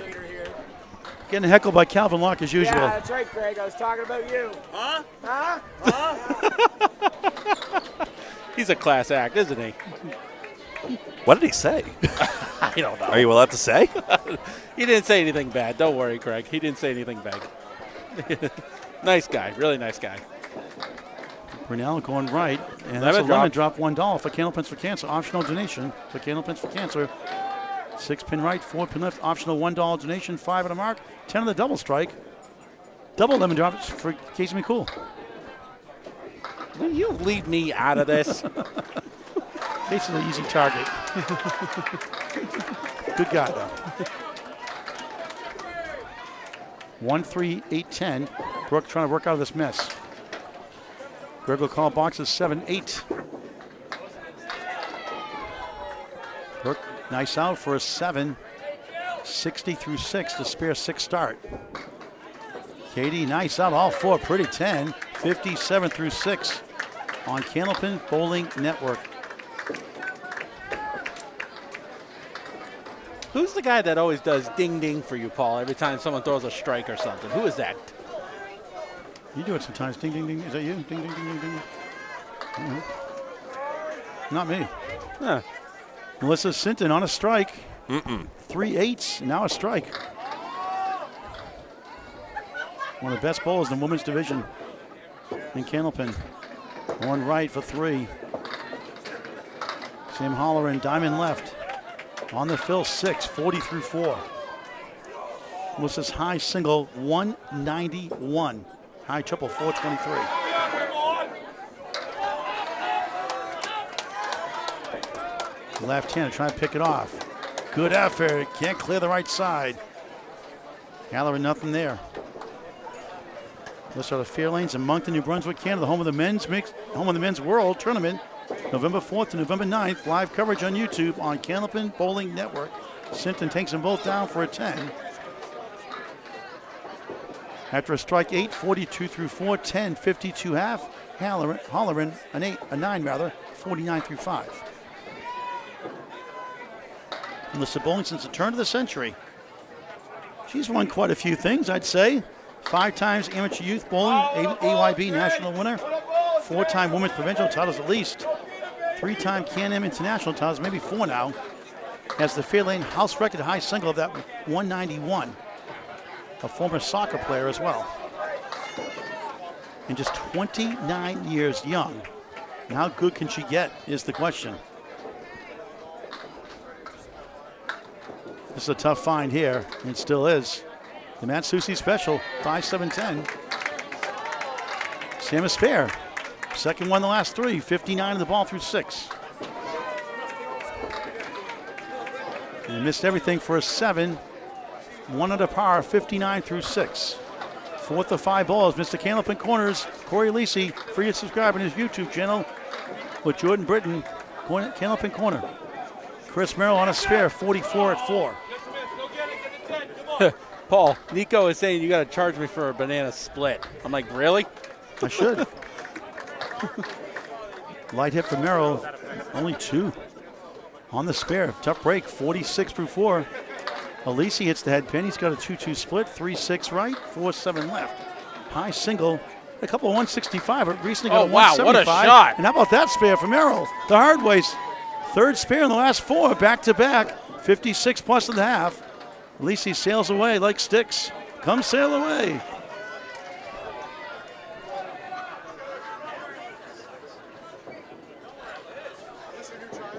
Alisi takes an 8. 54 through 5. Just past the halfway point of match 4 of 6 today, match 21 of 23 for this 3-day weekend tournament, the Mixed World 2025 from Boutwell's Bowling Center in Concord, New Hampshire. on Candlepin Bowling Network. Your home for all things Candlepin Bowling, semi-pro action and pro action as well. Over 2,000 videos. Trying to get to 40, we're over 47 subscribers now. Trying to get to 5,000 this year. Help us out. Tell your friends, tell your family, please. Merrill 2, 6, 10. Wood behind to help. And he missed the 2. Two-time Easter Classic champion back-to-back years, 2021, 2022 at Leda Lanes in Nashua, New Hampshire. No longer. ISPA championship as well, winner. Look at this one. Look at that. Wow, take a video of that one, Nico. What's a strange one. And all that for a 10 again. We did some nice and strange 10 boxes this weekend. How about that? 73 through 6. Welcome to Candlepin Bowling. Should you be able to show that? There it is. Check this out, folks. This is a crazy one.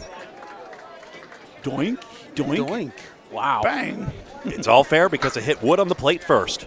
Corey 8, 62 through 6. Anchors away. Calvin Locke 38 in a ball through 4. Chris Winiarz on a strike, 52 plus 2 through 4. Had a spare 7 to start.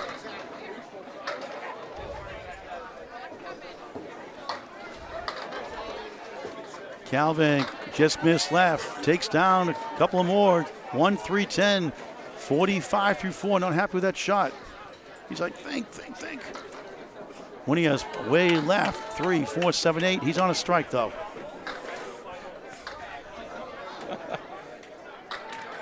Chris Winiarz, a former #1 seed, the Atlantic Candlepin Singles Tour Class A North. As Calvin Locke can't find the GPS for the head pin.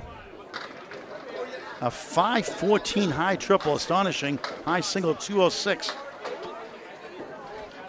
Takes a 9. 45 through 4 in the spare, now 9. 54 at the half. You sure his last name is not Klein? Calvin Klein? Back to the Future reference You're there. a genius. Calvin, somebody thinks he's won. +3 to JD's with that ball, as in Jason Doucette's, if I recall correctly. Chris, a 6, 63 half. Still a good string. Greg's next 2 boxes after this one. Locke, again, can't find the head pin. First was splitting, now he can't find the range. Other than that spare one he had in the 4th box. A chance of wood behind, 1, 2, 7, 9. By the Candlepin Cancer banner and by the Canadian flag, Winiarz, 2, 4, 7 chance. Locke, no. And by Jason Doucette, we mean the one out of Canada, not the United States same-footed Fenway Academy lanes. The real Fenway Academy I always bowler. tease him, the real Jason Doucette. Please stand up. Please stand up. Please stand up. Winiarz for a spare. That won't go. Tripped off the wood.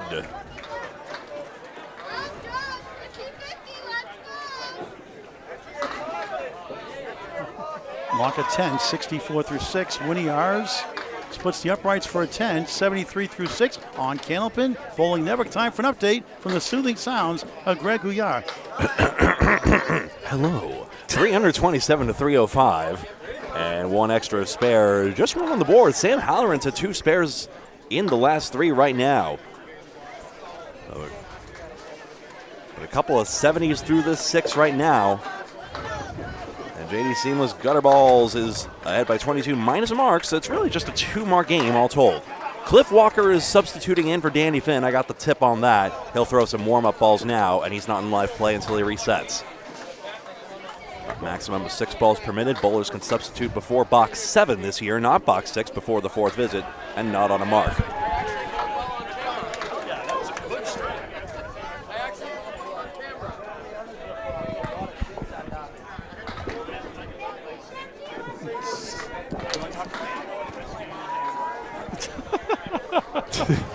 Do you want to share that? Yeah, Brian Full didn't want to do the interview. I told him, boo. But he's elated he got a good string on camera. Of course he did. I don't know.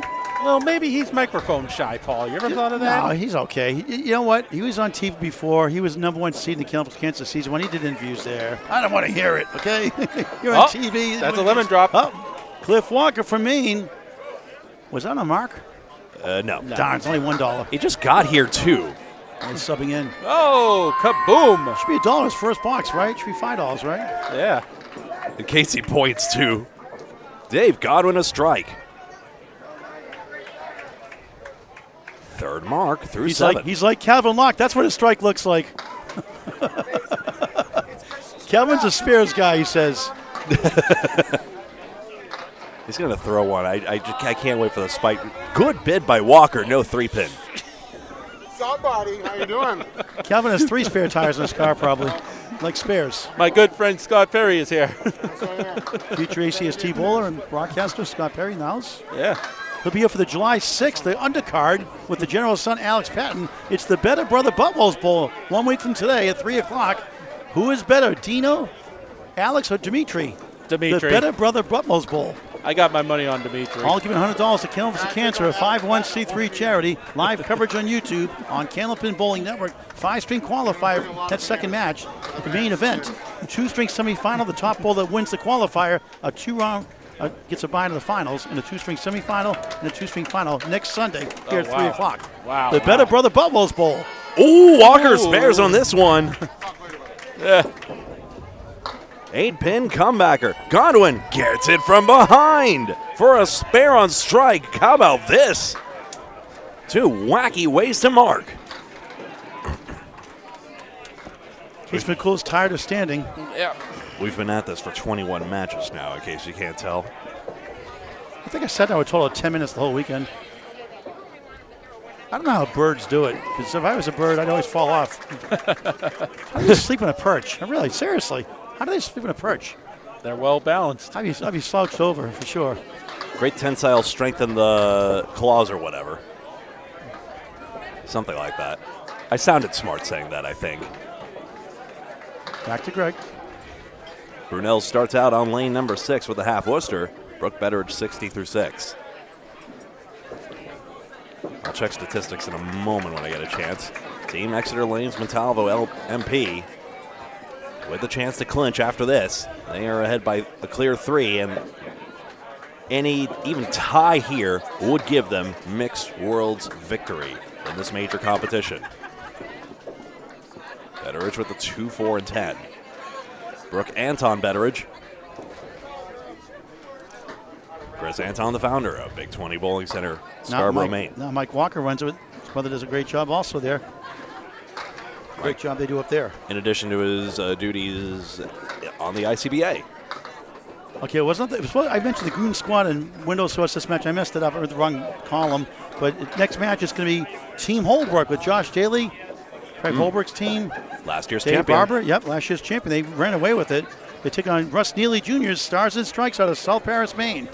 Officially our next match, I promise, on Candlepin Bowling Network on YouTube.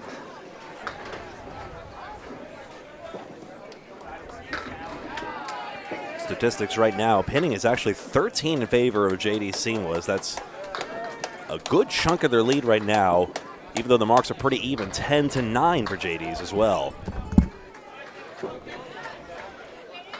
Brooke digs in, 4-7 with a plank. Walk the plank, Greg. Walk the plank, matey. So a chance here to gain another mark. Must keep it on the lane, of course, and it's good. Ooh, you saw that reaction there. She said few along with us all. Spare in the 8th for Brooke Betteridge. Picking up 2. Worth another look. Routine 2-pinner. Actual name of a game show. Hosted by Tom Kennedy. Go figure. What a bad name for a great show, unironically.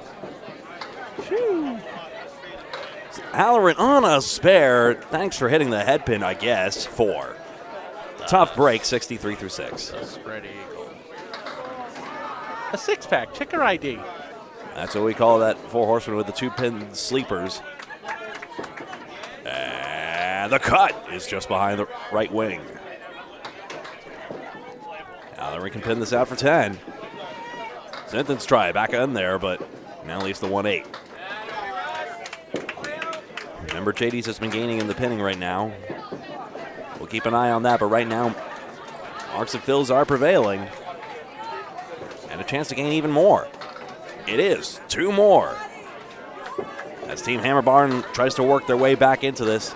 Up a banana split on lane 4. 15 boxes to go. Casey McCool alongside me. I'm Greg Gouillart, and alongside Paul Grant as well. He's multitasking, selling some Candlepins for Cancer merch, raising money for bowlers and their families in the fight against the costs of this terrible disease. Donate or take part by going to candlepinsforcancer.com. I missed Casey's banana split. I'm disappointed. Casey did not.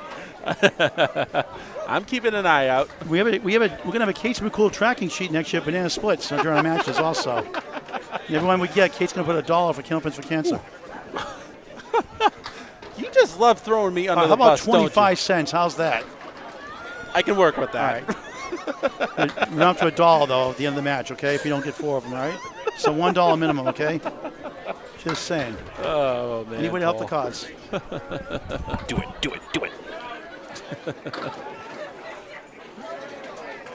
Paul did sales at Radio Shack for a living once upon a time.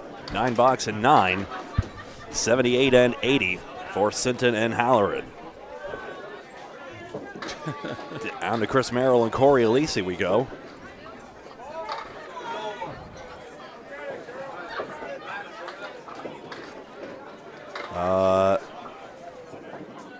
Nico's saying Exeter leads. That's not much of a lead, I tell you what. 5 pins, you're saying? Any bonus balls? But if results hold, if Penny Lane loses or Exeter Lane wins, or even ties at any point, it's all over. We still have this and 2 more matches to go. Merrill on a 63 half. Alisi with the 4 horsemen and the 10 pin. Right down the middle. Merrill rips out 3. Wow. Seldom do I see those 3 pins sabered out like a champagne bottle on the second ball. That's popping the cork. Yep. And what a nice 10 box that is. That's a wow 10. That is a 5-7-8 spilling all out. We're actually going to see both of these outs here. Alisi, of course, that's how third balls usually go. That's perfectly professional grade. But then the 8 pin goes to the 7 on Merrill's side. Half Worcester. Really?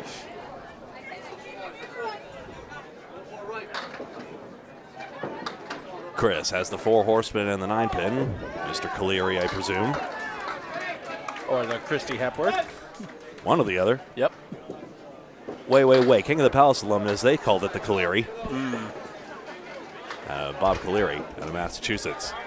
Ooh, right through the rabbit hole. All right, so pinning duel here now. Remember, that has created some of the advantage for JD's. Hammerbarn would love to claw some back.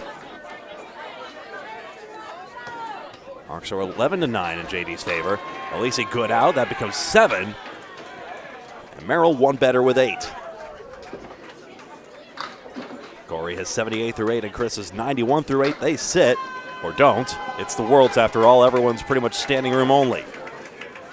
Nothing like it, the team atmosphere here. Everyone looking at your backs. It's even more so when it's all the guys at Men's Worlds and everyone's just like standing all the time. But you've got a mix here, but still, the energy is high here at Boutwell's in Concord, New Hampshire.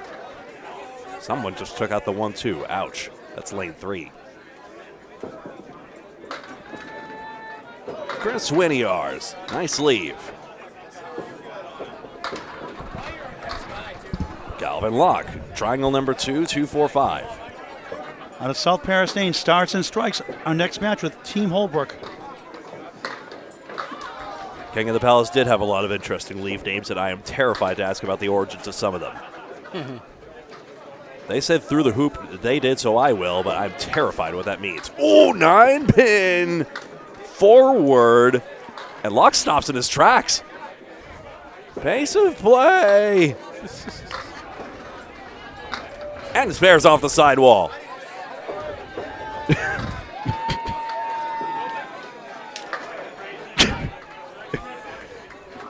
If you're all good friends, it's all good.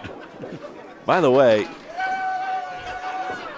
so yes, Winiar should have been on the 6-pin, simple as that, but surprisingly it didn't take anyway.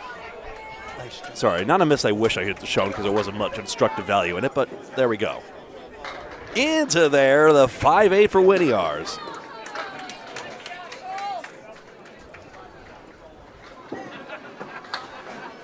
That's better. Down on the fill. The fill is high. 9 more, 83 through 7.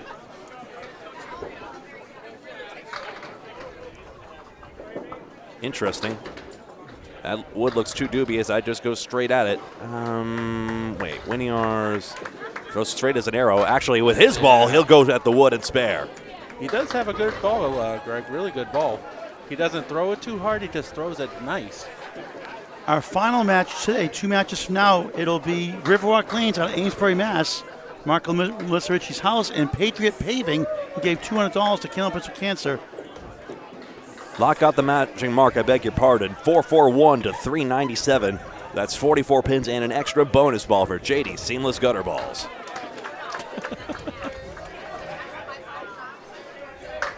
Top of the order, Dave Godwin on the right, Cliff Walker on the left. Cliff, and for Danny Finn has a spare, 73 in a ball. Dave Godwin also on a spare after a strike, 101 plus. This crosses over. It's a king still for Greg, making him happy. 6 fill. He's like, yay. 107 through 8. Crossovers lead the Kings. You make much more ado of it than I do, to be fair. I'm just making fun. It's good fun, of course. No doubt. I'm offended. It's okay, Greg. Got It's behind. okay. Walker's fill was 477 through 8. So I have Gabe Walker here in attendance. Got one about 3 years ago. Was in the main state playoffs this year. Made an upset. Beat the #1 seed, I believe, early in that tournament. That's Cliff at 10, 87 through 9. Dave at 9, 116 through 9. Gabe.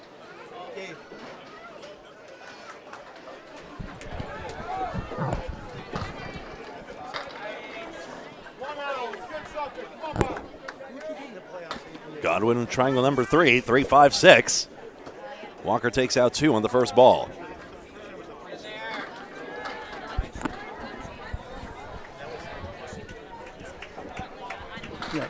Yeah, Gabe Walker beat Shannon Scribner. That was an upset in the playoffs in the main states. No spare for Godwin, just wide on the triangle. Good string, though. Trying to get to 126. Walker, good effort. Falls short on the 9. Sorry to string that on. That's like string betting in poker. I can't just add on once I've completed my You motion. have to string it on. It's Candlepin Bowling. JD's is pouring it on. Godwin object pin for 9, 125 string. Walker 10, combined with Danny Finn, 97 string, 8 box to go. Greg Gouillart will start off the next match, the first 2 boxes, with Stars and Strikes and Team Holbrook. Technically just named Holbrook, formerly Coca-Cola, who he works for. Holbrook not bowling, coming back for an injury. And his Friday Night Pro League team did pretty good still. Fell short. Always the running. Brooke Betteridge, 78 in the ball.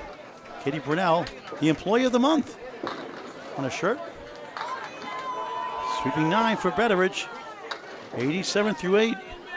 Brunell pounds 9. If there's a king, there's a queen, the 5. And in the wise words also on the back of Hammer Barnes' shirt, if you've hit the flamingos, you've gone too far. Betteridge missed it. She's like, darn. Spare 6 in the first, spare 9 in the 8th. Longtime doubles partner over 30 years with Amanda Carroll. They've won so much together. Ooh! Doink, doink, doink, doink. Doink, doink, doink. Oh, wasn't there for Betteridge a 9, 96 through 9.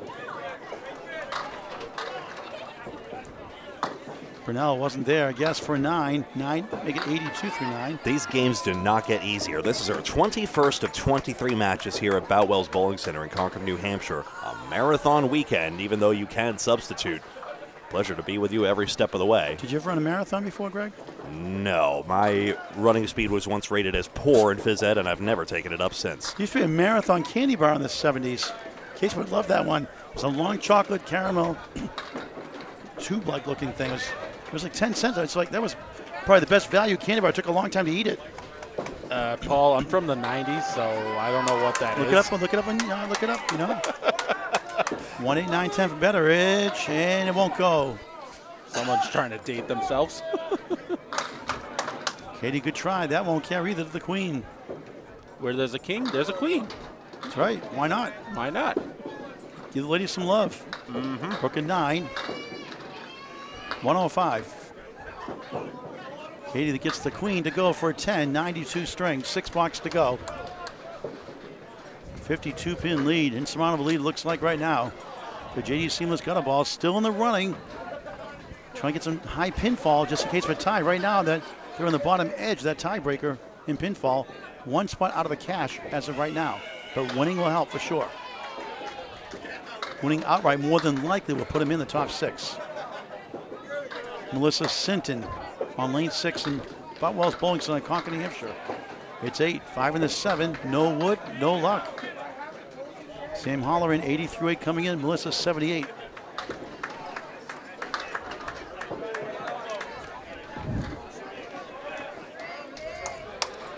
Southpaw ball threw it away, non-purpose. Sam, object pin doesn't carry. Is it? Again, we've said Halloran many times on the stream. I see the O there, but it is Halloran supposed to be, right? Going off you. I don't know. That's what I call Sam. 8 and 8. Sue also bowled in this tournament. Right. She bowls a face on the women's 220 doubles event every year. 4th annual, September 6th. Let's go, ladies. Looking for about 11 more teams. I think 9 unofficially. 13 officially signed. I think 15 already have signed up, but not officially yet. As the website was down, they signed up regularly on a regular chat post. We want you to put on our website, Candlepins number 4, cancer.com. September 6th, 9:30 start. Women's 220 doubles event, 4th annual, sponsored by Candlepins for Cancer. Sinton staring at the queen. The queen is gone. For a 10, 96 string. A tough 4 there for Sam. 90, well, she got a ball to go, actually. Yeah, that was a spare. I thought it was a spare. They put a 10. Yeah, that was a spare. Yeah, okay, they put a 10. I thought it was a spare. All right.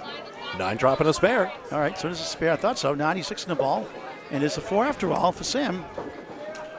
So 92 it is. So, Paul, you doing that mixed doubles that's going on at the 1-7-10 in Augusta? No, actually on vacation that weekend, so I'm not going to that one. Oh, you're not doing the one in August? Yeah, I usually do, but at the time I didn't think of it, so I thought it was the last weekend, but yeah. I got the 9-pin rollaway that other weekend too, so yeah, won't be able to go this year, unfortunately. 4 blocks to go. There it is, 104 for Melissa Sinton. Nice finish, spare 8.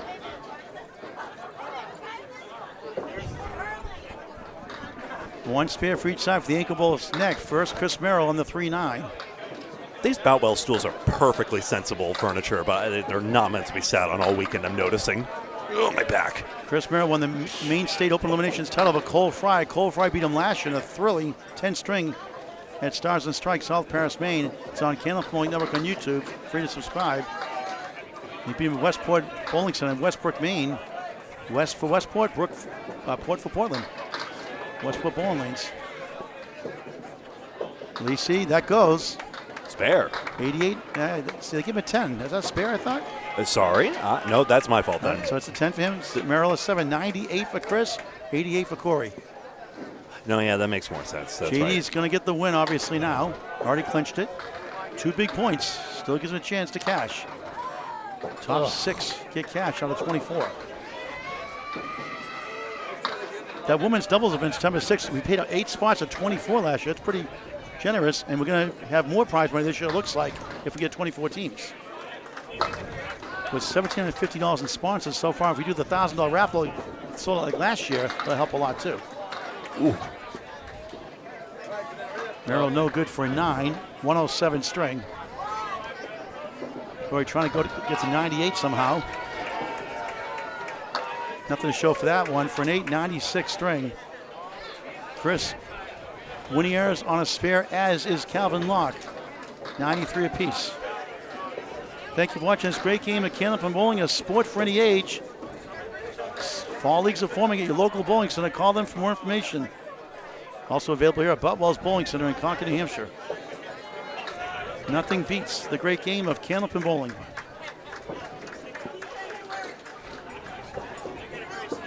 Locke buries the head pin, but splits 3 and 1. 6 won't fall right. Ugh. 2, 4, 7 left. 99 through 8. Rolling Wood didn't take the 6 either. When he has smooth ball, but he goes right, and he gets 4. 97-8.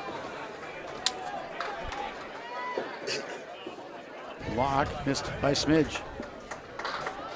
Didn't need to get in this situation. Chris picks up the head pin. He can't get to the East Coast. East Coast, West Coast.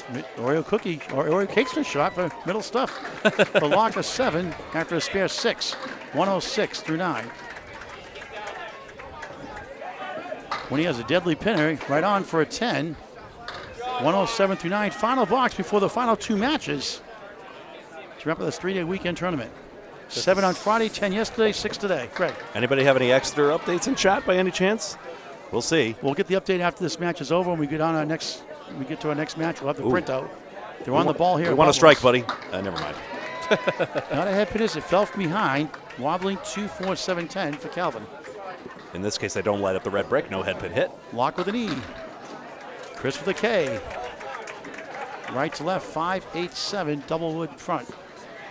K wrist and lock A. Got it. The suspense is terrible. I hope it'll last.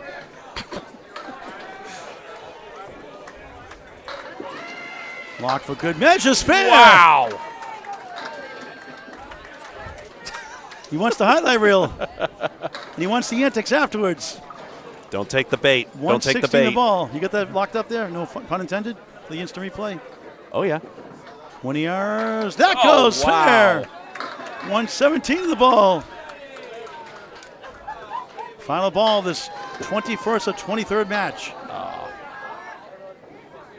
Such a character, Calvin Locke. Chris is too.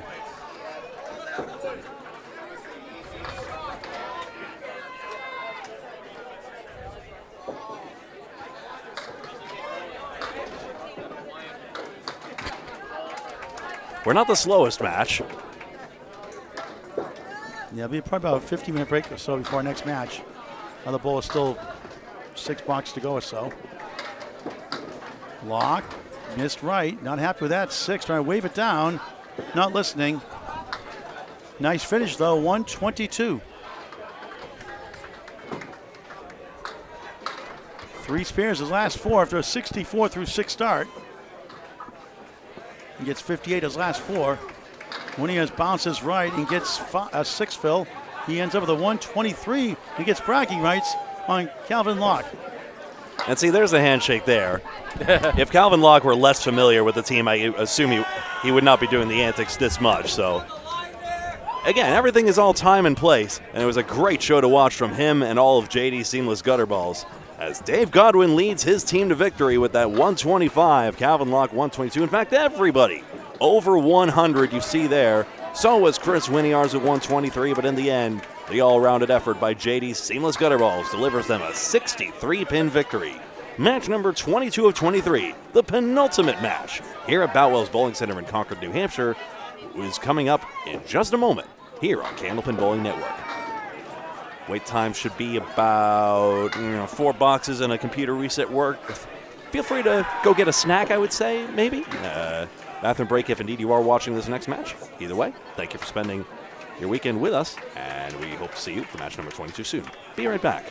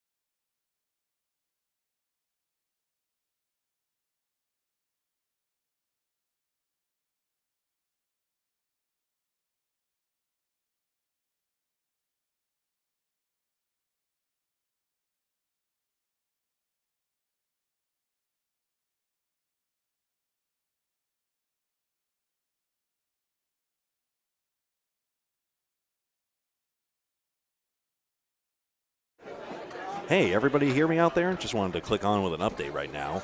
Just Exeter lost, and Penny Lane and Huff Power Sports both won. That is to say, the first place team won, and the tied second teams, or no, the first place team lost, and the tied second place teams won. I beg your pardon. That means now we still have game on for first place. Still a possibility of a one-string showdown if it remains tied. Any tie by Exeter Montalvo still clinches in these next two matches. If that doesn't happen, and either of Huff Power Sports or Penny Lane gets 2 wins against those 2 losses, they now hold. So watch the space. Exeter is still the heavy favorite, but is no longer prohibitive. We'll be right back with match 22 of 23 between Team Holbrook and Stars and Strikes in just a moment.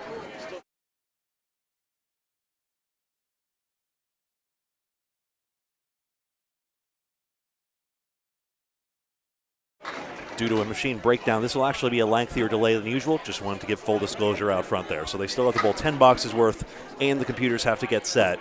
So we'll be delayed accordingly. As soon as we click on, I'll try and give updates as best as possible, especially when we see the computers click on. That'll be kind of the cue for get back in here. Really appreciate you guys, and we'll see you in just a moment. Keeping it live here.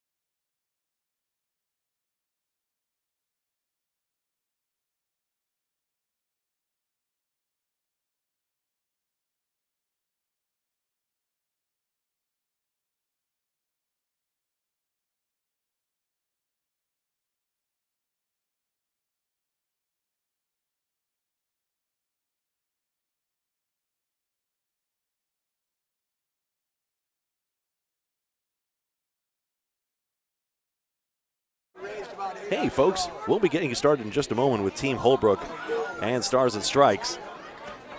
In this penultimate matchup, match 22 of 23, computers are clicking on now and we'll get started in just a few minutes. These are the lineups you have to look forward to. Aaron Needham, Mike Salona, Bob Whitcomb, Josh Daly, Dave Barber, and Cole Fry, Kelsey Layton, Shannon Scribner, Russ Neely Jr., and Scott Sparks. We'll be right back in just a moment.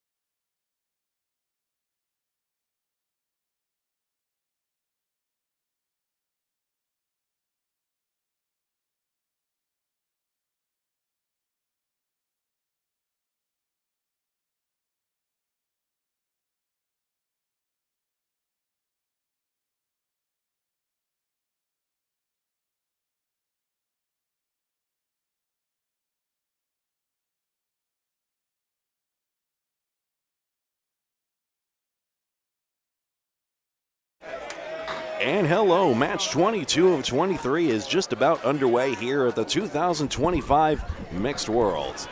Penultimate matchup, Aaron Needham and Cole Fry, left and right as we get underway. Paul, Candlepins for Cancer just got a huge influx. Tell us more. Well, the bowling ball, oh, there goes Cole Fry. What a start, strike. Aaron Needham.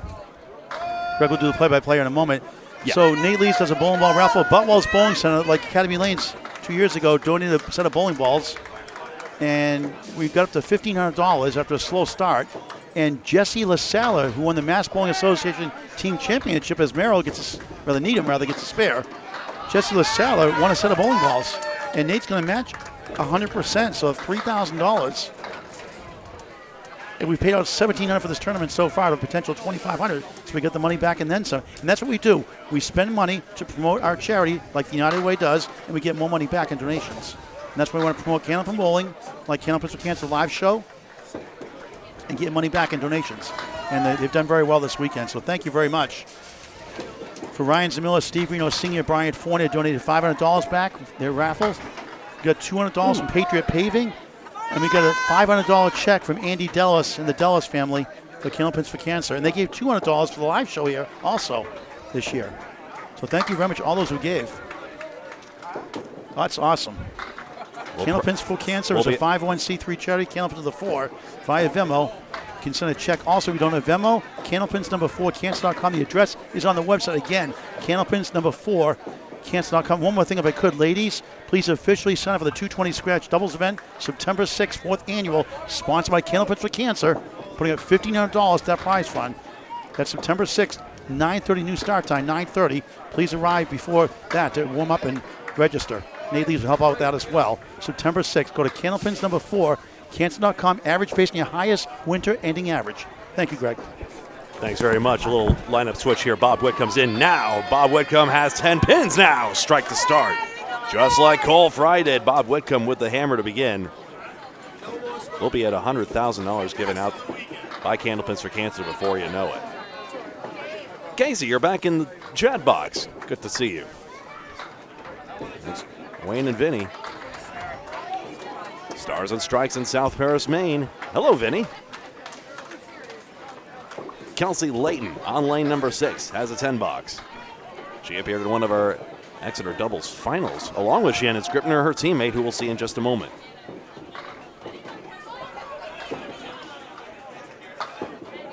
Bob Whitcomb, Channel 5 alumnus, Hall of Famer, everything ever.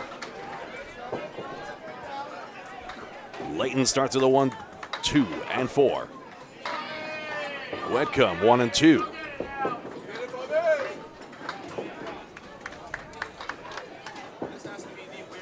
Dave Holbrook, as in Craig Holbrook. He's injured at the moment, but is not done with bowling.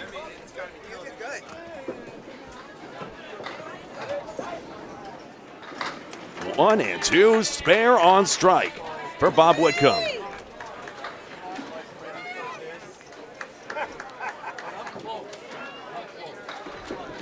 Bob Whitcomb also has appeared on both Stars and Strikes and on the Comcast show. Todd Holton, the late great Dan Murphy, former owner, here at Boutwell's Bowling Center in Concord, New Hampshire. The Dellis family have been fantastic hosts all weekend long, and we personally appreciate their accommodation so that we can bring these great bowlers onto your devices. Game recognized as game. Shannon Scribner and Amanda Carroll, two of the best women in the game today. A lot of folks will say ladies. I'm a little skittish of that term. I'm a little worried about how old-fashioned it is, but I will say ladies and gentlemen sometimes. And either way or no way, happy to have you aboard. 1, 2, 4, and 7, and 1, 2, and 4. Scribner just wide of the head pin. My name's Greg Gouillart. I've been alongside Paul Grant. Casey McCool got sucked back into the chat box vortex. He's here with you all as well. Thank you very much for watching the Candlepin Bowling Network. That's fair. Carroll's hand was behind the line, but does not get the head pin.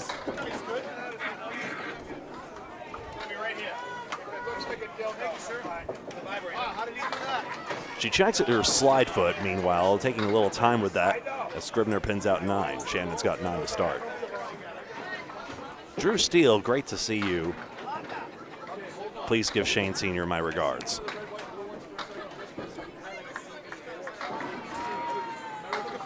Amanda again stumbles at the line, pins it for 10, but continued concerns as she now checks the slide area.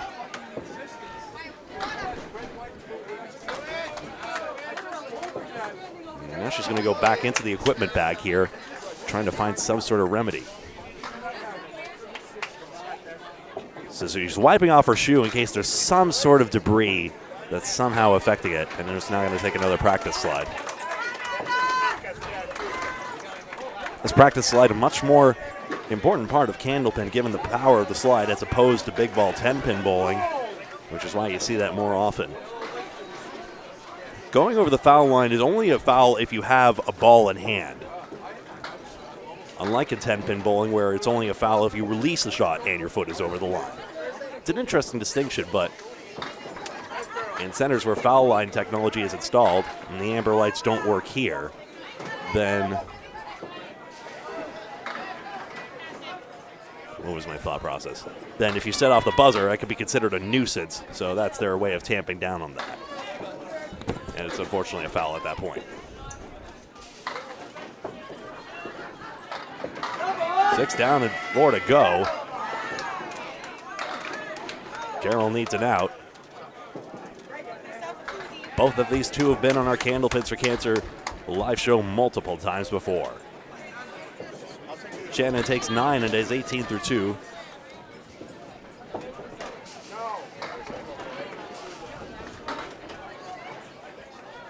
Carroll checking the slide foot out again. And she gets an 8. 18 through 2.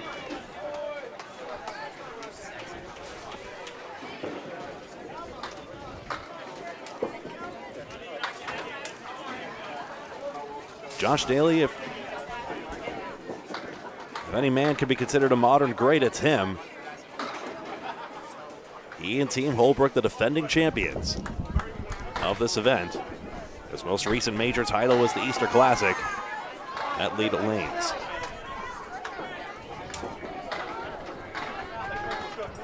Spread eagle for Neely to start. Neely's own Stars and Strikes, if I'm not mistaken. Greg, good updates here. Daly's in there with a diamond. Go ahead. All right, so still number 1 is not clinched. The magic number is 1 point. a tie. To clinch number 1, Exeter Lanes. 34-8. They need 1 point or 1 point loss from Penny Lanes and Huff Power Sports. Penny Lanes second has a tiebreak with Huff Power Sports. Exeter Lanes 34-8. Penny Lanes 30-12. Huff Power Sports 30-12. Penny Lanes has them by a decent margin on pinfall. Team Holbrook all of a sudden rallying to 4th. Here they are. JD Seamless gutter balls go from 7 to 5. Central at 26-16 each. Central Park Lanes, the last cash spot right now at 26-16 outside with need some help. Pub 125 also 26-16 and Riverwalk Lanes down to 8th at 26-16. Narclones 24-18. Academy Lanes also, and Stars and Strikes here 24-18. They need to win and maybe get some help to cash the top 6. Other scores, High Rollers 23-19. New England Floor and Backsplashes 22-20 with Hammer Barn. Harry's All-Stars stronger together. The Window Source 20-22. Goon Squad 16-26. Drywall Concepts, tough weekend for them, usually up the top, 14-28 with Underrated and Overlooked. 1-7-10 Hurricanes of Augusta, Maine, 12-30. Marquardt Ford of Holyoke, Mass. and Western Mass, 10-32. Patriot Paving, 8-34. Skinner's Bowling and Repair, 7-35. Hammer Barn still has the series, 671 total for a string. Exeter Lanes 632. Penny Lanes replaces Riverwalk now, the third at 629. For the men's, Corey Smith has the high single, 167. Joey Lister and Joey Hutchinson also at 165. Josh Daly, 125 average now, one ahead of Jeff Surratt's 124. Aaron Fontaine at 123. Yep, and for the ladies real quick. Tina Wood, high single, still 164. Amanda Carroll moves into second, 157. Jeanette Southall, 151. Wrapping up averages, Madison Rive at 112. Amanda goes from 108, recently up to 111. And Glenn McKinley third at 109. So a lot on the line Dave Barber here. a strike. Sorry, Craig. A lot on the line here.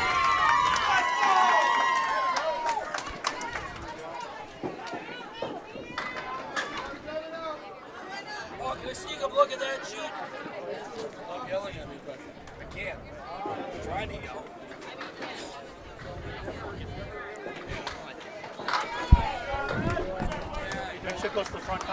So a strike for Barber. That picks up actually 6 pins, excuse me. And a 2-mark swing for Team Holbrook in the early going as they try to climb up the cash ladder, if not repeat as champion, which they cannot. Only Exeter Lanes can. Any tie, Exeter Lanes takes it.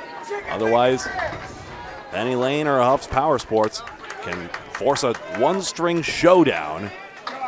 And at one point, Holbrook's team was under 500, unthinkable. And they have rallied all of a sudden, coming to life. Championship pedigree for sure. Last year, Team Holbrook only lost 2 games of the 23.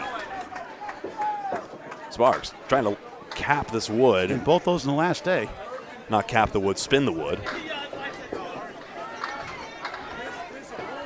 Final match today scheduled Riverwalk Lanes, the 8th seed, and Patriot Paving, who gave $200. Candlepin Cancer, our final scheduled match today.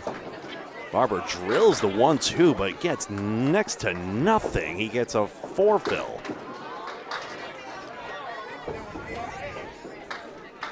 It's still a 10-pin gain in the first. Sparks pins out well for 9. And that gains 3 right back. So all told, it becomes a 1-mark swing.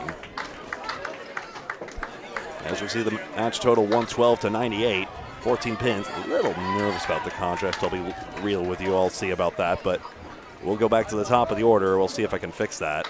112-98, you see, it's a 14-pin and 1 spare advantage right now, and indeed 4 marks to 1 in this match. Aaron Needham, first strike, 9. 9 pin left up. Cole Fry, one of the great young bowlers in Maine. Won the open eliminations over Chris Merrill at Stars and Strikes, where he bowls in one of the places he bowls in South Paris, Maine. Thrilling match on Candlepin Bowling Network, 10 stringer last year. Chris returned the favor this year by winning him against him as Needham a spare. And Fry with a 9, that won't go. Aaron, spare 5 in the first, spare in the third, 34 in a ball.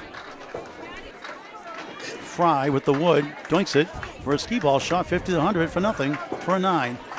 38 through 3.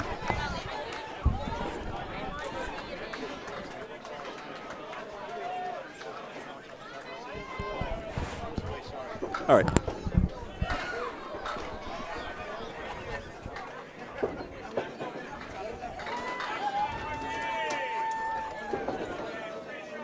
Nice ball, 8-7, Will down, 6 to 10, double wood to help. On the spare. 42 through 3. Oh, he steps up at the big time. Front of the mark. Yes! 2 in a row, 3 out of 4 for Aaron Needham. 52 in a ball through 4. Fry, what a try.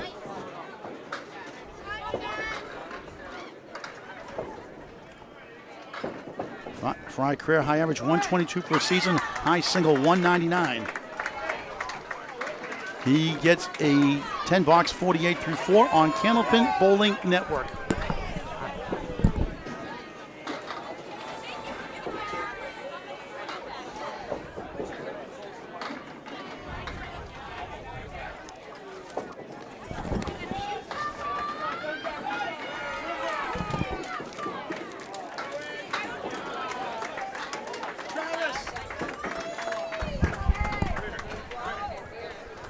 Hall of Famer Bob Wickham. True gentleman. Fierce compared to the lane. What a great guy on and off the lanes. Strike now a spare. Crosses over. It's a diamond right. 36 through 2 as Kelsey Layton won the Maine State Open Elimination, or the APH average for handicap eliminations. Watching some of our matches with Michelle Atherton on Candlepin Bowling Network and YouTube. Wickham right behind the king, denied 3 in a row. Kelsey up here at 10, trying to go for 3 in a row, but in the ocean for an 8. Losing a mind in that one, 28 through 3. Greg will call boxes 5, 6, 9, and 10. Holbrook at 10, 46 through 3. Out of Webster Timberlane's Lucy's Pizza Bar in Abington, Mass. Home with a must-have, delicious, scrumptious, delicious chocolate chip cookie pizza. Congratulations to Webster Timberlane's owner, John Pumphrey, now the vice president of the ICBA, International Candlepin Bowling Association. Over it, bounces 6, 7, 8. One of the two, not a bad leave. Kelsey Layton off to the left from Big 20 in Scarborough, Maine. That's 5.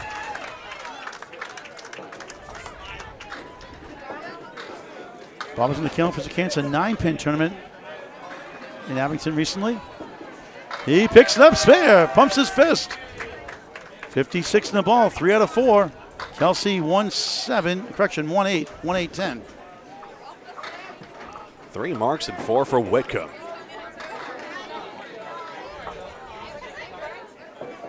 Kelsey's had thrown a 3-bagger in the past with a 9 fill on it. That's a 7 that time, 35 through 4. Middle of the bowl is a 5. Amanda Carroll on the right. Trying to challenge Madison Rye for the top average. Shannon Scribner left. Both Big 20 bowls in Scarborough, Maine on Route 1. That's just like last year. Riva Carroll Ward was the high average last year. I keep saying that. I keep forgetting the men's. I'm so sorry. The men's what? The men's high. I'll figure it out. Oh, sorry. It's Josh Daly right now. Josh Daly right now, yeah. Did he get? He must have gotten it last year, you would think. Amanda Carroll, I'll check my phone here in a second. I took a picture of it. Carroll, 2 wiggling 4. Wood in front to help. Now you're calling. I got it. Scribner on the crossover from South Portland, Maine. She's got a reverse triangle. That's the 4-8-5 left to right.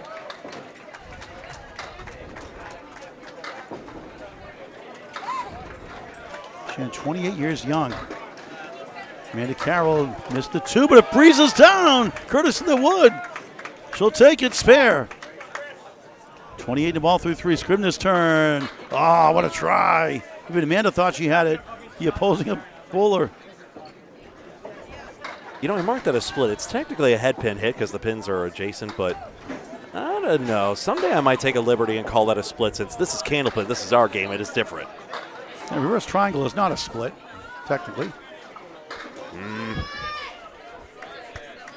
Shannon takes a 9, 3 nines, 27 through 3. This is match 22 of 23 overall, match 5 of 6 today. And of course, we've got live wood in our game, so splits are always a messy concept anyway. Corey Packard had the high average last year with 128. Corey Smith, that's Corey with a C, 127. And Justin Waters and Matt Harnett also with 127. And a right side, soft hit 3. Scribner, a nice ball. It's 7, 6 middle, 9 left, 10 right. 2 pieces on the deck. Rhythm bowl, Amanda Carroll. Nice ball, flies over the 610. Fogged out, wouldn't come down for a landing. Lots of records, Maine States, so much he's won. Scribner's won a lot, 5 straight Maine Open eliminations till last year or so. Gets a spare. 37 the ball through 4.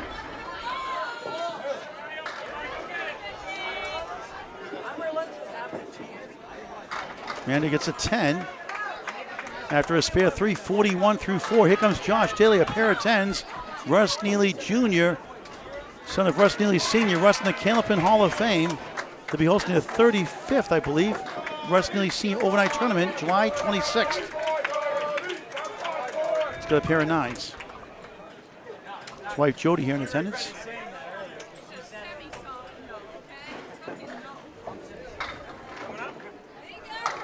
That should fix the contrast. Daly's high single, 199. Too many things to list today.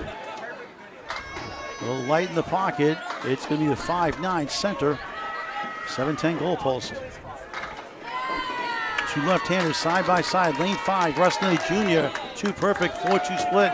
Now a big break as the 4 flip-flops into the 2 for a mini break. That changes here. Daly with the wood. 7-pin hit, it falls. Spare. Neely on the 10. Ball left. Russ, 56 years young, from South Paris, Maine. 8, I think. That's an 8. That's the 3-9 left up. So it puts him at 27 through 3. 5, 7, 9, and 10. And that wood takes out the 7 last. He's the co-owner, technically. His wife Jody, the other co-owner. Was in the military for 15 years as a Navy fire control chief. Nice.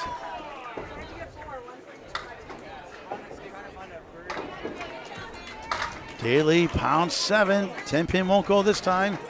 4-7 left. That's on a spare. 37 through 3. Neely, a chance for the 1-2. Wood in between, rolling away.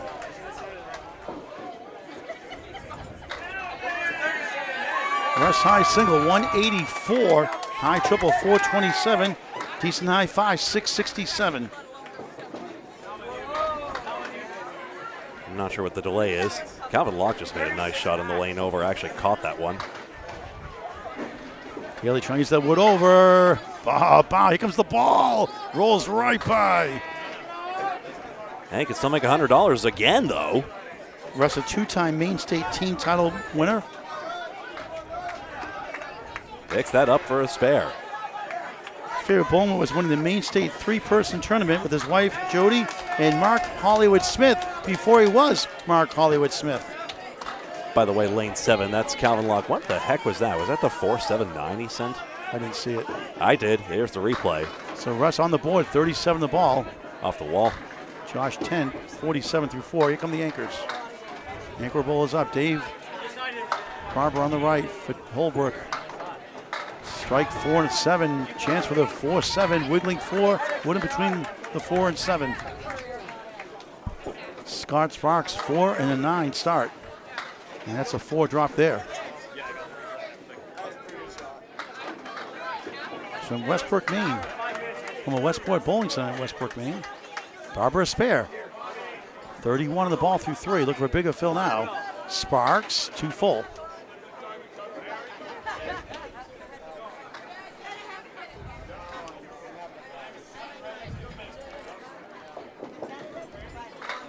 gets the 10, 23 through 3. Greg will have an update after the next box, and we'll do the play-by-play for the next 2 boxes after that. What do you want? Paul Grant, did you see that shot? No. You didn't see that shot? No, I was looking at my notes. And Paul. Did you get the replay on that? Paul. Oh, yeah, I Can showed you go it. back and see it still? Hold on. Paul, Is I Dave can't Barber believe- unimportant to you? I can't believe you missed that Hey, shot, he's Paul. on the monitor. I'm on the notes and technology. He's on the technology. I'm on the yeah, notes. Sure.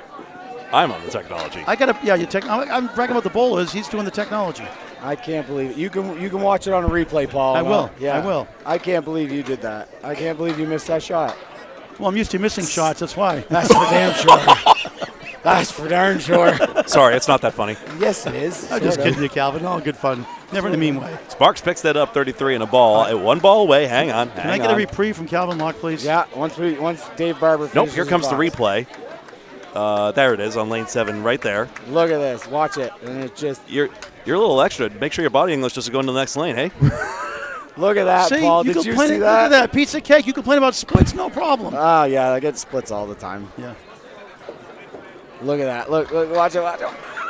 Calvin wants to, Nico, put in the highlight reel, please.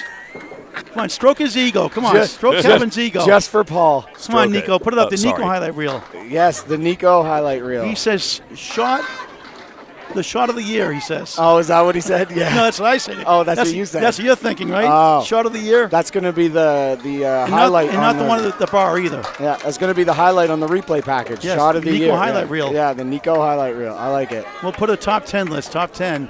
They'll probably come in 11th. Enjoy, Paul. Thanks, Calvin. a top 10 shot in 11th place. Yeah. Fry made that 7-8 split for a spare. And Greg with the play-by-play. 12 bucks on Needham's side, unfortunately. So Fry with a chance to start closing this gap in for Stars and Strikes. Watch all those open marks they have there, even though Holbrook is running away with a pinfall right now, but this fill is high. Cole Fry through 400 on the world's final stage. 67 half. And a head pin hit. It was a split spare, but the wood was bridging the 78 in fairness. It's near New Haven, Connecticut, Woodbridge, Connecticut. Hello. And another one, 77 in a ball through 6. Oh no, Aaron was just wide on that one on the 5 and 8.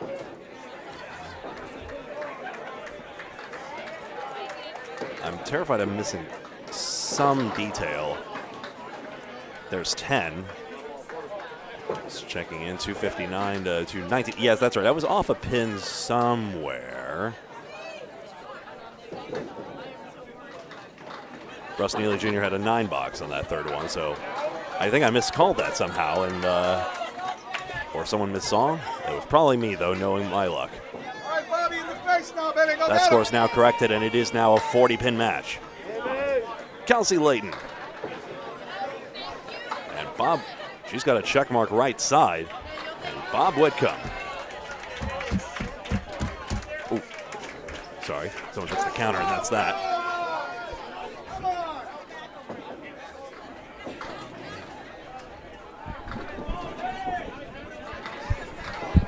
Layton a spare.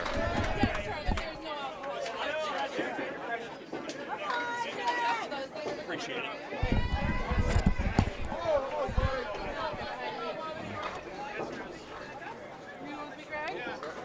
Kelsey Layton, 45 in a ball of the half. Split doesn't work out for Whitcomb.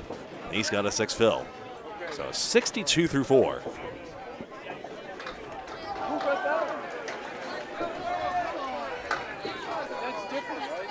And an 8 box for a 70 half for the Hall of Famer.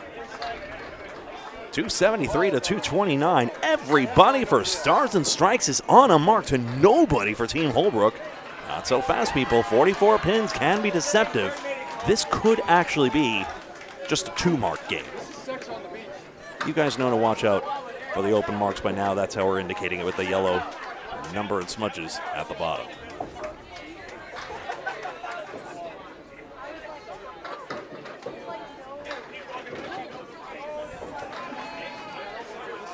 Layton takes it. Now just 4 on this one. Wickham on that 70 half. Interesting. Does that wood actually cover the 4-pin is the big question. It may be angled too severely for it to work out.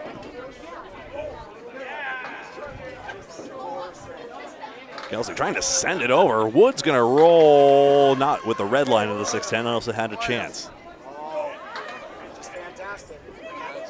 Bob just into the 8-pin. 44 pins, -5 though. Lane's going to take 10 on this after a spare 5. Sorry to be sluggish on these score updates here. Kelsey working a fine power string, 60 through 6. Bob Whitcomb, 78 through 6.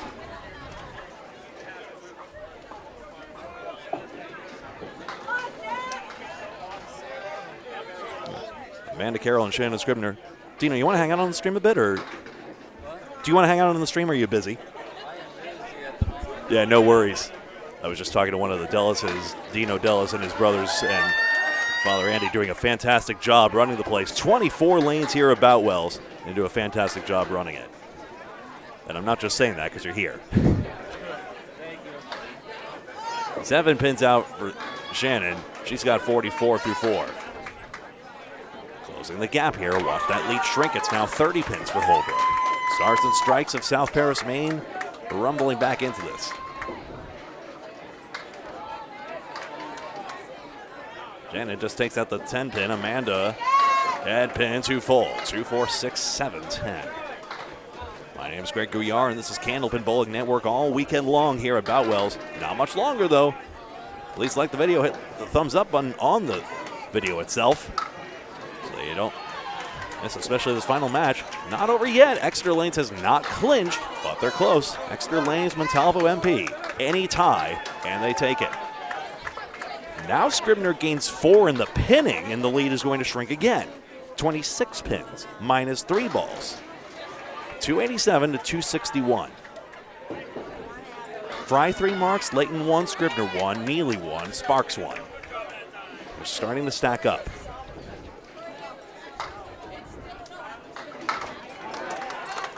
Everybody on Team Holbrook has at least 1 as well. Not the ball Scribner was after. 4. Wood might be too flat to spin, we'll see. Outpost for Amanda Carroll. Aaron Needham, a 3-mark half, as well as Bob Whitcomb. Close 7-pin, gets over, and Scribner spares, and Stars and Strikes again stack a mark on top. Amanda needs a response, and it goes over the top of the 7-pin. I think it got a piece of it and still didn't take it. Unbelievable break for the Aqua squad. Another pin.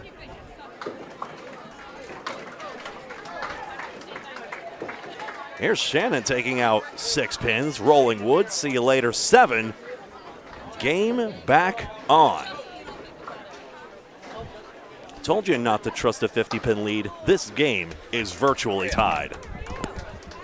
All right, Greg, I'm going to give the roving report of a lot of this match. Exeter Lanes late in the 4th completed boxes. They're up by 17. They need 1 magic number, 1-point win or tie or loss for anybody else. They clinch number 1.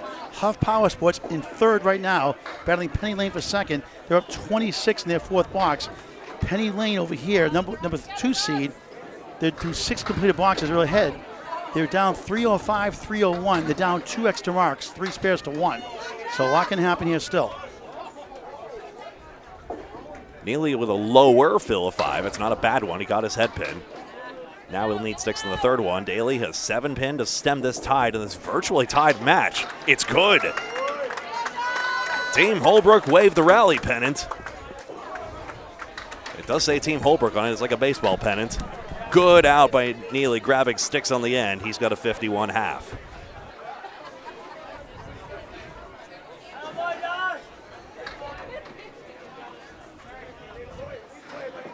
You may have seen that somewhat. We'll see if we can get it. You'll need it a little higher next time if you want to get it on camera. Next frame, maybe.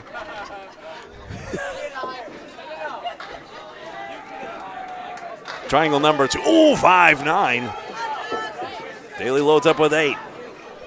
Holbrook does reverse the trend here. Still within a mark. Daly Jr. has triangle number 2. He can tie it back up. Lost the handle. 5-9, tougher for the lefty, and he chops it. Tough to access that 5-9 pocket. Both he and Craig Holbrook himself, the Hall of Famer, hopping mad about that one. Daly Jr. even par, 60 through 6. Daly same 9, 74 through 6.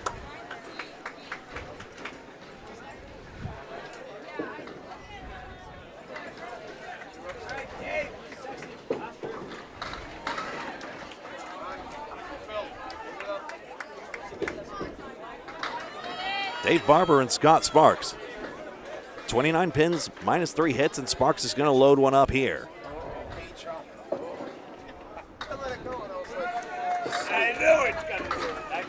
He got on his head pin at 6. Halfway down there, you know it's going to be. Did his job. Come on.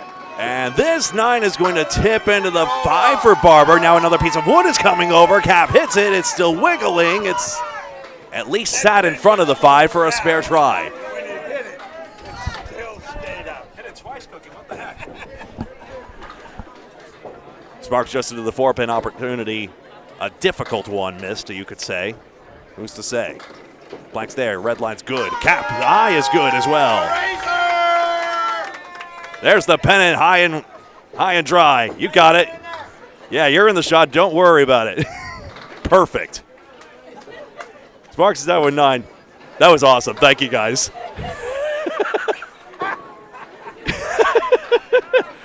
You should do it. If Craig Holbrook was the pennant bearer, it'd be even better, as it was. Team Holbrook reversing the trend there. 24 pins for Holbrook, minus just 1 mark now. 333 to 309. I think Barber got that head pin. I'll just give him credit for it. I know he's getting exchanged to vice president of the Friday Night Pro League, but I still want to be in his good graces. 6-pin gets over. It's a 20 bucks. Give it to Craig. There he is. Look at him go. Team Holbrook with a 20 bucks from their anchor, Dave Barber.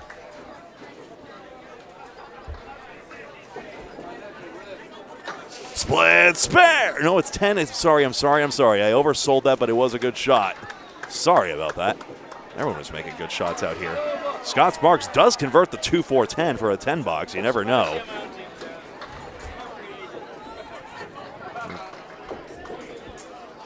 Hey, bud. 353 to 319. 34 pins up, minus a bonus ball. Razor. So now Team Holbrook with more of an advantage. The rallying, they rally back into it.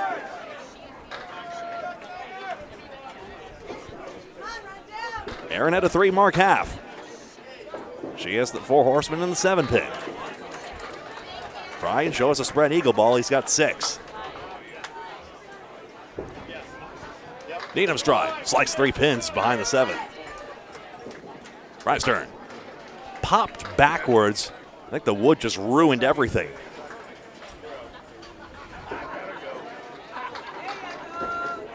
Fry's a recent newlywed. Congratulations to him and Courtney.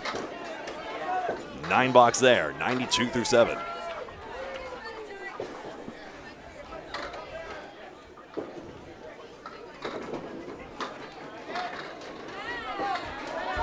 Festive atmosphere continuing here. It's a tough grind. Tiger Jordan got a late fall in the head pin for 4. We saw the pins. We didn't see him, unfortunately, but still. Team Holbrook battling for some cash here. They can still move up the standings here. Tiebreaker is pinfall as well, so you want to keep in mind every stick counts, especially for them down the stretch. There's the strike's a tougher go of it, but I wouldn't count them out of the money either at this rate. 5 places pay out of the 24. 2-4 into the 9 spot. No spare for Fry. Good bid.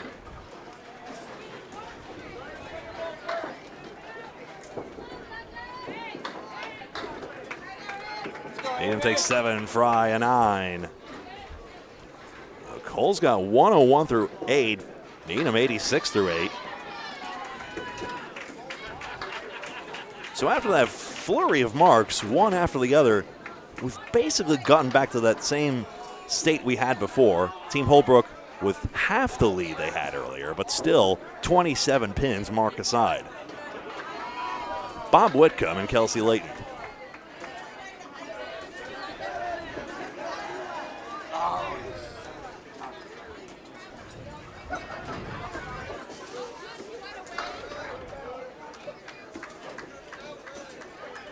Bob Whitcomb's waiting because Melissa Sinton just heard the Pink Panther theme being sung by her teammates and has no idea how to deliver the ball with a straight face now. That's J.D. Steenle's gutter ball, as usual. Whitcomb head pin, 2-4-5. All right, Jack, let's go, buddy. 7 pins for Layton.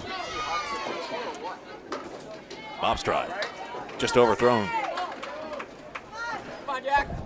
Stay hot, kid. Ball's been checking around everywhere as we see these third here. balls here. Extra Lanes now leads 223-186 through 4 completed boxes. They tie or they win, or Huff Power Sports, the third seed, and Penny Lane, the second seed, tie or lose. They clinch number 1. Huff Power Sports tied for Penny Lane for second, but losing in total pinfall. Right now, through 6 completed boxes, they're up 44, 336 to 292. Penny Lane to our right, 6 completed boxes, down 305, 301, down 4, and down 3 spares to 1 also. So once again, Exeter leading right now by 37 through 4 completed boxes. I'll keep going. That while could you do this. That could be the ball game, but it's not over yet.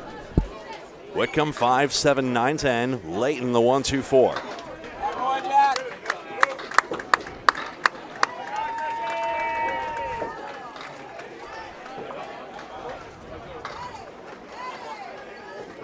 Whitcomb in.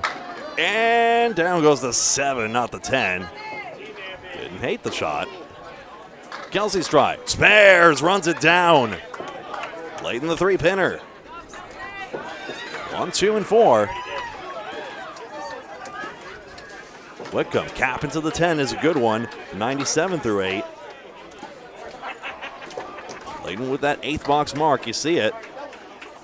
With her curling ball, it nestles nicely into the 1-2-4. Over to Shannon Scribner and Amanda Carroll. Formidable duo these are. Right on our very lanes, both out of the state of Maine. Holbrook's got pieces from all over, some Massachusetts pieces mostly.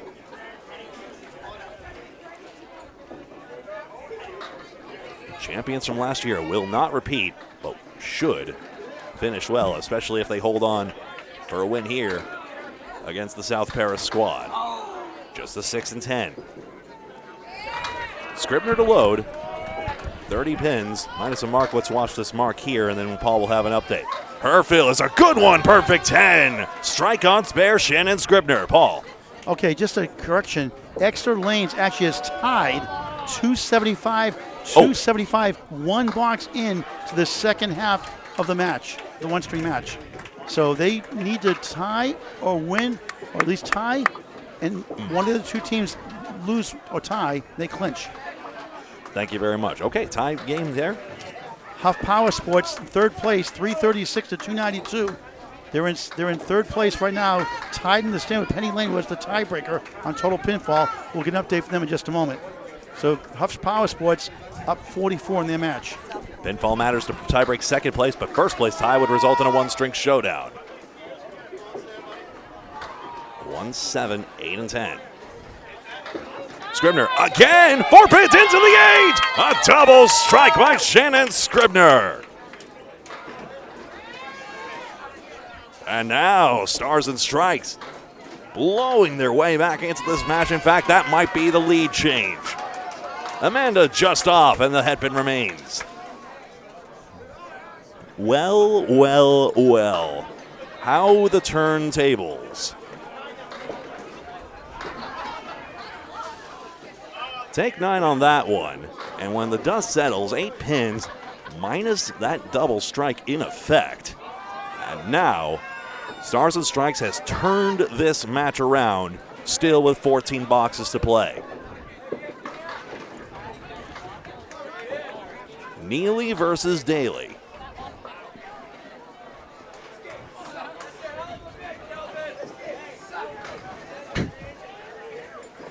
One bowler uttering the thing on every bowler's mind. Daly, he wants some. He's got a strike. Seems almost routine what that man, doesn't it? One of the hardest and most accurate throwers in the game. He's got that one. One of his accolades I don't mention often enough is Atlantic Candlepin Singles Tour victory. Could not make the time commitment this year as Neely comes close but does not spare. Defeated Joey Lister in that final at Harvard Lanes. Final to be determined this time around.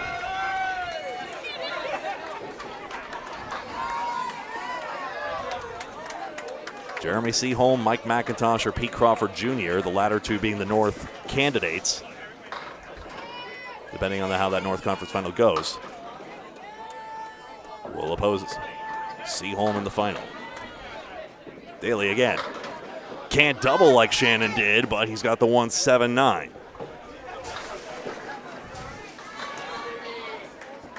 Daly, the 1-3-7-10.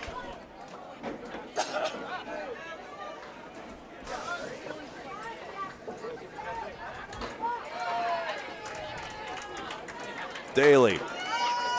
Josh only gets the 1-7 on this one. His fill is 9.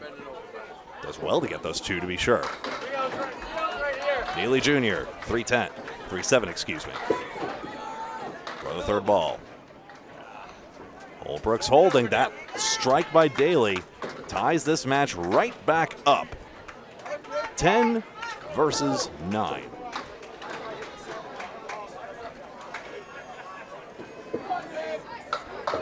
It's the next ball and Shannon Scribner's double strike that it's going to tell the real story here. Got a good one here, Paul, but as Dave Barber and Scott Sparks step up, what do you have? All right, extra lanes. We had a big lead.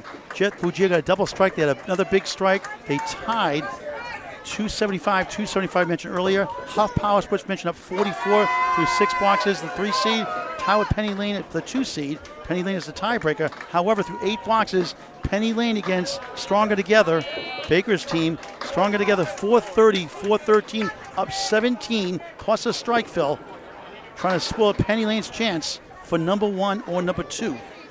So Stronger Together up 17 plus the strike fill. Barber dismayed with that one. Wood twirled around, didn't take it. Sparks spares. Stars and Strikes, another mark. We're tied again.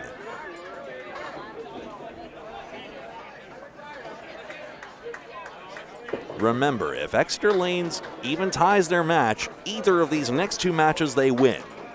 Otherwise, a 2-0 effort by either Penny Lane or Huff Power Sports forces a 1-string showdown, which we will endeavor to bring here on Candlepin Bowling Network, depending.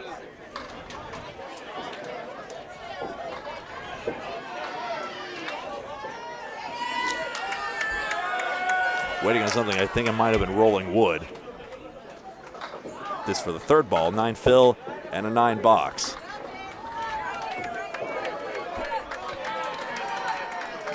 Excuse me for being belated on that. 26 pins minus 4 marks.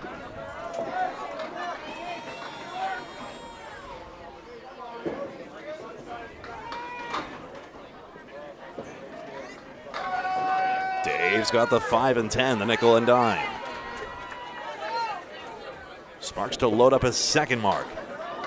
Just off target. Great mix, though. Get overhead pin. Thank you. 3 and 7. 8 drop.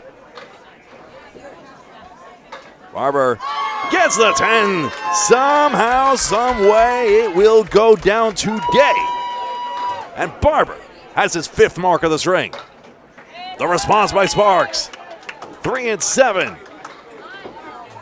This match is going to go down to the wire, it would seem. Or at the very least, every single bowler that gets up now will have the chance to change the course of it. 4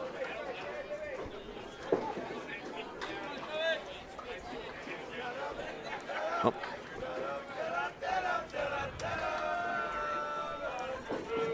$4-6-4 to 4-4-6. It's 4-6-5 to 4-4-6 because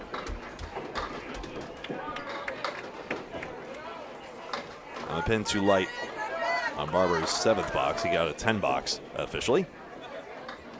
That's how it should not look. That's how it should look. Neither bowler on a spare. Both fighting for pins here on this one. That's Candlepin Bowling. It's a blue-collar effort throughout, even when the shots aren't going your way. You never know which pin's going to be the winner. Gold takes out 2. That's the prudent way out. 110 through 9. Needham picks a stick. That's 10. 2 strikes and a spare. There's an argument that Stars and Strikes is truly ahead, but only just. It's too close to call. Come up. Shots in that. And remember, both anchor bowlers have a spare to fill. Oh my goodness, what a time for that shot. Cole Fry punches out the 1-5. Needham gets the 2-4, 7, and 10. Corners are both wiggling, neither's going. Show us a shot here. Fry, uh-oh. That's a bad one to lose the handle on, unfortunately. And it's so harsh after his first shot was so perfect. Aaron Fry just wide of the 2-pin. Else she could have given it a ride. Fry spilling sticks back there. That's going to be a 7 box. For a 117. Needham plus 2. 22 pins minus 3 marks. And that wiggle room is completely gone now. Virtual tie. Kelsey Layton has one of those balls in hand. Riverwalk versus Patriot Paving next. But right now we've got ourselves a thriller on our hands. Maine versus Massachusetts. Stars and Strikes versus Team Holbrook. Kelsey Layton. Off target with the spare fill. It's 3. A break for Team Holbrook. Bob Whitcomb, one more mark gets him to 120. 1, 6, 8, and 10. He could. But the wood's way forward. The 8-pin, however, is simplified, so left side of the head pin has a chance.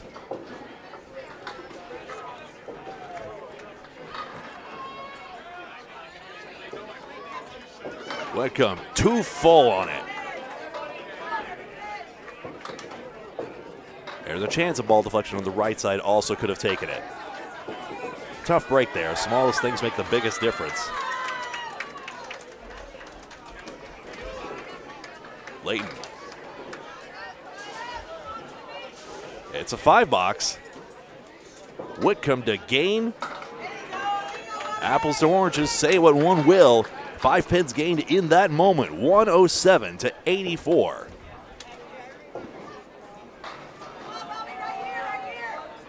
"24 pins. Scribner with a chance to cut into it when she steps up next.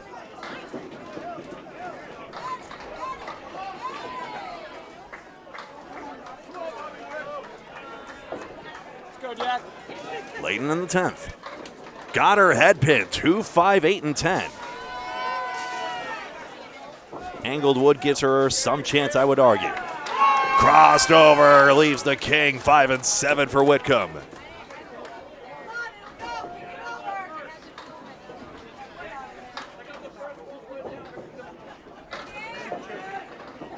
Layton, too far outside on it.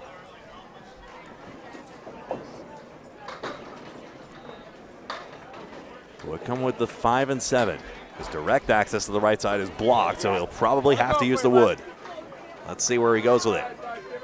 He's trying on the inside like it's not there. Here comes everything. Wood might dip into the gutter and take it, but no. Sometimes when you get that extra gravity drop, it gives it a ride.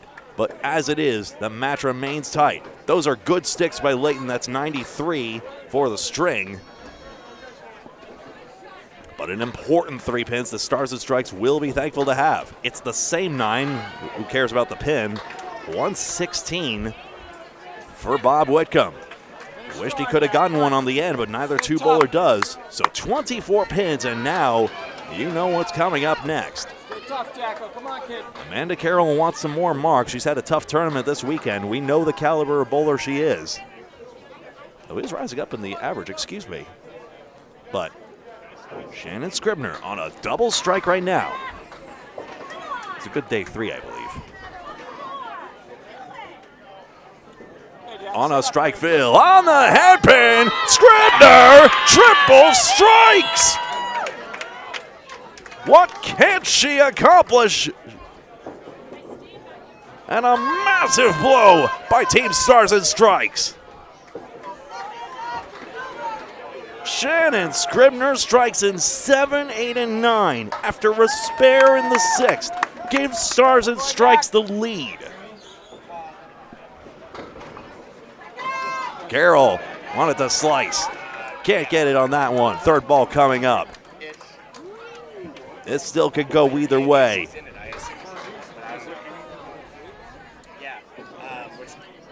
It's 10. Important pins. One more look at the hammer. Nice string, Jack. And the ecstasy that follows. Now this one has to be filled as well. If all goes well, Star Strikes will have a high double-digit lead. High teens lead, anyway. This one lost the handle. It's going to spill some sticks. It's 4, so the fill is 14 on the first strike.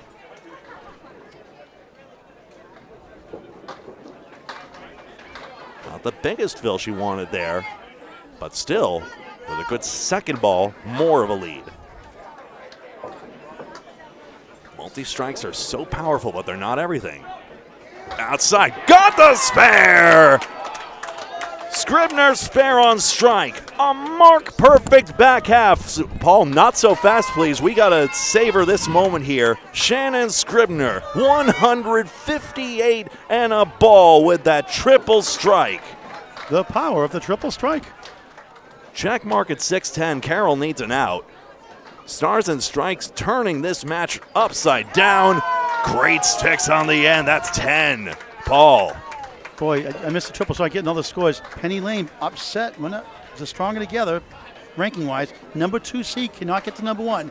Penny Lane, the 2 seed, could drop to 3rd against Huff Power Sports. They lost to Stronger Together, 555, 523. This fill is 9. Shannon Scribner, 167. And that's the new high single for the ladies, supplanting Tina Ward's 164. And Tina Ward, a great bowler in her own right.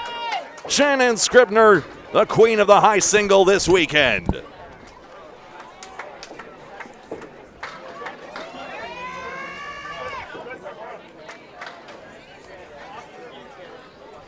Josh Daly and Russ Neely Jr. 19 pins. Russ is spilling pins, 1, 2, and 7. Stars and Strikes now up 19. Daly had a triple strike yesterday. Nico Pujar had a YouTube short here on Candlepin Bowling Network.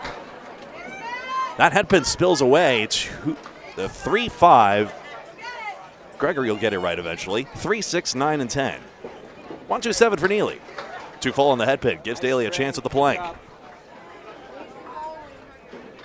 The plank. It's good. Josh Daly gets his 4th mark of the string.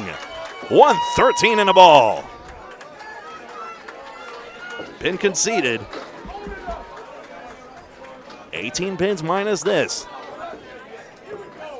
If Daly dumps 20 on this 9th box, then actually Team Holbrook, at the very least, it'd be a tie match, if not in their favor, even after Scribner went crazy in the back half. Into the headpin, check mark right side. Russ Neely Jr. with the chance to cement this lead.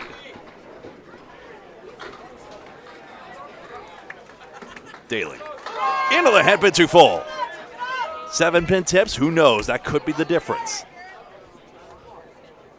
119 through 9 is tremendous.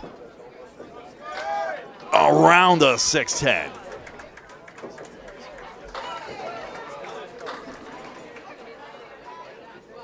I'm going to get to your question in a moment, Juan. It's a great question. 3-1 split. Daly behind the 4 pin. If the gals throw 110 or the guys throw 120, that's really good. And a game where 300 is never, ever, ever going to happen. Strikes are rare. It's a game of spares. 10 box for Neely. Double digits not what anyone wants. But who knows, those 2 pins could make the difference. Drop a Roman numeral 10 in there, 129 for Daly. Daly, we're accustomed to high 120s averages with him. He simply spoils us. But Shannon Scribner, 167, otherworldly as we go down the stretch. And now these anchor marks are coming to pass. Scott Sparks, his team up by 12, Stars and Strikes. Nothing but splits. Dropped it on the foul line. That's that bounce you heard. Down goes the 10. He's got 7. 93, 7's a fine fill. Barber down the middle, and the fill is 3 on the head pin. That knocks Craig Holbrook back in his seat. Sparks cannot mark. Barber likely cannot for different reasons. 3 into 4. Good luck with this one. Cuts it, whirling dervish as well, and can pin this out if nothing else. That's 1 victory, but the problem is, presuming Sparks pins decently, what can he do? Are they in the miracle zone? That might be that. 10 versus 9. The 7 fill may well have cemented this one.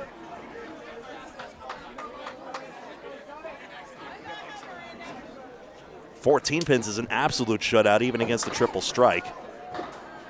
And likely, Scott needs a lot less. His go on the head pin is 5.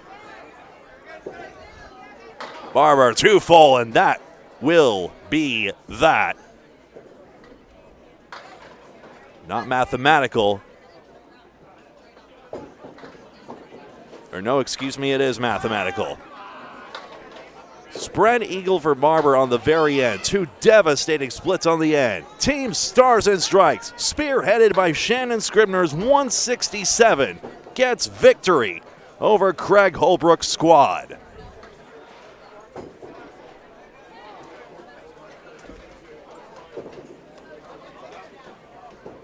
Tough pins to concede, but marks for Sparks twice in that back half, excuse me. 6 for him, 10 for Barber. 127 for Dave Barber. Perfectly pro-grade string in his own right for a TV star himself on channel, the Comcast channel and Candlepin for Dollars, WB56.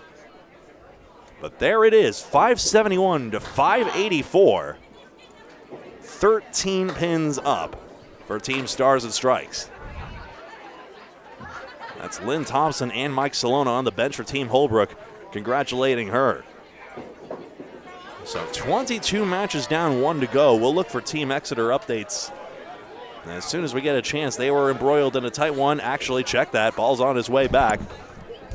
Stars and Strikes holds on to win this one. Paul, how are you doing? We're going to keep you alive because we want to give you updates in the other match. Exeter Lanes, Montalvo, MP Electrical from Rutland, Massachusetts. They're down 460 to 445, down 15, 8 completed boxes. They have 1 strike. Exeter does. The other team has 2 spares and 1 strike. So that makes it interesting. Marks. Huff Power Sports was 3rd, with Penny Lane losing. They're going to move. They're going to win. They're going to go into 2nd place and jump Penny Lane, the tiebreaker. So they have 2 points at Penny Lane. And if Exeter loses, that sets up a showdown potentially for a potential overtime match between them and Huff Power Sports. Now, if Huff loses the next match. But Huff was down 4 points coming in, so Huff has to win outright, and Exeter has to lose outright. Exactly. And Exeter's lost the last couple of matches now, it looks like. Not yet, officially yet, though. And Penny Lane is likely to lose in this case? Penny Lane already lost. They did lose, 555 to 523 to Stronger Together, so they're in 3rd place right now. Got it. So remember, sure folks. Where Coca-Cola is in the standings now. They were 4th coming in. So I wonder if that changes things now. So remember, folks, I'll jump something in here. Tiebreakers for first place are that 1-string showdown. Tie for any other place, including 2nd, is pinfall. All right, with Holbrook winning now, Team Holbrook winning, they go to 28. No, sorry, they lost. I'm sorry. Holbrook, that's right, because Shannon Scribner, the big win. That's right, so they lost. So they cannot get 1st, 2nd, or 3rd. The best they can do with help is 4th. All right, so we're going to wait for the Macintosh match on the other side. If you want to keep it live, or we can tell you. Sounds good. Or we can start the next match. Just sign off. I'll click off and on, but folks, stay tuned. If Paul has updates, he'll be clicking right back on. So we should be back very soon. Be right back.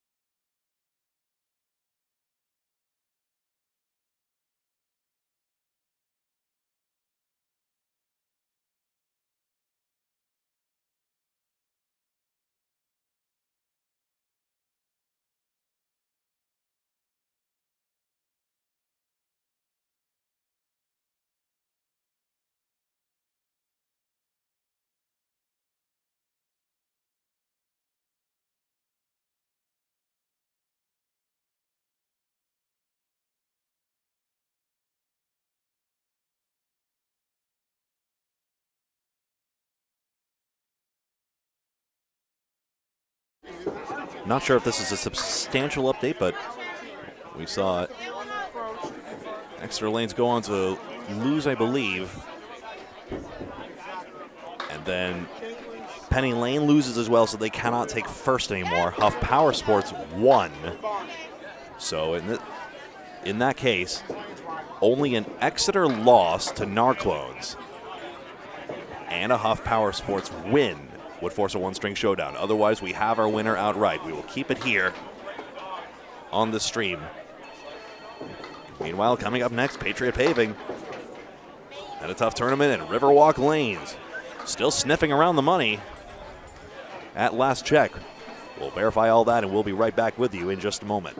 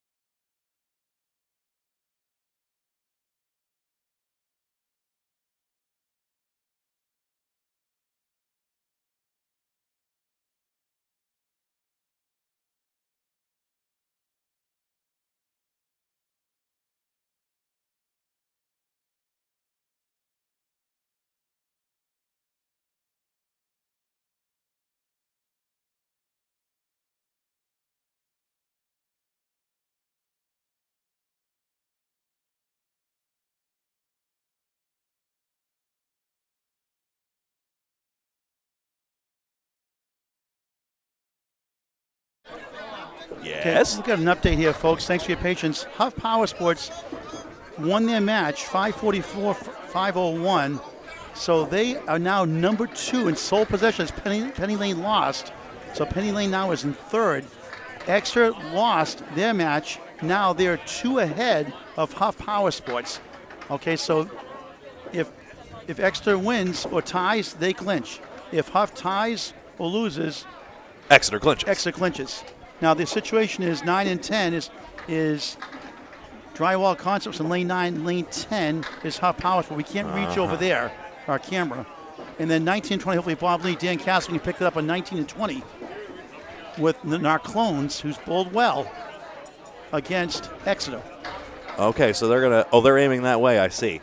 Because now they're on 17-18, they can probably reach over. Were you able to aim in another direction or not? Unless I get my camera and tripod and get a signal, I can try to get over there, but I don't know if I can get signal. No worries. One way or another, we'll get the updates. All right, and so we'll this have is that for you Riverwalk here Lanes soon. and Patriot Paving. And they gave $200 for Campbell's Cancer, so we want to cover them, obviously. Yes. All right, so we'll be back on our next match momentarily. Sounds good. Spoiler alert, Dan Castle will be joining me in just a moment. We'll be right back.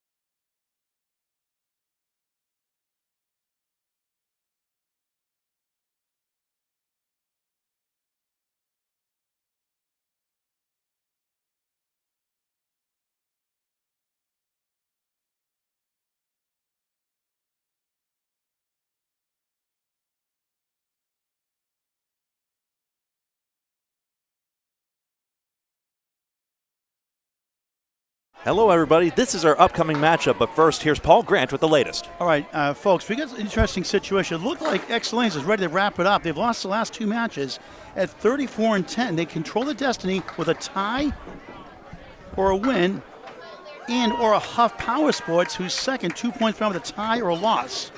Penny Lanes lost their last match. They cannot get to number 1. They can catch Huff Power Sports with total pinfall, but they're third right now. JD Seamless Gunnaball's 28-16 is fourth. The top 6 get paid.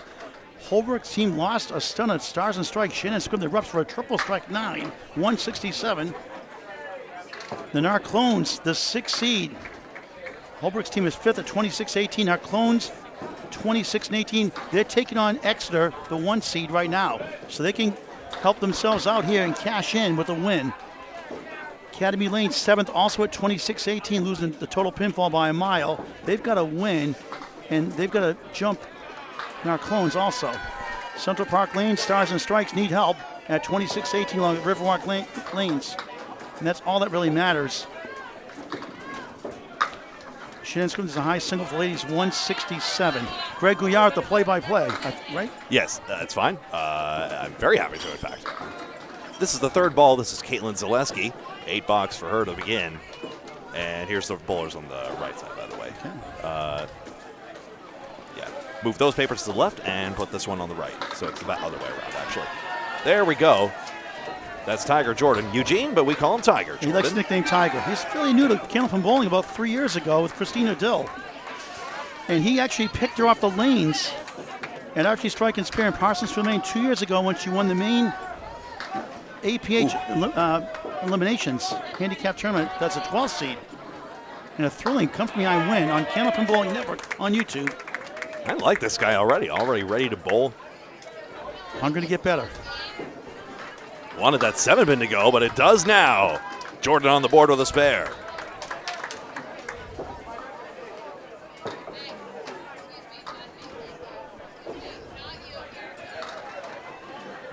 Let's get down the middle for 8.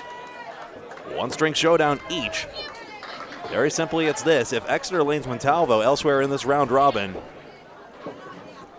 wins or ties, they win the championship. Otherwise, Huff Power Sports can force a 1-string showdown if they win. Kills for Cancer is sponsoring $1,000 to the prize fund. And the perfect string pool of all 10 spares or strike combinations. We paid out 8 of those. That's $1,800 we paid out. But we've gotten $3,000 back, which is the goal to make money back.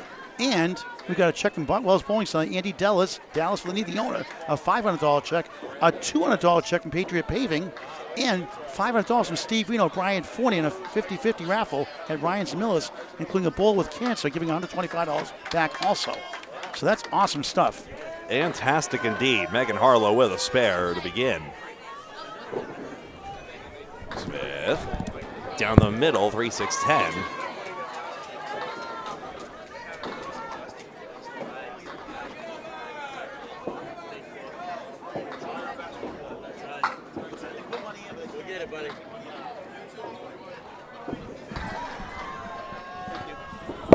And just one more pin. Ooh, ouch. With an 8 box. Riverwalk Lanes in Amesbury, Massachusetts.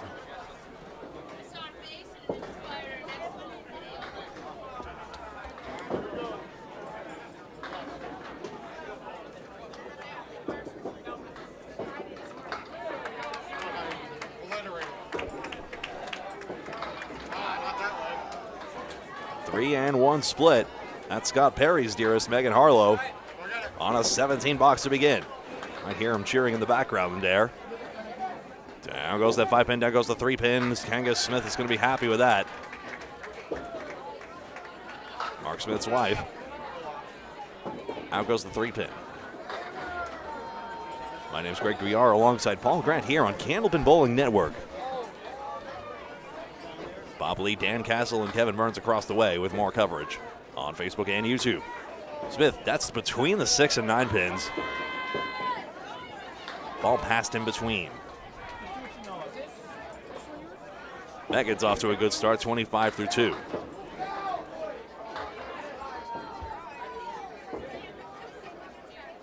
And Cam's got the out for 10. 10 box, 18 through 2.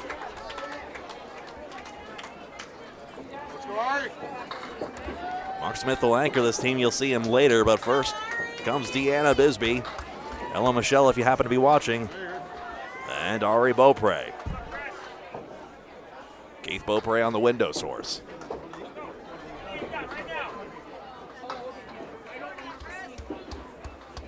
Mark Ritchie not able to make this tournament in person, but cheering on his team all the same. 1-8-9. Bisbee into the head pin, 3-2 split.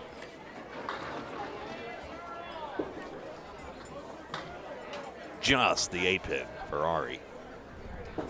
Ari's been on our Candlepins for Cancer show before, made it as a #1 seed.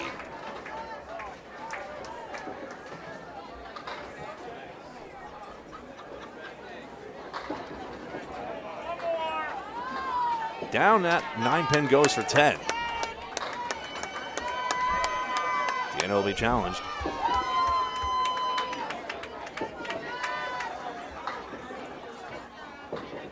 And a 9 box. So when we started out, extra lanes started today when we started at match 18 of 23, up 3 clear wins. So we thought for sure that would be prohibitive favorites, but now suddenly a few losses have started stacking up, and Huff Power Sports, give them full credit, have hung in there. We can actually see them in action just. That's on lanes 9 and 10. That's against Drywall Concepts. Greg, I spoke to Nate Lees. If Extra loses and Huff Power Sports win, they're up slightly right now early on in the first 6 boxes. The one-string overtime roll-off would take place here in lanes 5 and 6. The Candlepins for Cancer banner and the Canadian flag. Thank you very much. Candlepins for Cancer donated $1,000 to the prize pool, so it makes perfect sense. You saw the banner earlier, you're familiar with it. Steve Reno Sr. with the design on that. 7 box versus 9. Basically even Stevens game. Remember to keep an eye on marks right now. Patriot Paving has that extra mark thanks to Tiger Jordan. Scott LaPierre and Sharon Britton. Patriot Paving, State of Maine team. Just the 2-pin out. LaPierre, we've seen his talents in many places, including the Friday Night Pro League. 1-2, tips the 8. Both the 2 in the head, and they're both going to topple down. And it's a 6-pin, 1-7. Here comes Britton. Oh, dear, 5 and 8. Brother Jordan in the field as well for Academy Lanes. He's won a championship with the Men's Worlds team, Academy Lanes. Around the head pin goes Scott. That's his dismay, you see. Understandably so. $10.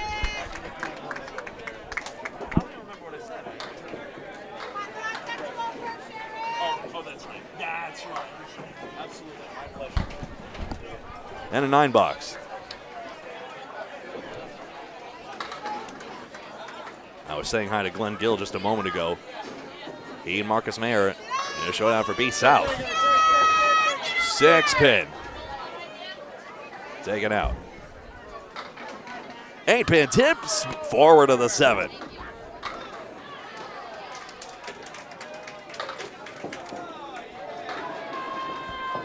Britton's got a plank. It's gone for a spare.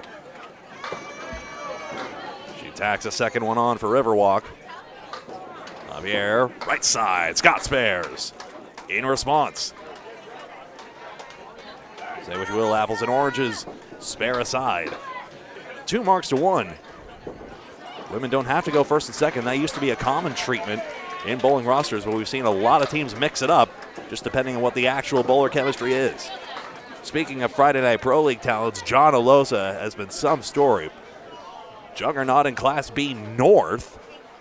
He's out of the playoffs now, but he was #1 in the regular season.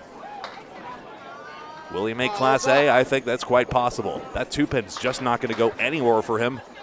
Mark Smith, Hollywood, Paul Grant calls him. 1, 3, and 7.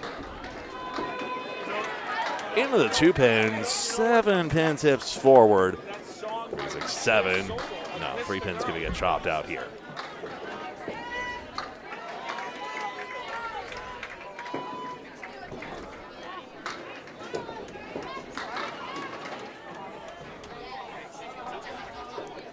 $9 versus 9.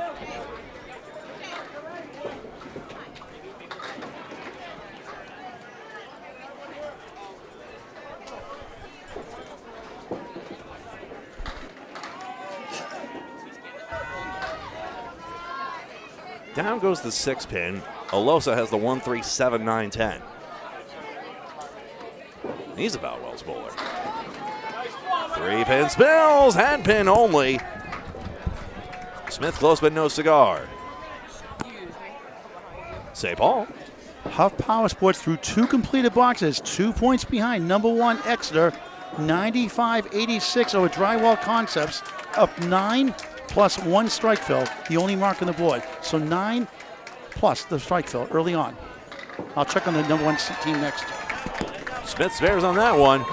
Mark it down, and the 1-7 remaining for Olosa. He pins out well for 8. Back to the top, switch it round, 95 plus 90, but Patriot Paving has the extra marks you see there. Yellow 3 means 3 marks standing, and the Canadian smudges as well. Riverwalk Lanes 5 pins up on the board. Sharon Britton has that mark. Jordan, LaPierre, and Smith on the other side.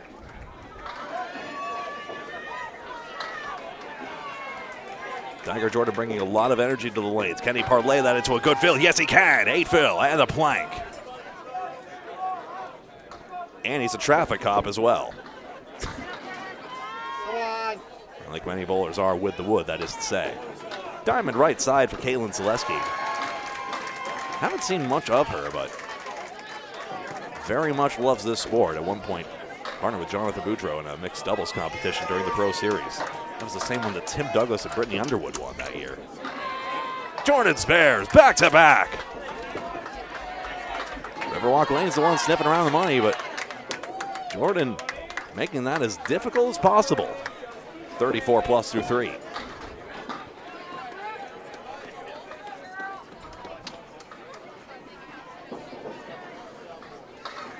It picks up 3 pins immediately.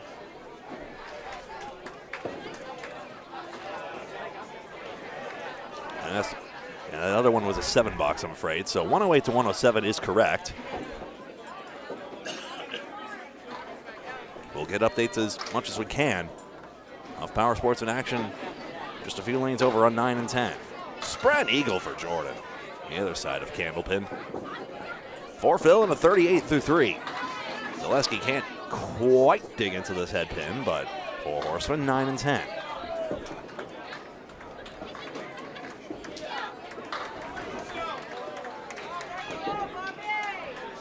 Spread eagle close. As close as you can realistically get anyway. What a bid. 1-7-10 for Kayla.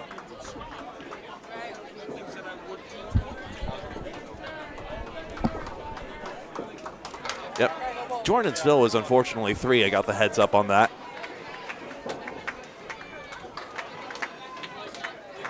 He then gets an 8 box, so it's 45 through 4. And a 7 box. Unfortunately for Zaleski, a tough start. So. Never know, the ladies could make the difference in this one. That's the beauty of mixed worlds. Kim Kanga-Smith and Megan Harlow. We saw Shannon Scribner make a big difference. 167 in the last match for Drywall Concepts. By the way, the women's house record here at Boutwell's Bowling Center, Concord, New Hampshire, for the women is 181 by Joanne Rosano. For the men, we've seen him here already, and he's doing well. Sean Baker, 213. I believe he was in the running for either high average, possibly. 4 and 2. Smith can't run this down. Arlo gets a few more on it. There's a 5 pin back there as well. This is such a tough one to pin out, especially when the ball's liable to deflect, and unfortunately the head pin just flutters through. Pin's just not liking Kim's delivery somehow, and a 6 and 6. Not just anybody. and topple these pins. These are the best of the best here on the mixed international stage. Festive atmosphere here.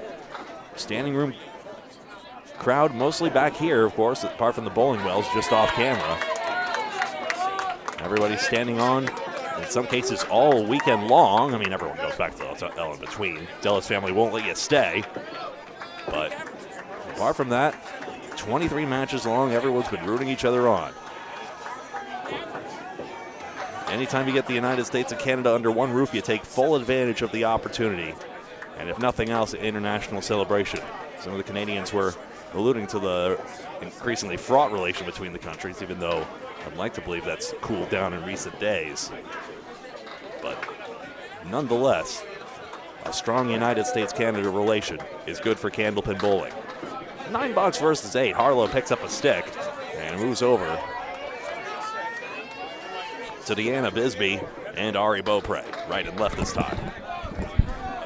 Yes, Paul. Okay, update. Okay, I'll get an update in Huff. We mentioned we have 95-86 in the first two boxes, plus a mark. Exeter and our clones are tied through two completed boxes, 94 apiece. Oh, my Ashley heart. Breton has a strike, and they've got a spare. Our clones have a strike and a spare. Ashley Breton has a strike, and Exeter has a spare only. Well, Marcusite is pretty close there, but even Stevens. Okay, we'll watch the space. Bisbee spares. Punches her fist almost into the airspace of lane 5. What a mark that is. 28 and a ball through 3. Apologies for being slow on the button. Beaupre, that's 10. I'll be in 5 and 6, and I'll rove around again if you don't mind. Please.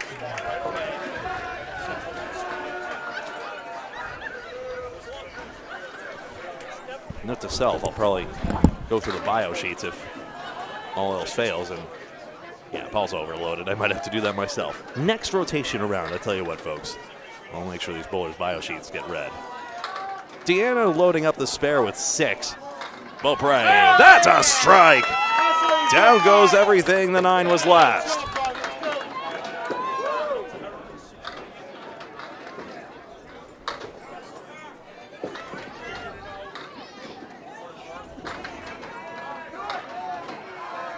Just 3. Bisbee, good crack at that one, but just cannot parlay that into another mark.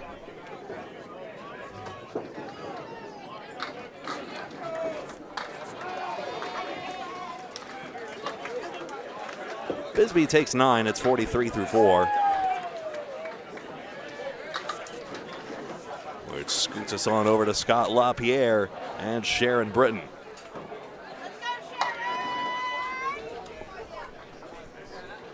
How many women hold down the 4 spot, but Sharon has. Increasingly strong bowler we've seen many times on our streams before. LaPierre and Britton both on spare fills. Sharon's father, Lane, the coach, was in attendance yesterday. Not sure if he could join us all 3 days, but they're long days. It's understandable either way. That's head pin for LaPierre. 4, 6, 7, 10. Hi, Casey McCool. 4 horsemen and an 8 pin. So fills a 6 and 5. LaPierre, despite the head pin, has the tougher one.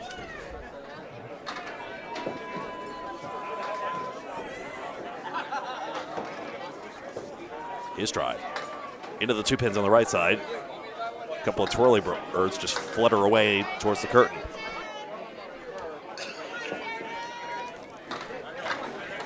I always wondered one quirk of setting lineups here. And I don't think it would ever be an issue in mixed worlds.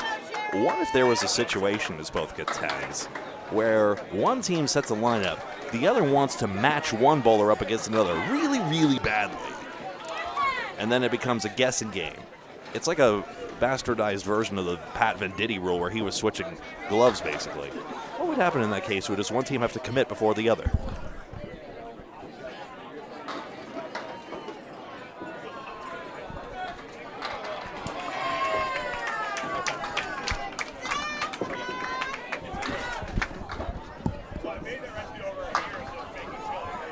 LaPierre dumps a strike. Sorry, I had to tend to business there. 45 plus 2 through 4. 4 horsemen for Britton. Oh, man. Nothing into the corner. And she's denied. Yeah, double pinochle. Thank you. Someone calls 4, 6, 7, 10 back. Another equally valid leave. Name? Thank you, Sam, for that. Sharon Britton still all the pins knocked down, by the way. 45-4. Candlepins for Cancer of all the cash they're getting and giving today. $100 for perfect games. We've actually had 8 by this point, and I'm starting to lose track of the list. I'm going to be real with you. I remember Al Kessick had one. Matt Nichols had one. Trying to remember the others.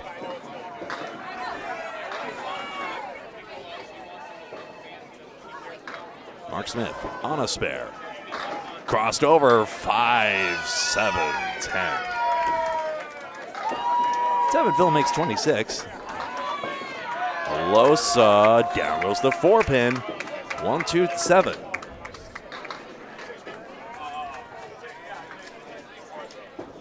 Smith's try.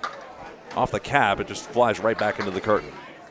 Losa wanted a piece of that head pin. He was hoping the head pin cap deflection would work out. And a 9. 2 in the 7.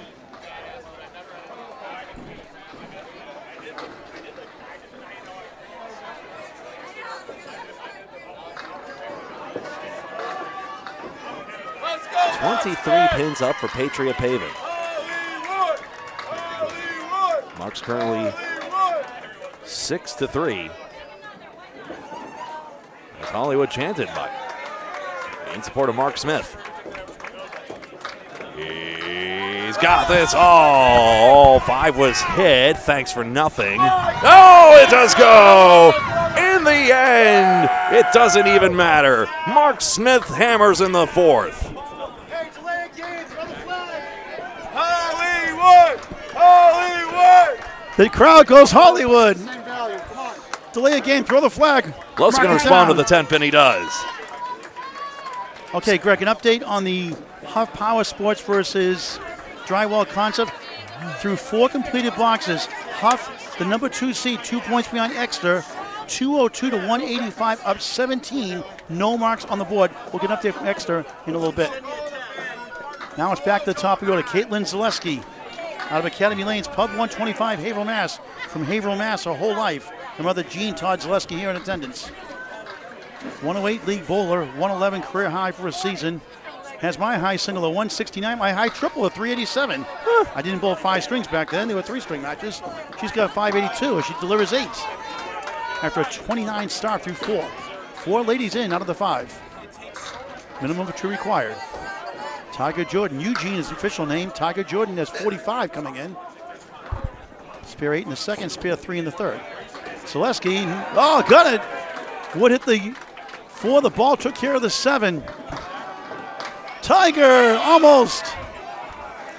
Caitlin bouncing back nicely, 39 at the half plus 1.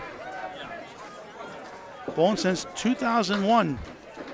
Her mother got her involved. All events winner in Portsmouth, New Hampshire in 2004. 2005 $30,000 Candlepin Challenge youth winner.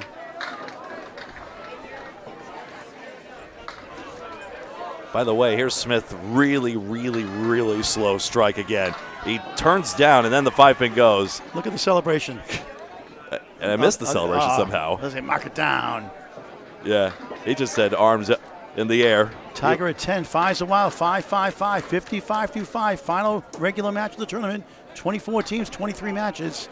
Caitlin's fill is 3, 42.5. Tiger high single 149, high triple 376, high 5 601 out of Oxford, Maine. He's an April Fool's baby. That's no joke. 47 years young. Zaleski trying to bounce back, not quite. Ooh. Tiger off target, 1-8 right, 4-7 left.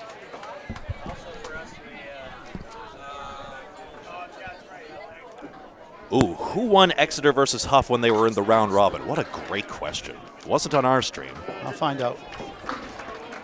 If it comes to. Chops up the head pin for a 7. Tiger 62 through 6 on Candlepin Bowling Network. Let's get a 10.1 second ID. It's a break from Greg Gouillart. This is Candlepin Bowling Network, where we research at the speed of sound, or try to. That's Paul Grant. I'm Greg Gouillart, and on behalf of all of us here at Candlepin Bowling Network, we appreciate your support, even just by watching. If you can like the video by hitting the thumbs up button, thank you very much. We appreciate you. 2025 Mixed Worlds on Candlepin Bowling Network at Boutwell's Bowling Center in Concord, New Hampshire.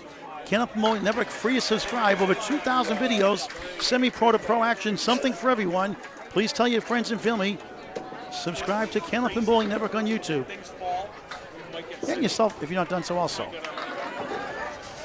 Megan Harlow, quarter. Yikes, that's a youch. Y-O-U-C-H. Put in the dictionary, Webster. Youch. Yikes and ouch combined. Kim Kanga-Smith.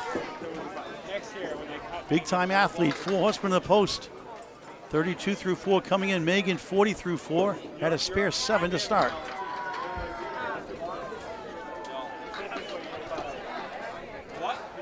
The main bowler, the wife of Mark Hollywood Smith. Nice shot. Oh, just missed the 6th. Her daughter Kaya keeping an official score. Good softball player at 15. Gonna be a sophomore next year. Out of Norway, Maine. He gets a giggle on a tough 4. It's golf season. 44 half.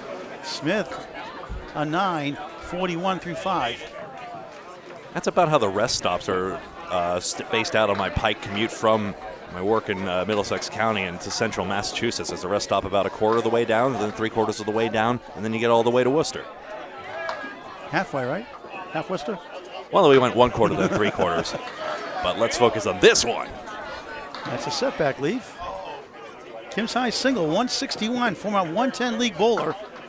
In the pocket, off the wall, it's going to be 8, and a wiggle on the 5 to the right, 2 to the left.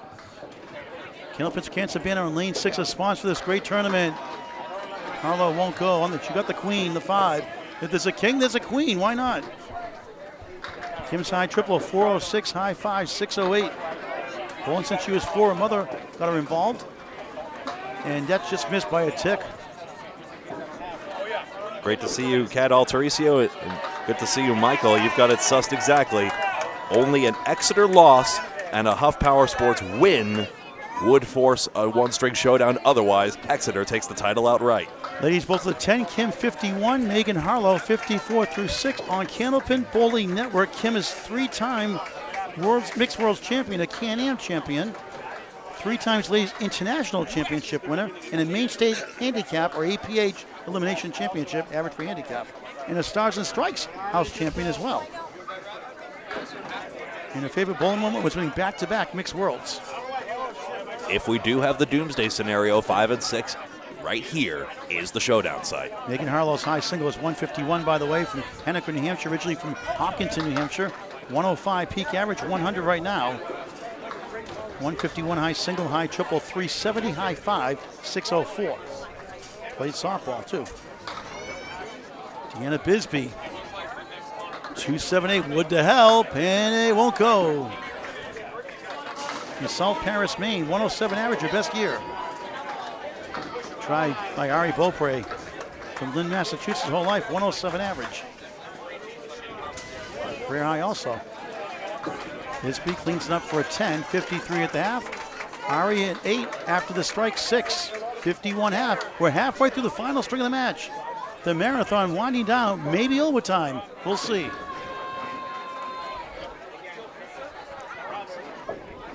Yeah, Stars and Strikes, South Paris, Maine.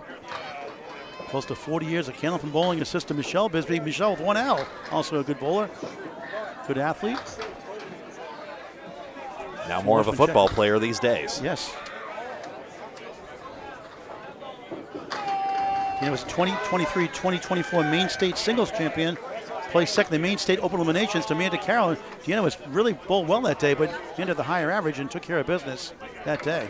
But Deanna was brilliant, average-wise. Watch it on YouTube on Candlepin Bowling Network, free to subscribe. 10-string final at Stars and Strikes, South Paris, Maine. Ari takes an 8. 59 through 6. Bisbee going for all three. Gets 2 out of the 3 for a 9, 62 through 6. Veteran Scott Lapierre from Sanford, Maine.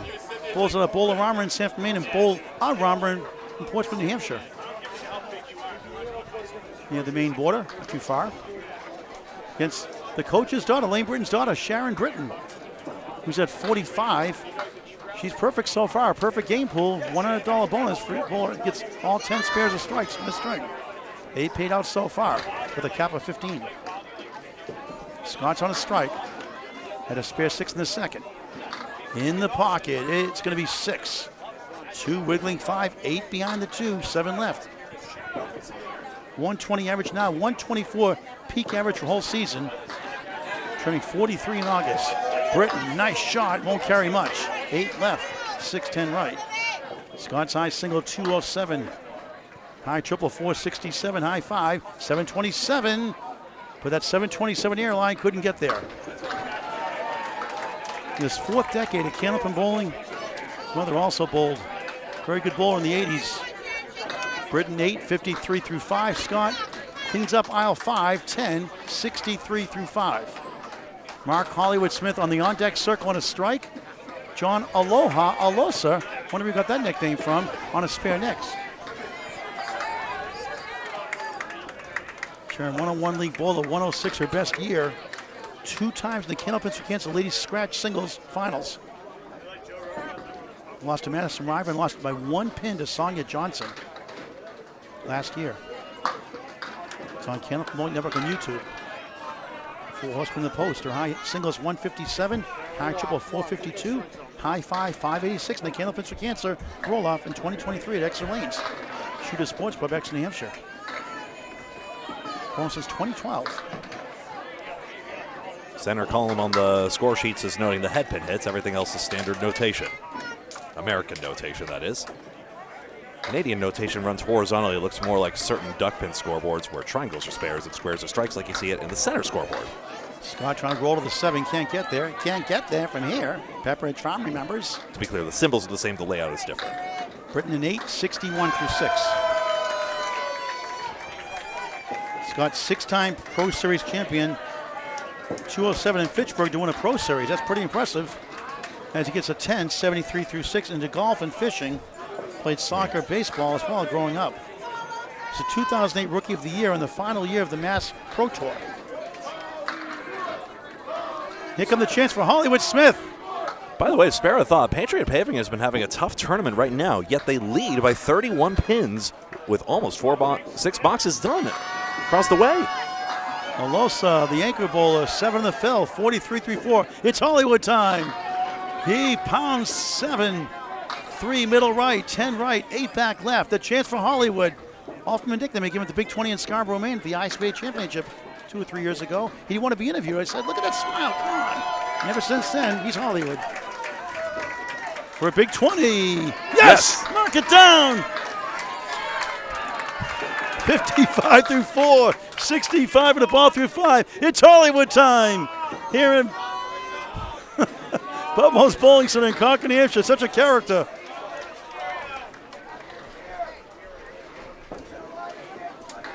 John from Concord, New Hampshire his whole life. What a great year he had in the Atlantic Candlepin Singles Tour. Won Class B last year. Runner up in the semifinals this year. Strike! Aloha to the pins. 61 plus 2 through 6. Hollywood 7, 8, 10. A sea of wood, a lumberyard on lane 5. 72 at the half. Sick. For another one. No, maybe. Let's see. Runs out of real estate. Wonder if he wanted a piece of that front wood. That would have been 3 in a row. Smith right on 10, 82 through 6 on Candlepin Bowling Network. Time for an update from the soothing sounds of Greg Gouillart. Well, Hollywood is stealing the show right now. 82 through 6. 43 pins, minus a strike by John Alosa just then. Watch the space. And they have a big-time advantage, and they're having one of their best matches of the tournament. Just real quick, Mark's high single 203 did it back in 1994, had a 200 in 2011, high triple 491, a high 5 of 772 back when it's Oxford Hills before it became Stars and Strikes in Norway, Maine, I believe. And that 772 featured a 126, 163, 200, 163, and 120. And his high 10 is 1424. He holds the main state doubles record with Hall of Famer Tim Matero with a whopping 2780. And I always tease Mark because Tim had a 1459. Mark had a 1321. So I said, oh, Tim carried you then, right? There we go. All right, Greg. Yeah, I appreciate your company so much, but would you like to fetch a score update over yonder? Sure, I will, yes. I get the hint. Make like a tree and leave. I'm sorry. I know, I'm kidding. I hurt his feelings. We're going to go check on Huff Power Sports for you, and Paul will be right back. Jordan just missing the 2-8-10 conversion. I think that Wood could have taken it. Zaleski. Interesting. 5-pin gets swept out from behind. Caitlin's got her second mark.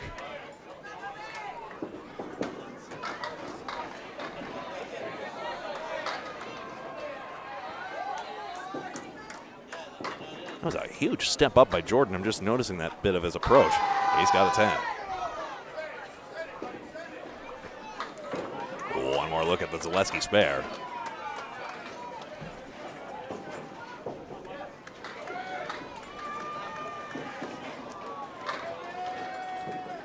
That pin eventually gets tripped from behind. Jordan gets triangle number 2, 2, 4, and 5. Zaleski on a spare. Oh, ay. Phil is 5 on the head pin. 4, 5, 7, 8, 10. Triangle around it. If one wants to quibble, maybe Tiger wanted to get on the 2-5 pocket, and that may well have been what he was aiming for. In fact, it almost certainly was, I should say.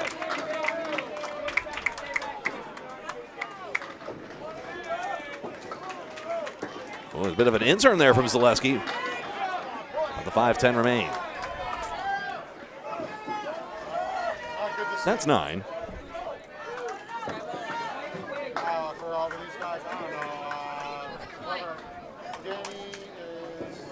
Zaleski's at the 5-10.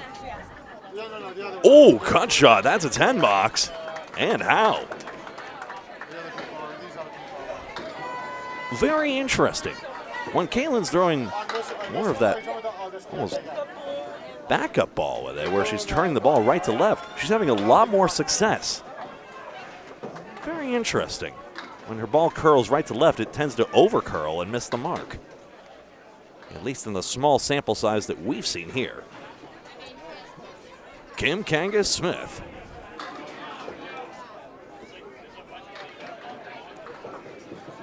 Both significant others of these bowlers are here. In this case, Scott Berry's behind me.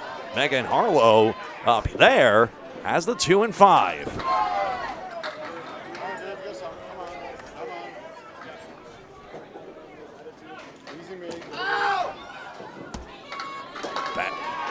That bundle of 6 almost goes. Corner doesn't.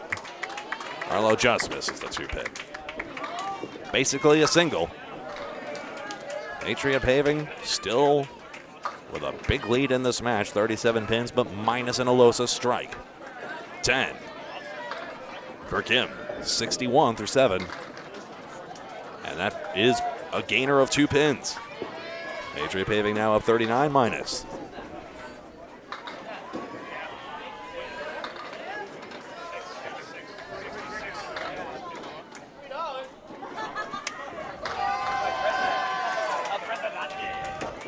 Kim shot here. Got into the pocket, sweeps the 5-pin, 4-7. Harlow, 4 horsemen in the 9. There you go. Good job. 4-7. Leads for both. And no, that's going to be -1. Best Smith can do is 9 on this box.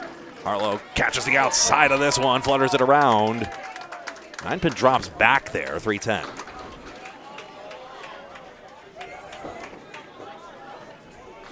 Another 10. That's 3 straight now for Kim Kangas-Smith. 71 through 8. Megan Harlow, another stick. 71 through 8, all the same. I am off a pin. Oh, sorry. Who forgot the -1? Scores are correct now as you see it. 368 to 329.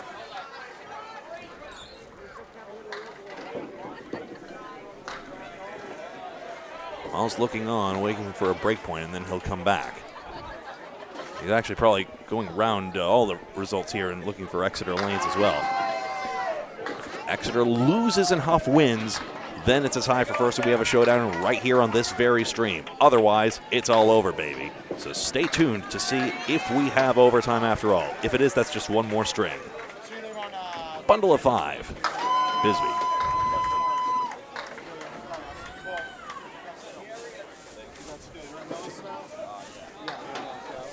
An 8. Half Worcester.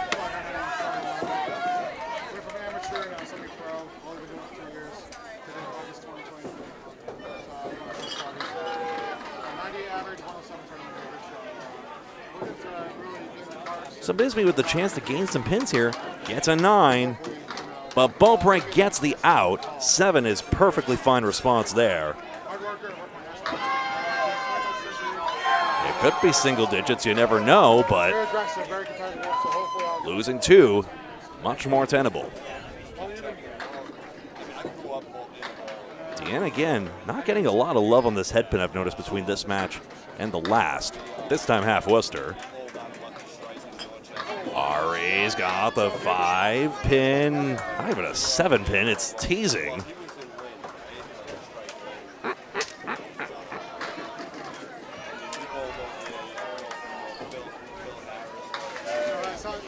Sometimes they topple right out of the pin setter machine. Goodness, Bisbee's still spilling these. 5-7, no spares either side, and the latest from Paul Grant now. Breaking news through 6 completed boxes. The slide continues for number 1 Exeter. A tie or a win and a loss or tie by Huff Power Sports. Right now they trail to the stubborn Narclones, Mike Nardone's team. Right now through 6 completed boxes, Narclones 343 to 291, a 52-pin lead. With 4 completed boxes to go, and Narclones have a strike and a spare to 1 spare for Exeter. So pretty much close to a 60-pin lead virtually. So 60-pin lead. I apologize. Everyone else heard it except me. So Exeter, Narclones are tied. Exeter's losing. Exeter's losing. To Narclones, 343 to 291, down 52, and down 1 extra mark. Narclones have a strike and a spare. Exeter has 1 spare. Through 6 completed boxes in the final regulation match, string match 23 of 23. And then Huff Power Sports is... I'm going to get the update now. Recently they had a 16-pin lead with each team with 1 spare into the 7th and 8th box. The first 2 bowlers in. All righty.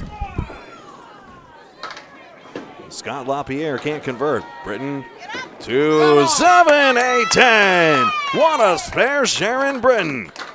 Her second of the string. All seeking out. There's 2 pieces to the doomsday scenario of overtime. Exeter losing, which is now very likely to the Narclones. But Huff Power Sports must win to tie them for first place, in which case we have that tiebreaker showdown here on lanes 5 and 6. Boutwell's Bowling Center in Concord, New Hampshire. My name's Greg Gouillart. That's Paul Grant, who's been roving around, our intrepid reporter, and Candlepins for Cancer donation taker as well. Great to have you along for the ride. LaPierre into the head pin, like right in front of the 10. No strike, but that's quite fine. Did I not replay that? Split spare, excuse me. We'll watch this LaPierre spare real quick here, the chance on the 10 pin. There's Patriot Paving with a surprise lead in this very match right now over Riverwalk Lanes. They've got some great talent on their team. Including this guy, Scott Spares. Will Romero Jr. won a perfect game pool yesterday, $100 from Candlepins for Cancer. Right. Britton does not mark unless the 5-pin tips. Does not get it to go, Paul. Okay, we may have overtime here in lanes 5 and 6. We mentioned Exeter's down 52 through 6 completed boxes, down an extra mark. Over here to our right in lanes 9 and 10. Huff Power Sports, the 2 seed, 421 to 398 over their main counterpart, Drywall Concepts. Lead is 23 plus a bonus ball for Huff Power Sports, so about a 29-30 pin virtual lead with 10 boxes to go total. Thank you very much. So We might be on for it. You guys ready to watch even more bowling? At almost 20. Go the full 24 hours of bowling, if this hasn't done it already, of course. Alosa starts with the 2-4-7. Smith misses his first head pin in a while. Gets back on it, and that's the thanks he gets. 3-2 split. John's try. Uh-oh, over curled it.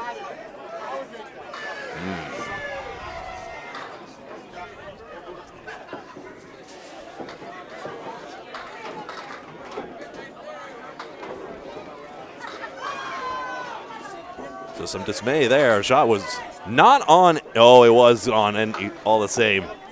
But it is a 3-pin pickup, disappointing as it may be. And now Riverwalk Lanes trying to get back into this. 4 marks down. John knows he had a chance there. He knows he can. Mark Smith crossover 6-pin.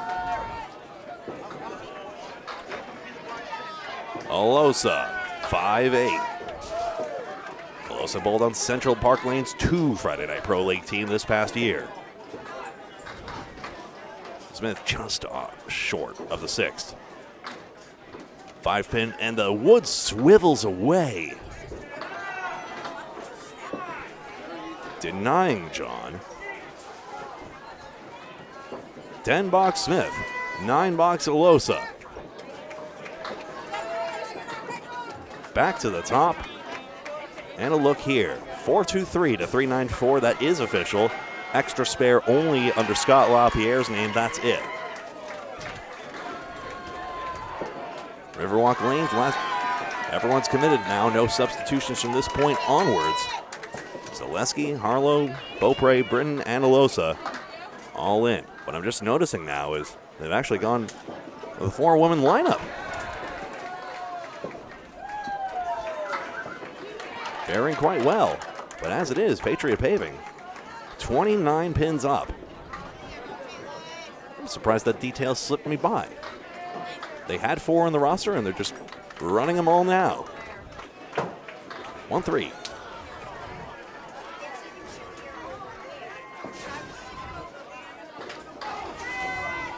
Outside spare. Galen Zaleski gets her 3rd mark of the string. Jordan cannot.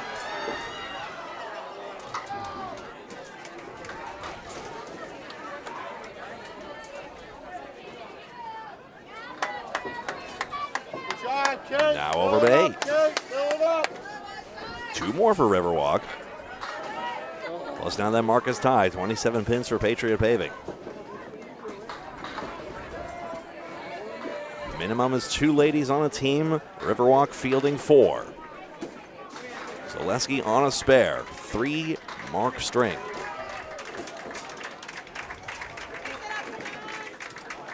Three pins.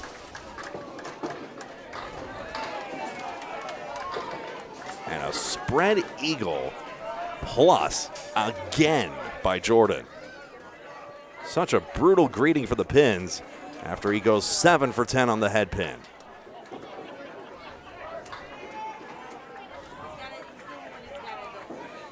Zaleski to bounce back. On target with the head pin. Girls in, but not the 310.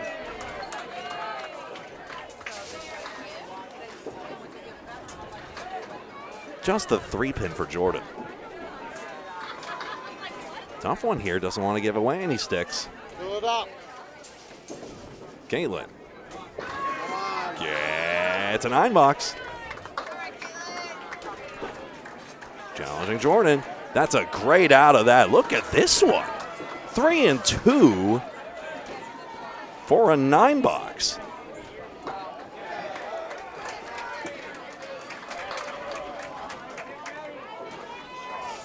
So now, All right, let's go, babe. 24 pins plus, Kim Kanga Smith. Megan Harlow up next for Riverwalk. Do we have an overtime match on our hands? If Exeter goes on to lose and Huff Power Sports goes on to win, we go one more time for the $12,000 grand prize here at Mixed Worlds 2025. Candlepins for Cancer dumped in $1,000. That's how the prize is that big. in part, of course. Harlow on the head pin 2 full. 3 and 2 split.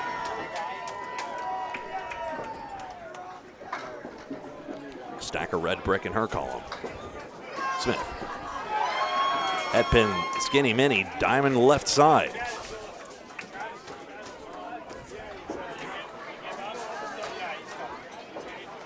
So tough, these pins. That's the thing, the ball weighs about an ounce or 2 less.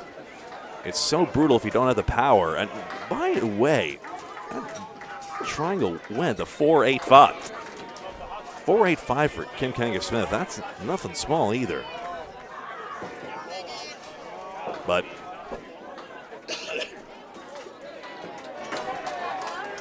we're seeing a lot of accurate bowling not get rewarded just because there's not enough power on it. Of course, power and accuracy should be rewarded more. And that's the way this goes. That's Candlepin bowling for you. I'm a softie. I'd make a terrible pin. I'm just like, oh, come on. They threw a good ball. The pins are just like, no. No. 2-1 split, though. Harlow's may be able to play this. 1 pin gets away. Yes, Paul. Huff Power Sports, 3 boxes to go, 27 pin lead, no marks on the board over Drywall Concepts. They win. Extra's down in the 50s right now in the 7th and 8th boxes. If Extra loses, Huff wins. We're back here in lanes 5 and 6 for a 1-string overtime playoff thriller. Are you ready for some more bowling, people? That's why you hit that subscribe button, hit the bell icon for live notifications. You never, ever, ever, never, ever miss a ball and we go live. Never, ever, never, ever. We will be still live on the stream. Don't get it twisted. But Paul's absolutely right. Please subscribe on YouTube if you're logged in and hit that bell icon so that you're notified about our future videos. If you only hit subscribe, you might get notified if the algorithm blesses you. That's just an 8 box, unfortunately. So Harlow gains 2 more. Patriot Paving still up a good 5 marks here, as LaPierre and Smith have been leading the way. Now, over to Deanna Bisbee and Ari Beaupre.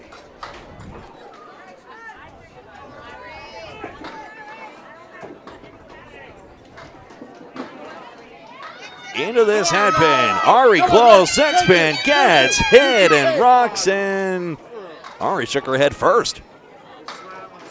That's a quarter Worcester by Bisbee.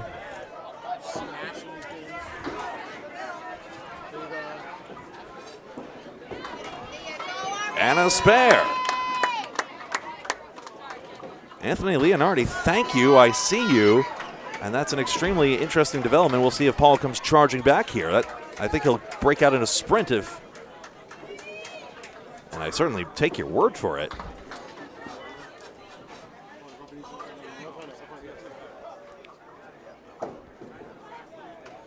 That's true. We might be denied it at the last moment, even though Exeter is still likely, even though the Narclones are still likely to defeat Exeter at this moment in time.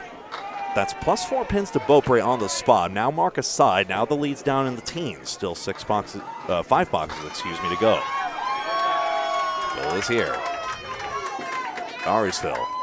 Right out of the hand. It's not bad, but it's 4, unfortunately.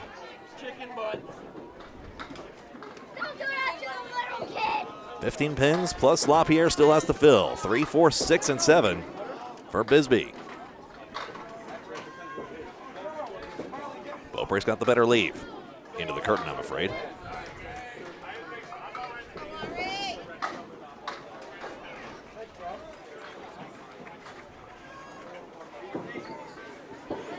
Six pin jumps into the 7 pin. Heavens, Deanna, how did you manage that? 3, 4, this is an easier one. That should be a piece of cake by comparison. They can gain some pins anyway, just the stick will do. In fact, the prudent shot is probably just to go for the plank. That's the idea. 9 box. 5 pins gained by Deanna Bisbee. 95 to 93. And on we go.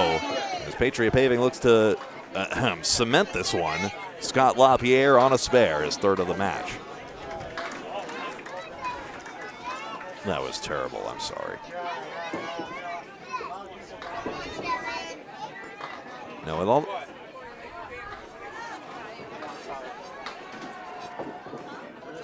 Well, remember from my matches, you got to watch out for the open marks. That can close the lead in a hurry. If Anthony Leonardi is giving us the straight dope, and why wouldn't he be? This couldn't. We might have ourselves a different ball game. Spare! Side saddle triangle by Sharon Britton. Anthony Leonardi, capable producer for Candlepin Corner over on YouTube. Subscribe to their content as well.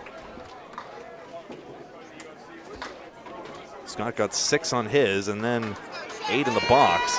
There you see it. 24 pins, that is official. I matched the official score anyway. 487 to 463, 24 pins.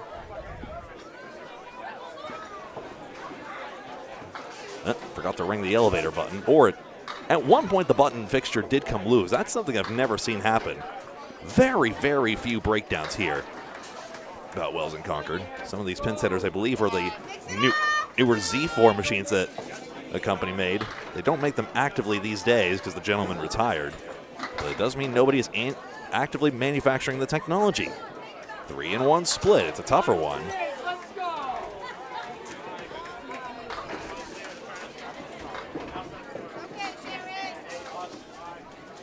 Britton had the 6-pin. LaPierre's got the 10. Scott, 4-pin. It goes into the 4-7, and he's got it spinning. 117 in a ball. That just seems standard for him. He is so dialed in.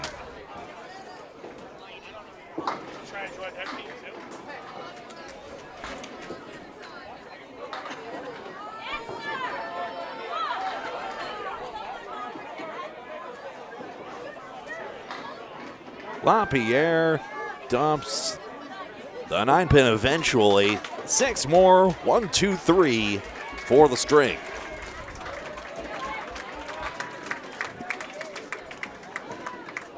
Six pins now.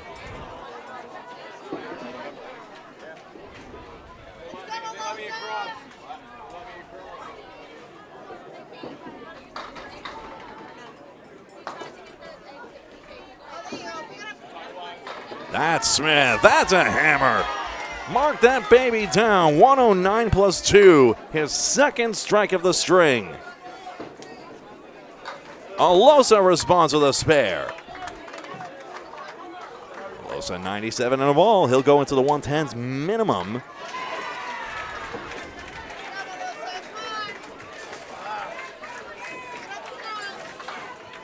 Not bad for you, Greg. Patriot Paving, a great showing there. Yeah, he did pretty good, Scotty. John gets 5 out on this one. Goes to 102. Split City for Smithy. And he's got the 6, 7, 10. Paul. Breaking news, Huff Power Sports has a chance to get in the final, overtime final. 543, 511 over Drywall Concepts. Sweeping today, all 6 wins, 6 matches. Exeter rallied from 55 down. They got in the 20s. Right now it's about 34, but they got 2 extra hits on their side also. Okay. Against our clones. All right. I'll get an update in just a moment. Keep it here live. Tom Ox versus 9. Quick check on the scoreboard here. 531 to 502. Remember, 4 ladies in the lineup for Riverwalk Lanes. If you field 2 guys, though, we'll see if that we'll never know if that actually would have made a difference, but here we are. It's the final match anyway, and it gives all the ladies some time under the sun. Great to have them all here on Candlepin Bowling Network. So good showing from them all told. 502. Patriot Paving takes it by 29 pins officially. 531 to 502.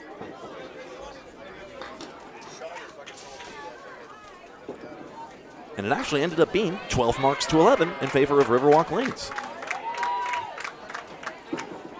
We'll take a break. We'll take a break.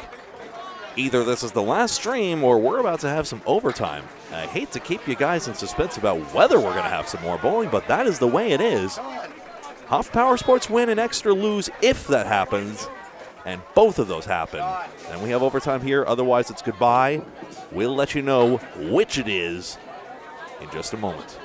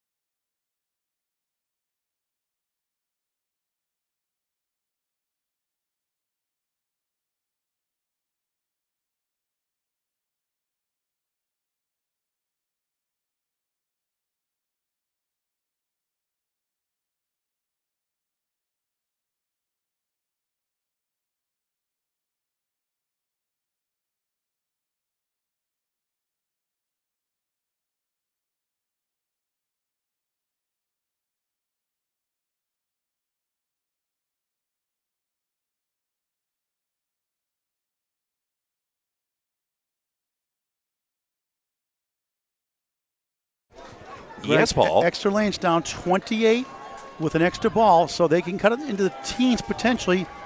6 boxes to go. Yep, got Anthony Leonardi and Chad helping us all out as well. And if you could put a post on Candlepin Chat's after you find out, maybe put a post that's going to be overtime on Candlepin Bowling Network on YouTube. Tell them to subscribe for free. Hit the bell icon after for live notifications. We'll do our part as well, Yes. either way. Much appreciated if you can, or anyone can. But we'll be right back in just a moment to keep you updated.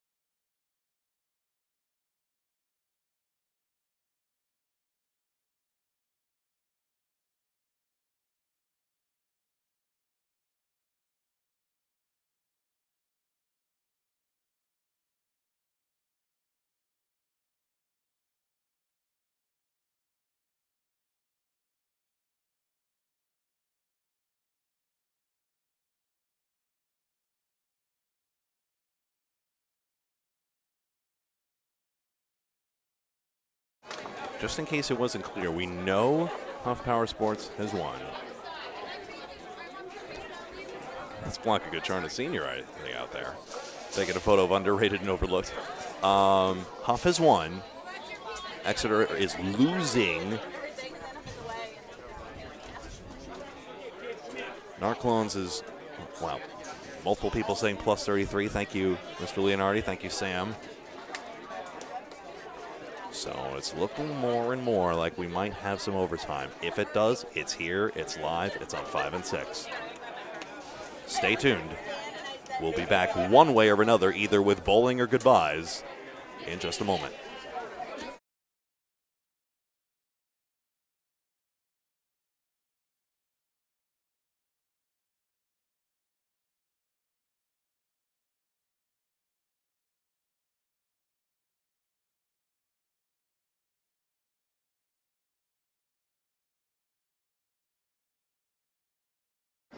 Folks, we are going to overtime, sudden death. Yes! Exeter lost their match to Narclones, who played spoiler, and Huff Power Sports won the last 13 consecutive matches to get to an overtime one-string roll-off, and finally our second overtime in the last 3 years or so. Awesome. Who gets lane choice in this situation? That's the one thing I don't know. Well, we'll talk. Nate Lee will decide that 5 and 6, so it'll probably be total pinfall, I would think.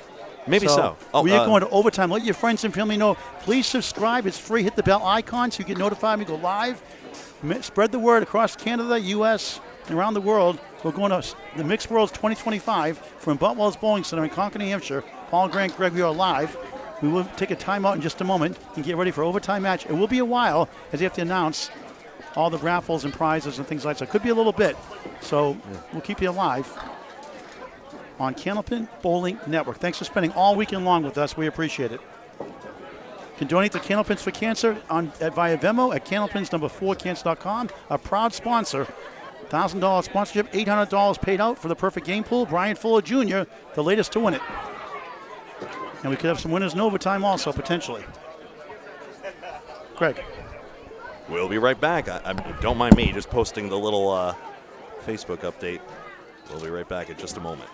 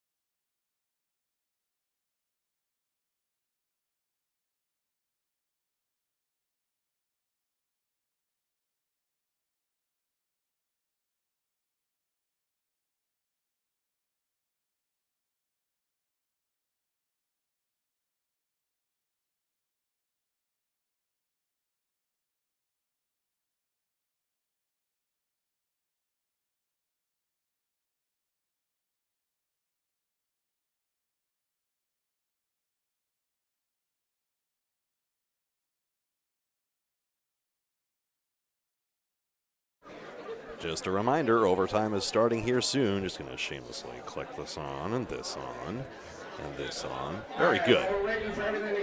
Be right back. From the last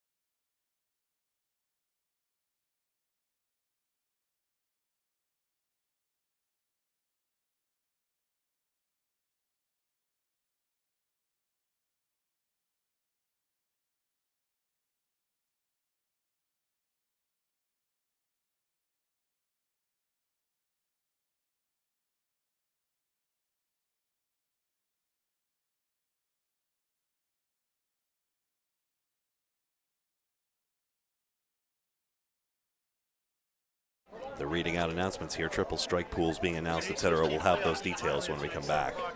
Overtime soon here on lanes 5 and 6. Exeter Lanes, Montalvo MP, and Huff Power Sports.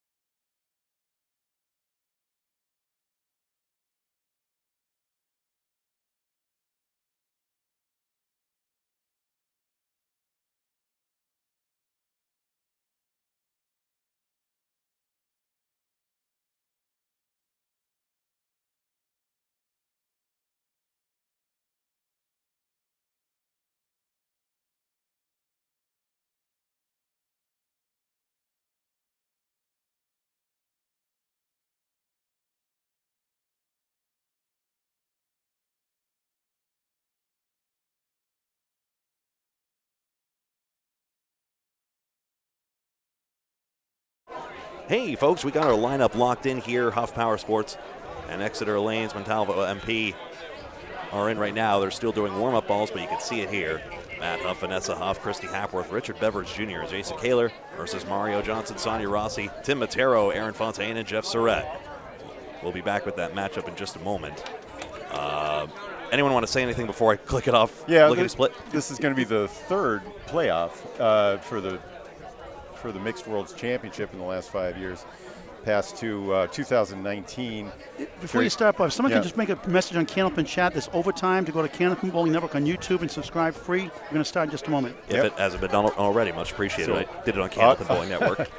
Audubon Day Shift won in 2019 versus Charlie's Revenge. And just a couple of years ago, we were covering Penny Lane. Took out, it was one of the franchise teams. I think it might have been Bud Light or Price's Wood Flooring. Can't remember what it was, but this is the third, and it's going to come down to one. And we're here for you. I see the high fives. You guys ready to rock and roll? 25. 2025 Mixed World Championship on Candlepin Bowling Network. Boutwell's Bowling Center, Concord, New Hampshire. I'm Paul Grant with Greg Gouillart and return of Bob Lee. Hello, Bob. Hello, Greg. Hey, good to be back. Hi there. I'm Greg. That's Bob. He's our executive producer. Hey, if you thought 23 was too many matches to cover in a weekend, let's go for 24. Yeah, 24 teams, 23 matches, make it 24. First ball is going to be coming on our right from Exeter's Mario Johnson. On lane 6 above the Candlepins for Cancer banner, Mario Johnson off the wall, 7, 1, 2, 9. Greg will call boxes 3 and 4. Captain Matt Huff on the quarter, the 2, brutal. The rare quarter Worcester.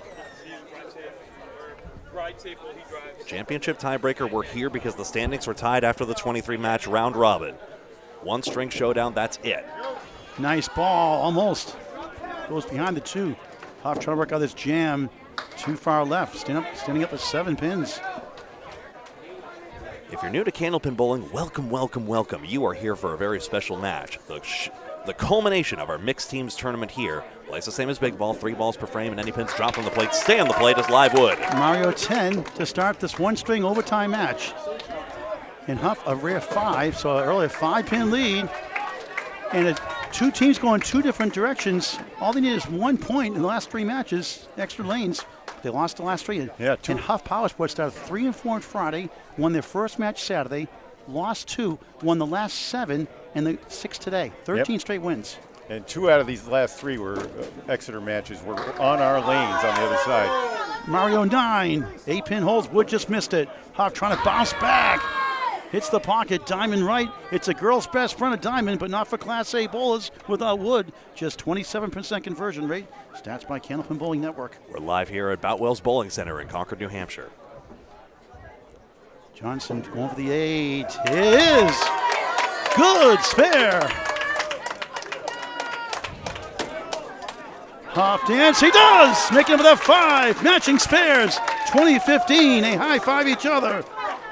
Early 5-pin lead for Exeter Lanes. Strikes are rare. MP Electrical from Rutland, Mass. Strikes are rare. It's a game of spares. They're going to get amped up about every single mark at this late stage. Second ball is a 5. Sonia Rossi from Rutland, Mass. Sonia with a J. So in match 23, frankly, Exeter looked gassed, but they look like they've got their energy back. They've taken a breath, sat down.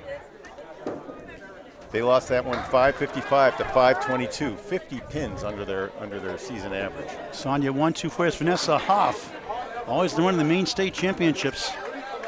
1-3-6-8 and back. Sister-in-law of Christy Hapworth. And Huff's sister, Christy Hapworth. Rossi for spare. Oh, what was wrong with that shot? Unbelievable. Huff too far right. 1-3 in the 8. Canadian flag right above on lane 5. What a gorgeous place. 24 lanes, 12 on each side. Great ownership of the Dallas family. Dallas with an E. Rossi on for a 10. Their perfect start. 2 10s to spare combined for their team. Huff a 7. First box blues for the first 2 bowlers for Huff Power Sports. Yeah, Dallas family have been stellar. 24 teams now down to 2, but when these 24 teams have been packing these lanes, the Dallas family was all over everything, and we cannot thank them enough for their hospitality. Sonia career high average of 114 with best season ending average out of Exeter Lanes. High single 175, high triple 435. Her high five is 670. She goes right for a 4 horseman plus a post. Huff trying to bounce back after that 7. She has a 1-2, 8 behind the 2 and the 9. 2 does a little shimmy. You see the scoreboard on your screen there, 8-pin lead right now for Exeter. Everything down the sides is standard American notation, except the center column will note the head pin hits on the first ball. Vanessa's career high average 113 from Burnham, Maine. Rossi trying to pull it over. Yes! Oh, wow. What a shot for a spare! Huff to answer. No, 8 denies are the mark.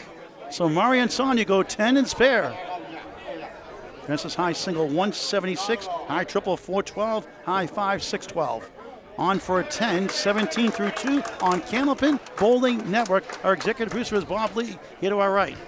Yep, Vanessa Huff carried a 108.2 average across 16 strings. Sonia Rossi, for her part, she bowled in 23 different strings, all 23, and she finished with a 104.4. Hall of Famer 2023 class with Al Johnson, Bob Wickham, Steve Reno, and Harry Reno, and others. Tim Matero, co-host of the Ripping the Rack podcast during the regular bowling season every other Monday night. Expresses concerned here. All expressions talked about have nothing to do with Ripping the Rack podcast. Matero rifles the pocket. It's a Greek church on a Sunday. Ripping the Rack available on YouTube and wherever you get your podcasts. And free to subscribe like Candlepin Bowling Network. Here's Christy Hapworth off to the left. She has a 4 horseman to the post. About a 1 in 5 chance for Class A bowlers without wood stats and research by Bob Lee of Candlepin Bowling Network. That's right. They come in, they'll be able to connect on the 4 horsemen about 36 to 40% of the time. It's just getting that extra pin and cuts your chances in half. And for our Casey McCool fans, our first banana split. Always hungry, always growling. A lot of Casey McCool fans love the banana split. Casey was in the house today. Yes, he was. Did some announcing. Taro takes the short 2 for an 8 to start us 1-string overtime match. Hapworth, a 9. Gets a pin back there. Swear to God, if you touch anything. Now, the running total's on the scoreboard there for some reason. Dave Barber just standing over our control booth saying, "What do these buttons do?" Dave's good at pushing. Dave's good at pushing buttons. What do you mean, ball? All right, Tim Matero. 3-step approach. Beautiful ball, 2-run split, but the wood gives him a chance. Angle nicely. 5 middle, 8 left, 10 right. Back to lane 5 and Christy Hapworth. That probably sounded too uptight in that moment. Smooth ball finds the pocket. It's a bundle of 5, the bucket they call in Canada. Some call it the hay bale, the star 5, the bucket of 5, diamond plus the 7, yada, yada, yada. No one calls it yada, yada, yada. Wood could take it. You know what I mean. Oh, good effort there by Matero. Gets a giggle out of that one. Christie, a 110 league bowler, 114 a peak average for a season from Burnham, Maine. As many seasoned bowlers, including this Hall of Famer, most of all, you need to hit the red line on that situation to send the 5. Oh, no. Doinks it. She is the current one of the Maine State Open Eliminations titles. Beat her sister Vanessa Huff in the finals. It's on Candlepin Bowling Network and YouTube from Westport Bowling Lanes in Westbrook, Maine. It's past April. Matero at 10, 18 through 2. Huff grabs 4, the 5 for 9, also at 18 through 2. Let's get a quick update from Greg Gouillart. The format of the mixed worlds is at least 2 women on the team. Otherwise, it's as simple as that. You can substitute in also before box 7 begins, before your 4th visit to the lanes, as we go 2 at a time. And you cannot substitute on a mark.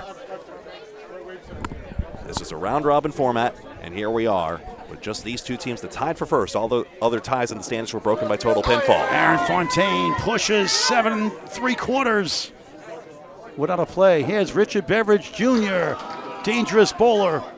7 to 9. So we give that a ride. Joe Smith of Penny Lane just gave a $100 donation to Candlepins for Cancer. Thank you, Joe Smith.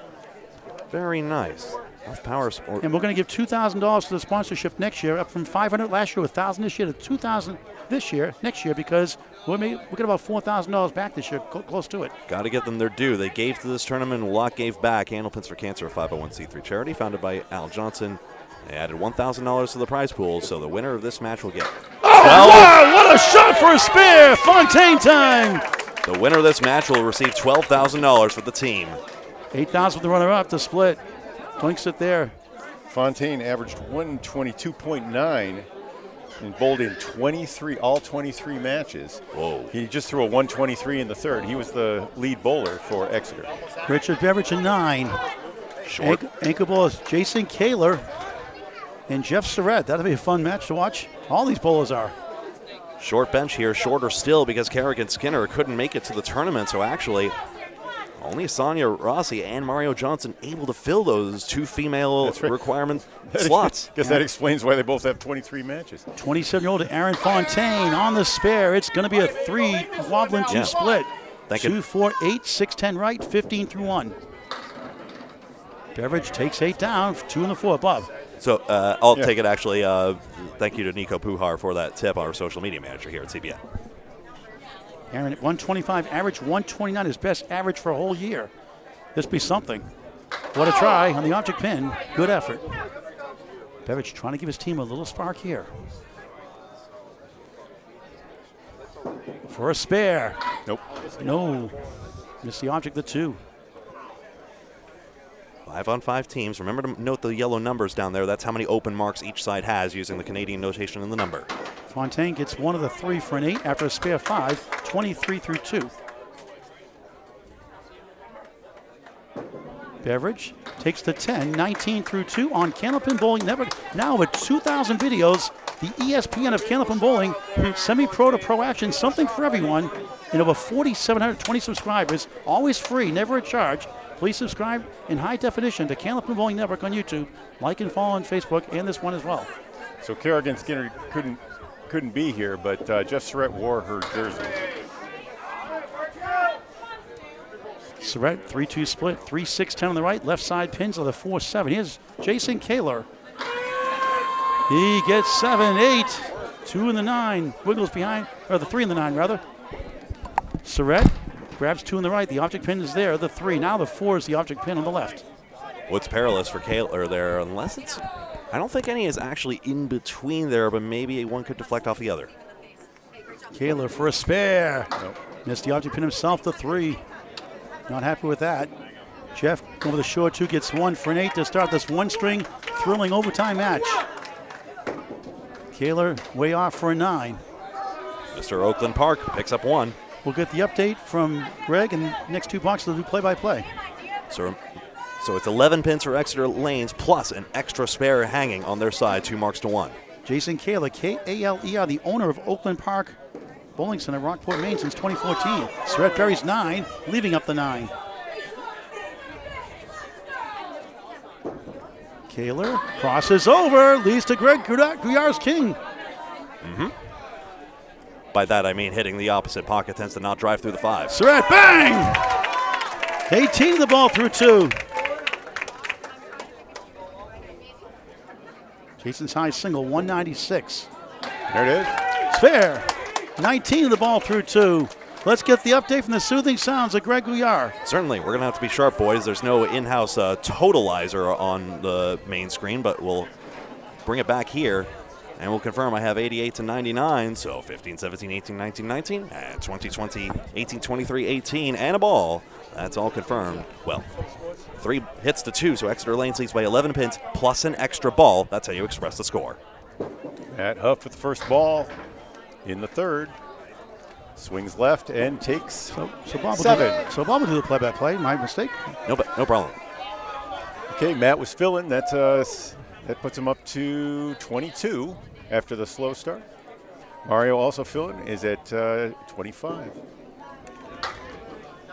And you've got the CompuScore lag as well. Great semi-automatic scoring system. Tough to handle. All right, both bowlers will be. Oh, no! Mario takes it from behind. She missed the object and took out the 5 and 3 from the rear side. Shooter's touch, shooter's roll. That was very Pete Weber coded, that celebration. Watch it again. Bundle of 5 here, gets on the 6, 9, 10, and then takes the 5 and the 3. Look at Mario's. I love her. She's such a character in the lanes. They have a lot of energy. Mario struggled in the final, throwing just a 95. You see a different level of energy from her. A little more precision, too. Huff swings left side of the head pin, leaves a check mark here. Former men's singles champion Matt Huff. Mario gets 2 in that fill, so fills of 5-2 on the 2 spares in a row. And won that world singles title, like Greg alluded to, in 2017, his first time in it. A family of bowlers bowling well over 35 years now. Huff throwing 33 miles an hour, finds his object, can't clean the check. Why, yes, Bob Lee does have a radar gun. Why do you ask? Mario throwing 30. Faster than the women's pro average, which is around 29.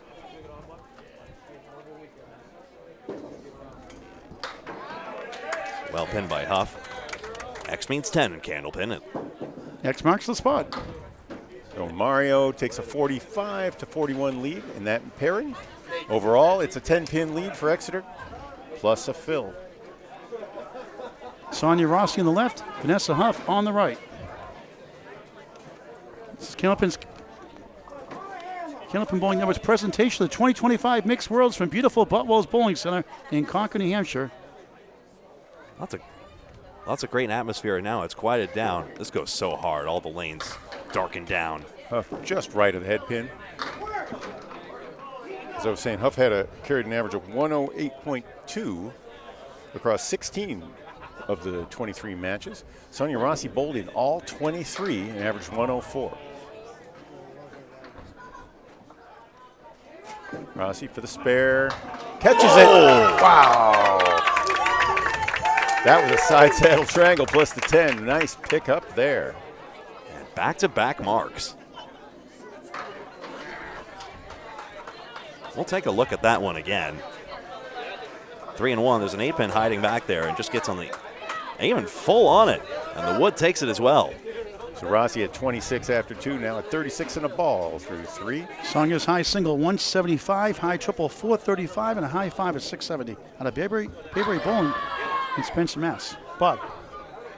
Well, Vanessa ripped it and got the 5-7. That's the Heinz ketchup leave, if you want to give it a tricky name. But I think she's going to want to swing this one maybe in from the right. Let's see. Going right at it, bounces over, and the pin leapt over. Yeah, I gave him more of a leapt ride over than I the thought. log in front of the 7-pin. I didn't mind her hitting it straight, but I would have preferred a trip. Here it is, 3 in a row.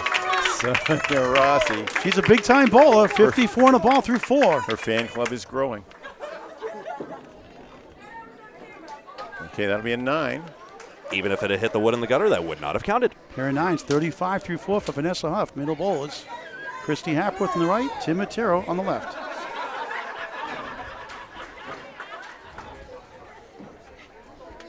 All right, Huff. Hapworth comes in with a pair of 9s at 18. Tim threw an 8 and a 10 together for the same result. Was Huff, not outrageous, but not anymore. 26 miles an hour. Actually just celebrated a wedding anniversary, her 10th. Nice lady, too. False start in the offense, 5-yard penalty, repeat first down. Hapworth averaged 106.5 during the regular season. Matero does not appear. He appears on the sub list, so I don't have him in front of me for his average during the match. We had a 133 average for a whole year once upon a time. Back when he was great. Now he's just very, very, very, very good. 6 different times in his illustrious career, he had a season average of 130 or more.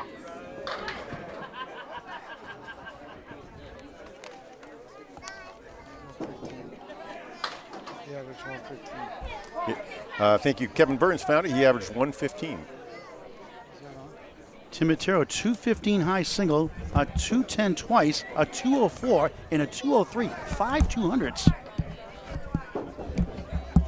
And how about a high triple of 502 and 500 and a high 5 at 800? One of a rare few people have a 200, a 500, 800. That's right. Now those are clubs you want to get into. Not sure about some of the ones he belongs to, but those ones I think everybody wants to be in. Here's Hapworth. Knocks out the mini rack, leaving the 4 horsemen left. 165 to 141, that's now correct. Similar pitch, different outcome. Held out the 2 fingers, thinking that's all he would get. That's going to nick it. Nope. Nope. Her high single is 178, high triple 422, high 5 610. Tim is throwing 34 miles an hour. Huff mostly a state of Maine team, but Tim Matero, of course, known for his bowling there. And Chrissy's longtime partner, Vanessa Huff, her teammate here today. Good 10. All right, 175, 150, a 25 pin lead plus an extra fill ball. Richard Beveridge Jr., 19 through 2. Aaron Fontaine, spare 5-8 start.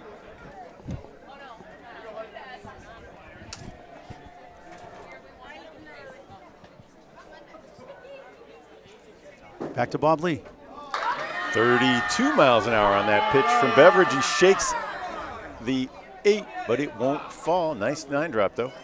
Aaron Fontaine has been measured at 36 all week. Ups his game to 38 on that one. I noticed he threw 39 as it came down to the wire. He got a little juiced up at the end of the last match. Beveridge finds his way around the wood. That's spare number 3 for Huff Power Sports. And a match from Fontaine, the grandson of Tommy Olso, who paid a visit to us on the booth over on the other side. That was during yesterday's coverage, if I recall correctly. Yep. Aaron Fontaine, just 27 years young, from North Brookfield, Mass. His whole life. It's now 8 spares to 3. The lead, everything's going yes, Exeter's way. I've got some statistics, including marks and pinning as well, if you'd ever like to consult. Sure. That's a spilled out head pin, isn't it? Yeah, that was a spill head. We'll do that after this box, Greg. Okay, tough fill there. So gainer there for Huff. Now 180, now 187, 167.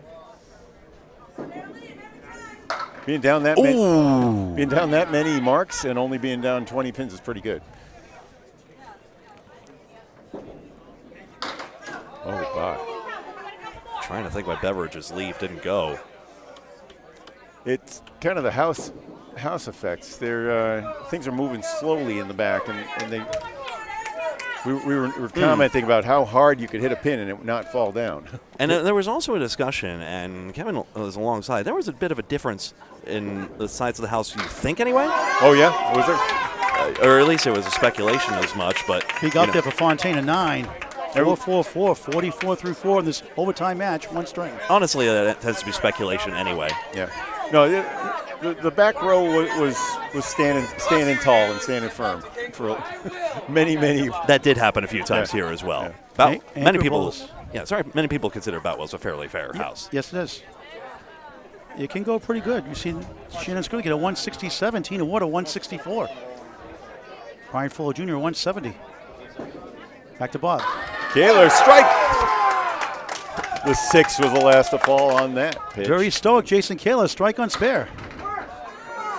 Oh, tough head pin there, and he leaves a side saddle triangle +2. That's a weird Greek church turned sideways. I'll find a punchline for that eventually. He's got an angle for it, but he had to hit it thin. They take such good care of the place. After the place down, they sweep up all the pins and clean off the pin decks. Dimitri did a great job cleaning all the decks the night before, Friday. Yeah, Della's family did very well. And I got to see all the pin setters activate from left to right after they reset all the machines as well. And Andy Dellis gave a $500 check to Candlepins for Cancer, a 501c3 charity. Donations via Venmo at Candlepins number 4, cancer.com. Checks can be written also the address on the website at Candlepins number 4, cancer.com. Andy Dellis, the owner. Dallas with an E. That's a spilled out head pin. Where's everything going, Bob? Okay. Another hit, 2 hits at it. You know, that Lumberyard. They're like ketchup bottles. They don't want them to spill. You get nice firm bottoms on them. Jace wouldn't mind cleaning up this ketchup spill, I'm sure. Especially the old kind where you have to smack it. I know. Boom, boom, boom, boom. Anticipation. All right, 2 pieces of wood in front of the 9 looks trivial. Hits it all. I think he used 4 of them. There was an extra one on the left that he brought into the play there. Jason Kaler, spare, strike, spare. All right. Look at that. Huff Power Sports taking aim at the lead. They're within 4 now, according to your tally below. Yep. So we'll confirm it here. 41-35, 36-45, 59. I said Kaler spilled out the headpin. I noted it anyway. 45-34, 35-44, and 42. 2 open marks to 1 for Exeter, if I counted correctly. So here we are. We switch back around every 2 boxes. Shall I take this over? Sure. Yeah, we'll just say with Kaler's three spares, 5 for the team. Yeah, close the difference. Greg now on the play-by-play. Mario Johnson got the 4-5-7 on this one. I'm Greg Gouillart. That's Paul Grant and Bob Lee. 2, 4, and 10. Kevin Burns alongside as well. Matt Huff's got the 2, 4, and 10. Tough split for both. Front wood, I presume, will be Mario's play. She's got to get something on the piece on the side, too, though. Didn't catch the front piece. Yeah. She needed to hit both somehow, and they weren't really lined up for it. Close match here, 6 boxes to go for everyone. Matt Huff lost it out of the hand. The tiniest things, the grip on the ball is so important. Fingertip control is usually the best way to classically taught, even though everyone adopts their own style in the end. Johnson challenges with 10, and it's an 8 box opposite. Home of the Friday Night Pro League. Game of the week starting Friday after Labor Day is on Candlepin Bowling Network on YouTube. All 35 weeks plus the playoffs. Now, fairly recently, we just had the playoffs. Team Exeter Lanes won that Friday Night Pro League, both regular season and playoffs. That's distinct from this team, but Rob Ficarro Sr. a very happy man all the same. Come on. 4, 7, 9, 10. $12,000. The winning team to split $8,000. Not a bad payout for runner-up. For the team to split. Blast away! Strike in the 6th. And he's very stoic. He's showing some emotion there. The 6th was the last to fall on that strike. A little sidewall tip here. The Bulls love the money, but they want that title.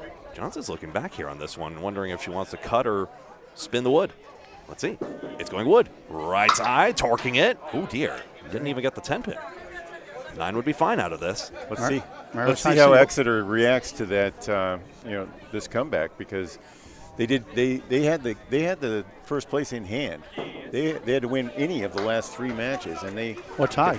Yeah, or tie, and they kind of played a little tight at the end. They had a 3-game lead. Mm-hmm.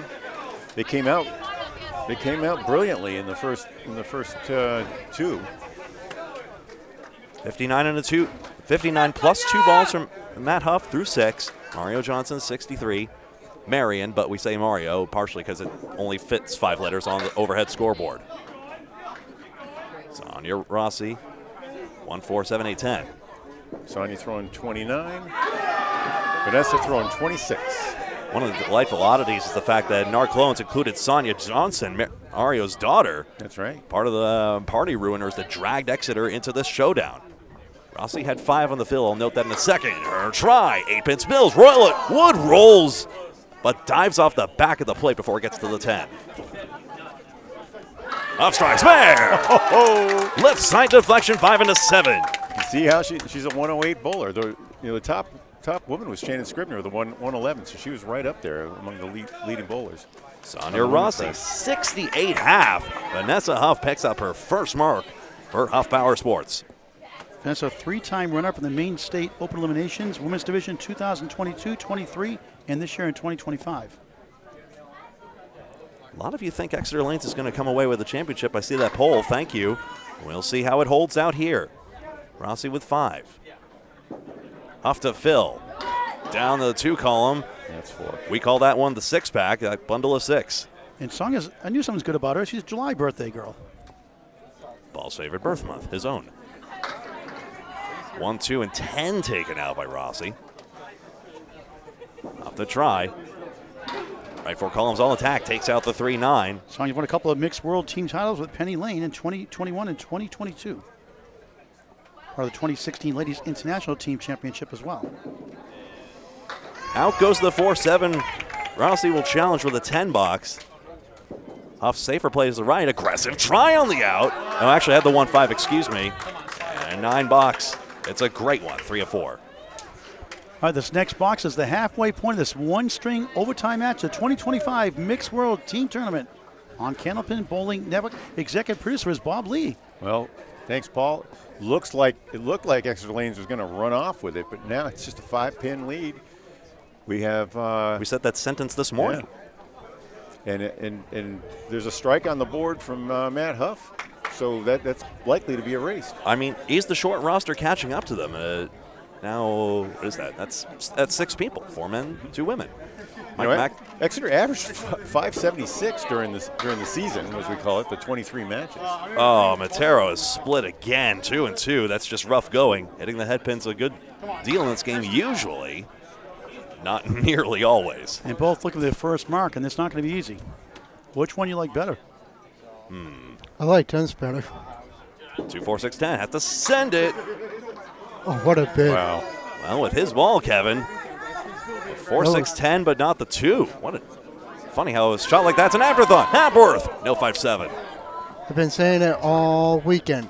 Corner pins, extra pins are not carrying. Might as well be glued down. 10 for Matero. He's at 45. Getting 9 a box is good pinning. Say the same. It's, literally 9. Christy Hapworth, high single, 178.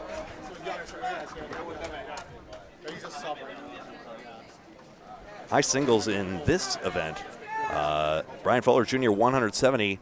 Shannon Scribner on this very stream, 167. Tim Matero's high 10, 1459, one of 7, 14 plus 10 string series. That is amazing. Plays in there, split again. Well, at least we're seeing the robbery. Ouch. I assume Scribner had a triple strike in that 167? Right here, give us a call it. Triple strike 9. Yes, spare triple strike. Yeah, 9 spare. She actually won money for that triple strike as well. Mm-hmm. It wasn't a 999, Phil? Okay. One of 4 triple strike pool getters. I'll get to that in a moment. If I can think to, anyway. That's a 3 and 4 split for Matero. On the 2-4. Trying to throw the 3 into 4, I guess. Hapworth. Just the 1-9. Okay, down to a question of pins right now. We keep our eye on the 3rd ball. Exeter Lanes has knocked down 6 more actual pins, and that is their lead, minus a strike, though. Yeah, it's a virtual tie. Tim gets an 8 there. Extra strike you see hanging on the Huff Power Sports side, though. Hapworth 10. Wow. For 55 through 6. So surprised to see them hanging around like that. You know, if this were a handicap match, Exeter would be given 28 pins. Based on their averages during the based on 90% or 95? No, actually that would be if it was 100% handicap. Is that just a different? Yeah, they averaged 572 and I think it was 544 that Huff Power Sports averaged during the season. Most local leagues in your friendly bowling houses, Candlepin included, handicap your averages so everyone has a shot. Explains 4-pin lead. Aaron Fontaine, 1, 3, 6, and 8. 2 marks to 1 the other side of the ledger. Nice Beveridge crossed over 5, 7, 8. 5 for 5 on the head pin he is, if I counted correctly. His career high average for full season, 127. High single, 189. That's my goofy little center stripe that's knowing the head pin hits. Fontaine around the 8 pin.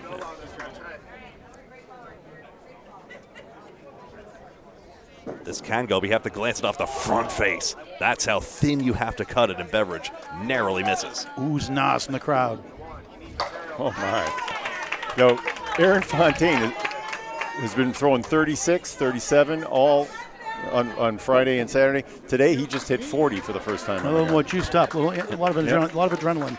Notice Beveridge goes for the safer shot that time and collects 5-8 for a 9 box. Bob, isn't that similar to Tom Osa's speed? Yeah, well, Tommy used to throw 42 and 43. Based on video analysis. Yeah, oh no, he actually told us he had guns. They have speed guns. And it's just they weren't necessarily held by the cameraman. Yeah. They came out with the cops would bring it by. Nice. Mm-hmm. Thin on the head pin, but it just devastating ball. 3-5 there. Beveridge. 3, 6, 7, 8, and 10. Aaron bowling since the turn of the century. High 5, 773. High triple, 472. Unofficial high single, 236. And otherwise, 195. His try. Nope. Wide on the 3-pin. You see the reaction. I probably would have gone for the wood on that, Greg. I always go for the object pin. Problem is, it was a diagonal piece. In theory, it could hit the 5 and trampoline into the 3, but we all know the old adage, see a pin, play a pin. But Wood took it, Kevin's and there's 10. Paul, you call your next witness. The jury is out, Paul. It's a crapshoot sometimes. Aim for the bigger target is the way I put it. I don't Fontaine know. got 10. Well, people probably jokingly stigmatize wood shooting, but in this case, there was the play. Kaler's had a good string working here. 3 marks in a row as he gets up. Surratt on a spare. Left at least one pin standing. Would Alfie pay $100 in this case? Anyway, that's in there. Yes, we will.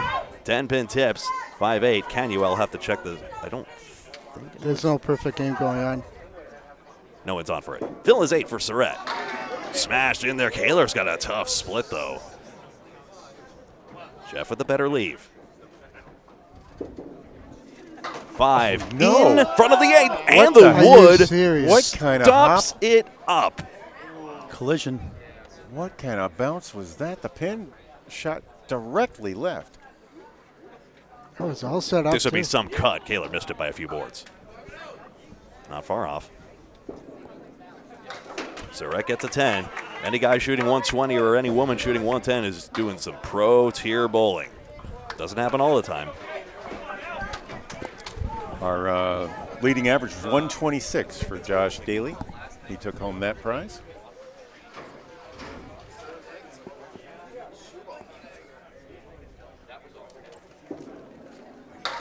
Surratt, Aaron Carey gets Skinner's shirt. That's 3 out. 60 half, not too shabby, but Jason Kaler on another level now with those 3 mark half. Into the 1-2. That's the 1, 2, 3. 4, 5, 6, 7, 8, 9, 10. It's only consecutive numerically. And not a split either. Gruesome, gruesome. I've actually made this shot once at Academy. It is pretty when it goes. Hang on. Without wood? Watch, boys. Without wood, yeah. Watch the wood, boys. We got 2 pieces of diagonal wood there. One's If very he plays- vertical. If he plays it on the cap, he has a good shot. He'll splash around. That's a good point. Very vertical one. Everyone's stirring about that one. His try. Just wide of the wood. He wanted a piece of that, obviously. Took out the triangle. And a pinning duel again results in this 1-string showdown. For the Mixed Worlds title, Kaler's opposite a 6-box. And gets one more. Bit of a missed opportunity. But still now, it's a virtual tie here as Exeter Lanes is up 6 pins but down a strike. We'll confirm everything and pull it up here. We'll just verify 59, 58, 55, 63, 83 through 6, and then 63, 78, 53, 64, 66, and I only see the 1 strike hanging, so that is that. And here comes, who wants to take 7, 8, I suppose? I could just keep it going if you want. Yeah, this is the strike field, though, coming up on lane 6. All right, we switch it around. Huff on a strike. Splits. These matches don't get easier. This is the 24th match for the teams combined. Substitutions were available. Second ball coming up, excuse me. Safe play would be to just take the 3 on the left side. Yep. Huff does that, and the fill is 9. All right, lead change. Huff leads by 3 now. No marks on the board hanging. Johnson Nice gets shot. it! Now there 1, is. 6, 8, and 10 by Mario Johnson. Money. Only Mike McIntosh available for Exeter to substitute with as Huff takes 10.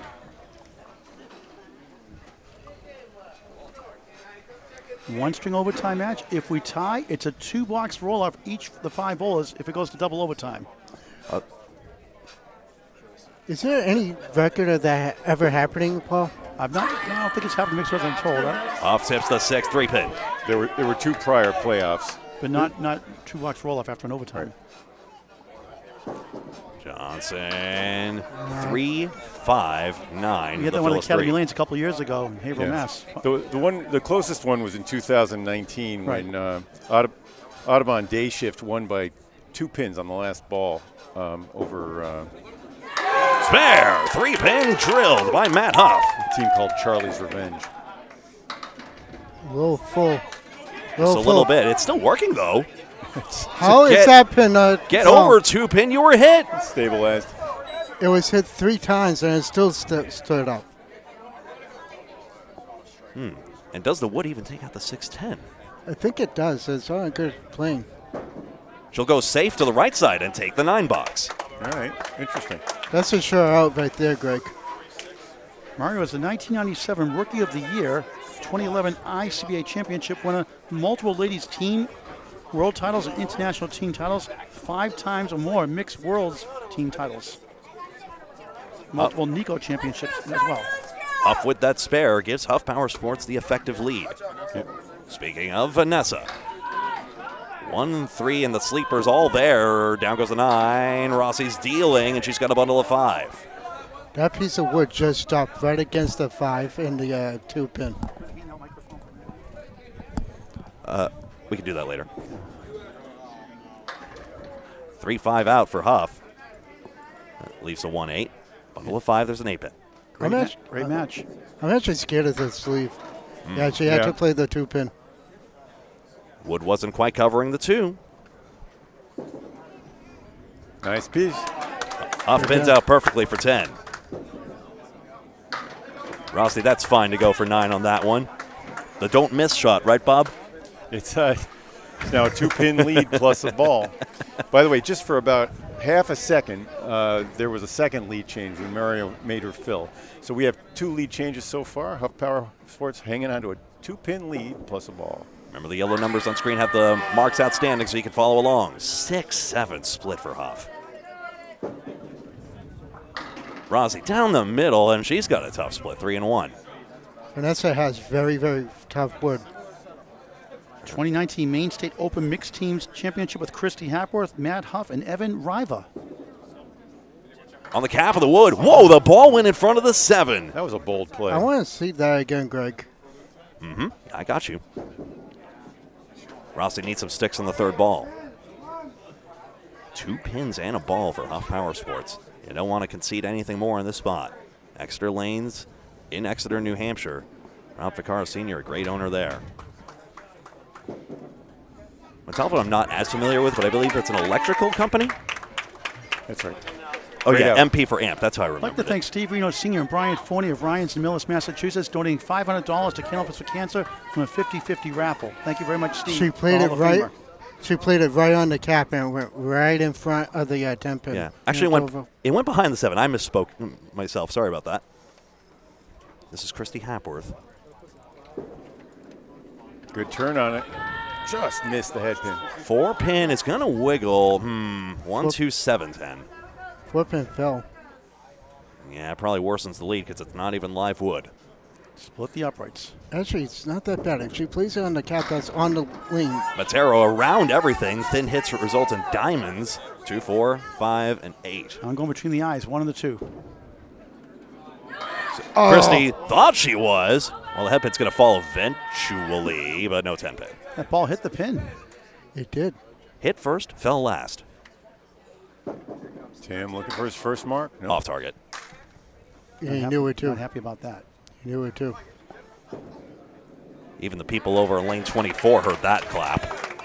Hapworth takes 10, 74 through 8. Matero doubles 27-80 with Mark Hollywood Smith at Colonial Bowling Center in Westbrook, Maine. He carried Mark Hollywood Smith by over 100 pins. IST's Mark. Oh, so he carried you, huh, Tim? Over Tim. All right, the lead is 3 plus a spare fill. Huff Power Sports. I've put a score in the wrong column. I beg your pardon. First ball in the 8th for Hapworth. There we go. The 1, the 2, the 8, and 9. Now Matero. He's on the right as well. That's the 4 horsemen plus the sleeper in the back, the 8. Sorry, guys. I seem to have made a meal out of this scoreboard, but it's now correct. 3 pins should be confirmed. Hapworth on the 1, 2, 8, 9, just the 2, 9 out. Cluster of 5 can go. Matero spares. Matero gets that run down, and he's got 1 mark in his string. Oh, pumped up on that one. All right, now the marks are even. The lead still 2 for Huff Power Sports. Anchor bowlers here, number 4 bowlers, the cleanup bowlers, I should say. Kevin? Matero's on the board with his first mark. Beveridge Jr. had been perfect so far.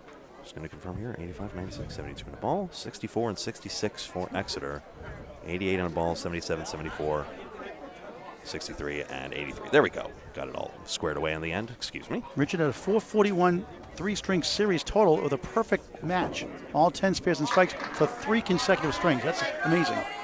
Down goes this 8-pin. What a break. All right. Off the head pin. Well, Paul, what do we say about when you leave the head pin? Single. It's actually the lowest percentage for singles. And you know my theory about it.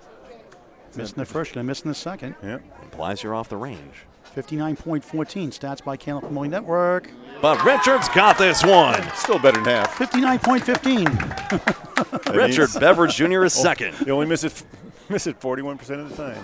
Yeah, the first time he was the head. Fontaine, 2 4 10. What a spare. He is so pumped. Crowd loved that shot. Take a look at that one. Here it comes. That's a Nico highlight reel. Very Ulster-like delivery, and there it goes. He split it, too. What a great match. Here at Boutwell's Bowling Center in Concord, New Hampshire, 2025 Mixed World Tournament on Candlepin Bowling Network. Subscribe for free. Right after the matching spares, here are the matching fills. Here he comes. On that spare fill, Richard Beveridge Jr. gets 7 on his. Beveridge throwing 32. 80 through 7. 2-1 split. We're in overtime. Fontaine. Quiet all of a sudden. On a spare. You get those moments in these international competitions where you can just feel the buzz in the air. Okay. By international, we mean United States and Canada. The eastern provinces of New Brunswick and Nova Scotia play our wonderful sport as well. 6 Phil also. He's at 6 for him. 80 for him through 7. Beveridge tried to right Wood. Across behind. Wood was a little too deep behind. Yep. Still a 3-pin lead for Huff. It's just been that single-digit margin the whole way through. It's called the Four Horsemen, and Fontaine just to the right. Aaron's won 7 Massachusetts Bowling Association titles. The ideal is to play on the 1-2 pocket, of course. Got it. Get over 10. 7-pin, thank you very much. A 10 for Beveridge. At 2 more pins. Makes it 5. 8's a wild. 8, 8, 8, 88 through 8. Here in Boutwell's Bowling Center in Concord, New Hampshire. Great ownership of the Dellis family.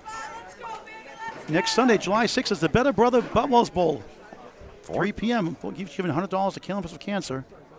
Andy, the owner of the Sons, Dimitri, and go ahead in a minute. Dino, Alex, Dimitri. Yeah. Jason. Yeah. Okay, Jason Kaler, who leads all bowlers.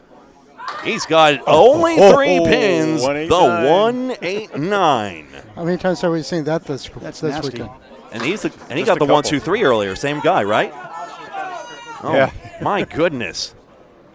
Well, the ball weighs slightly less than the pins. The pins weigh 2.5 pounds. The ball weighs an ounce less. And there you go. Pin that.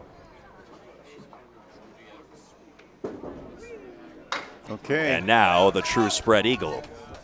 We used to be called Spread Eagle Productions. Now we just have the faux back logo. Okay, there's a quarter Worcester. Just to keep things interesting. They both have 3 to get, basically, assuming Surratt plays towards the 6. Yeah. Kaler. No. Full on the 3-pin. Chop, chop, chop. 5. Yep.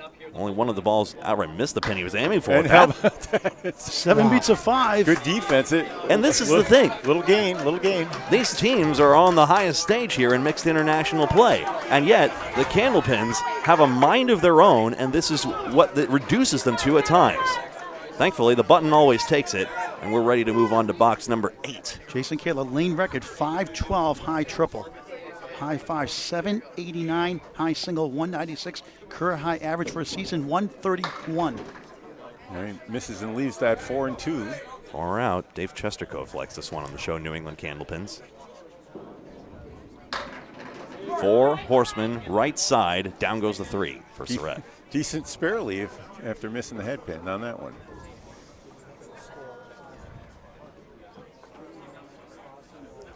Kaler to dig back in.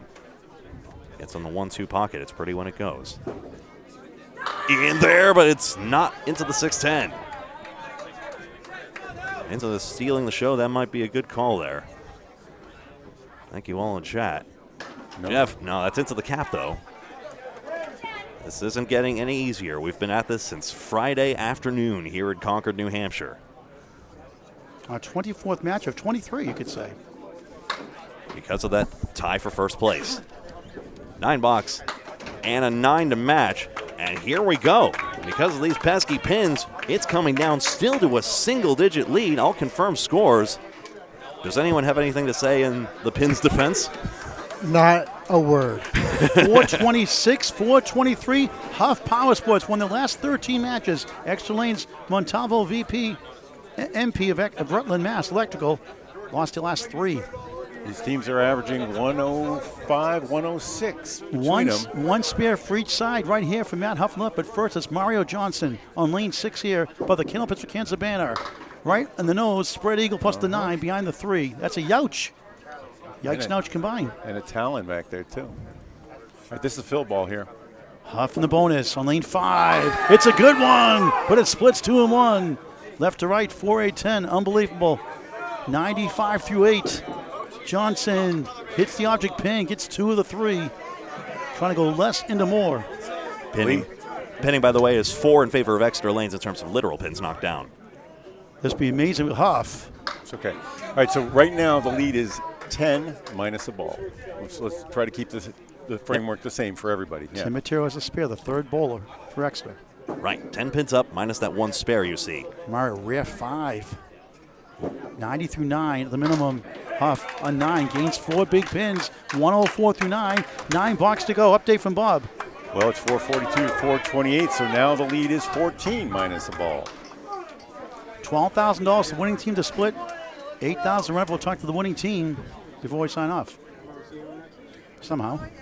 Can work that logistically. We'll get a camera or drag them back here, one or the other. So Mario has 3 spares, but just 90 through 9 because she's left a few on the plate. As many on the plate as she's knocked down in the fill. Capable of making the shot. Not that it's easy. 1, 2, 6, 10. Matt Huff. In the pocket. It is going to be 7, 2, 4, 10. This slightly better odds than the last one he had, that 4, 8, 10. Is that wood? It's looking pretty good, actually. Needs to touch it about even on that. 2 takes 3, in other words. All right, trying to pull up this one here.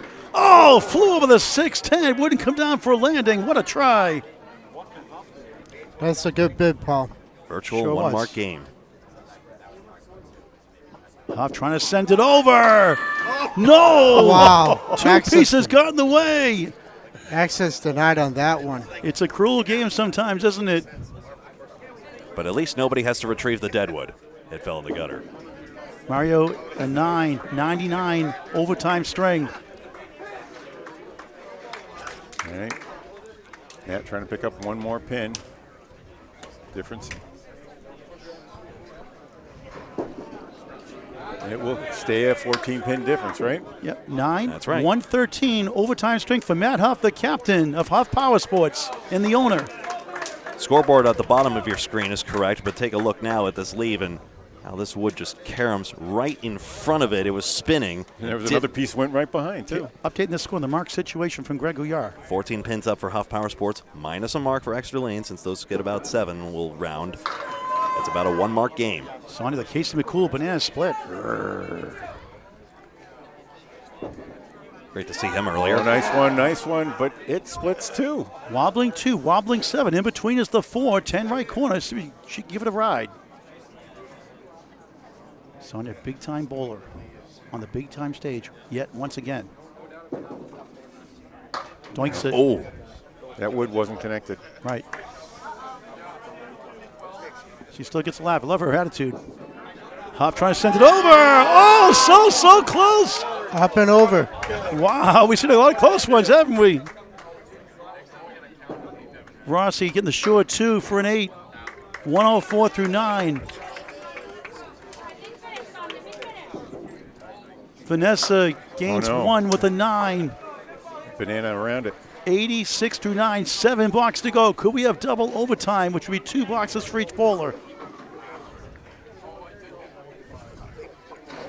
Gotta love Candlepin Bowling, folks. Nothing like it. It's a game of skill and challenge for any age. Fall leagues forming your local bowling center here at Boutwell's Bowling Center in Concord, New Hampshire, or your local center.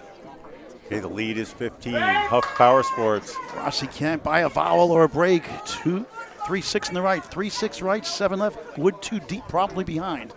3 straight splits for her now. Keeping it loose up in the lanes.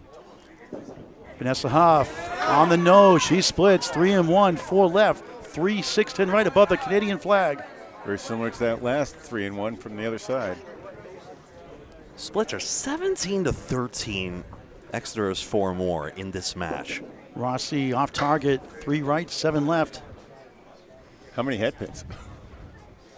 26-25. Oh, wow, what a shot! Vanessa Huff! What a shot, clutch, huge! And everything else in between. Vanessa Huff. Struggling, but comes through big and nice out there for Rossi. Wow. 113. Huff, 96 in the ball in the 10th. How big is that one? She split this perfectly. She played it on the three pin. 3, 6, 10 forward, no problem.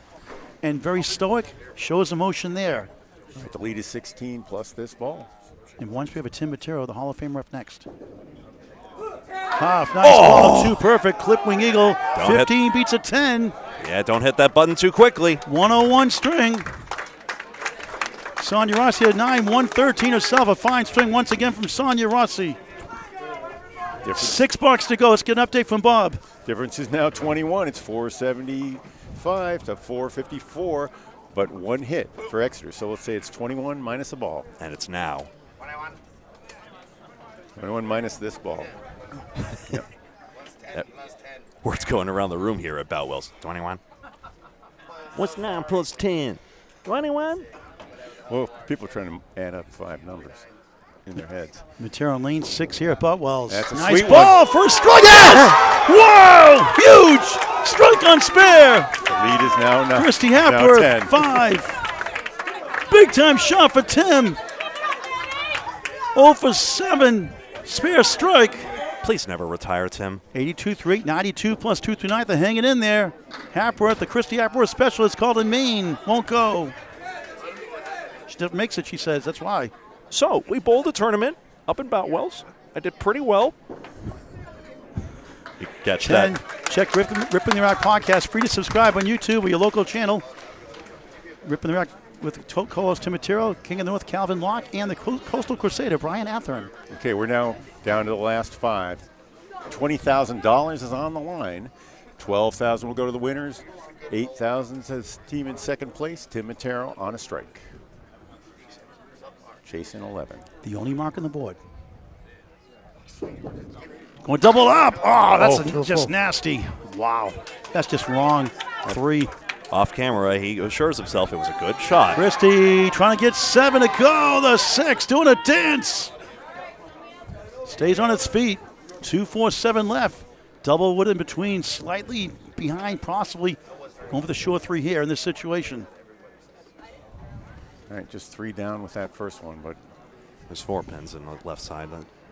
Yep. Typically he'll go 3 into 4. Or will he? No, he's going to go big club. And he got 3 anyway. 6 on the strike. 98 through 9. That difference is now 5. Christie, just missed the 2 by a smidge. That could have sent Paul, absolutely. 2 in the 6. Matero trying to get 3. Oreo Cookie got the cream in the middle, left the wafers on the outside for a rare 7. Bogus string by his standards, 105. Hapworth an 8 in between the pipes. So it's now 6. 92 string for Christy Hapworth. 4. No mark, but great pinning as usual. 4 boxes to play, 6 pins the lead for Huff Power Sports. Christy, defending champion this year for the Maine State Open Eliminations Ladies Division. Here we go, 4 boxes to go. Quick update, Greg. Here we go, chat. 6 pins the margin right now. Sound off, chat. Who's going to take it? Will Exeter get that mark they need? Tim Matero rallying his team down. No marks on the board. Final 4 boxes. Will we have a second overtime for 2 boxes each? Stay tuned. Fasten your seatbelts. Something tray tables. Aaron Fontaine, pound 7, 8, 6 right, 7 left. Helicopter in flight. Richard Beveridge Jr. crosses over 9. Crossovers lead to Kings. Greg Gouillart Incorporated. I do say the thing. All right, this is a brutal lead, though, for Aaron. Yeah, you're worried about a ball deflection as well, right, Bob? Tip left, I would think. Well, Like wow. that. Yes! Great shot. Right on cue. Wow! Clutch. He had to play it perfectly. 98 and the ball in the ninth. I said it, red line. Beveridge missed it. That makes it interesting, folks. Here we go. It makes it a tie, basically, if not an Exeter lead. We'll see.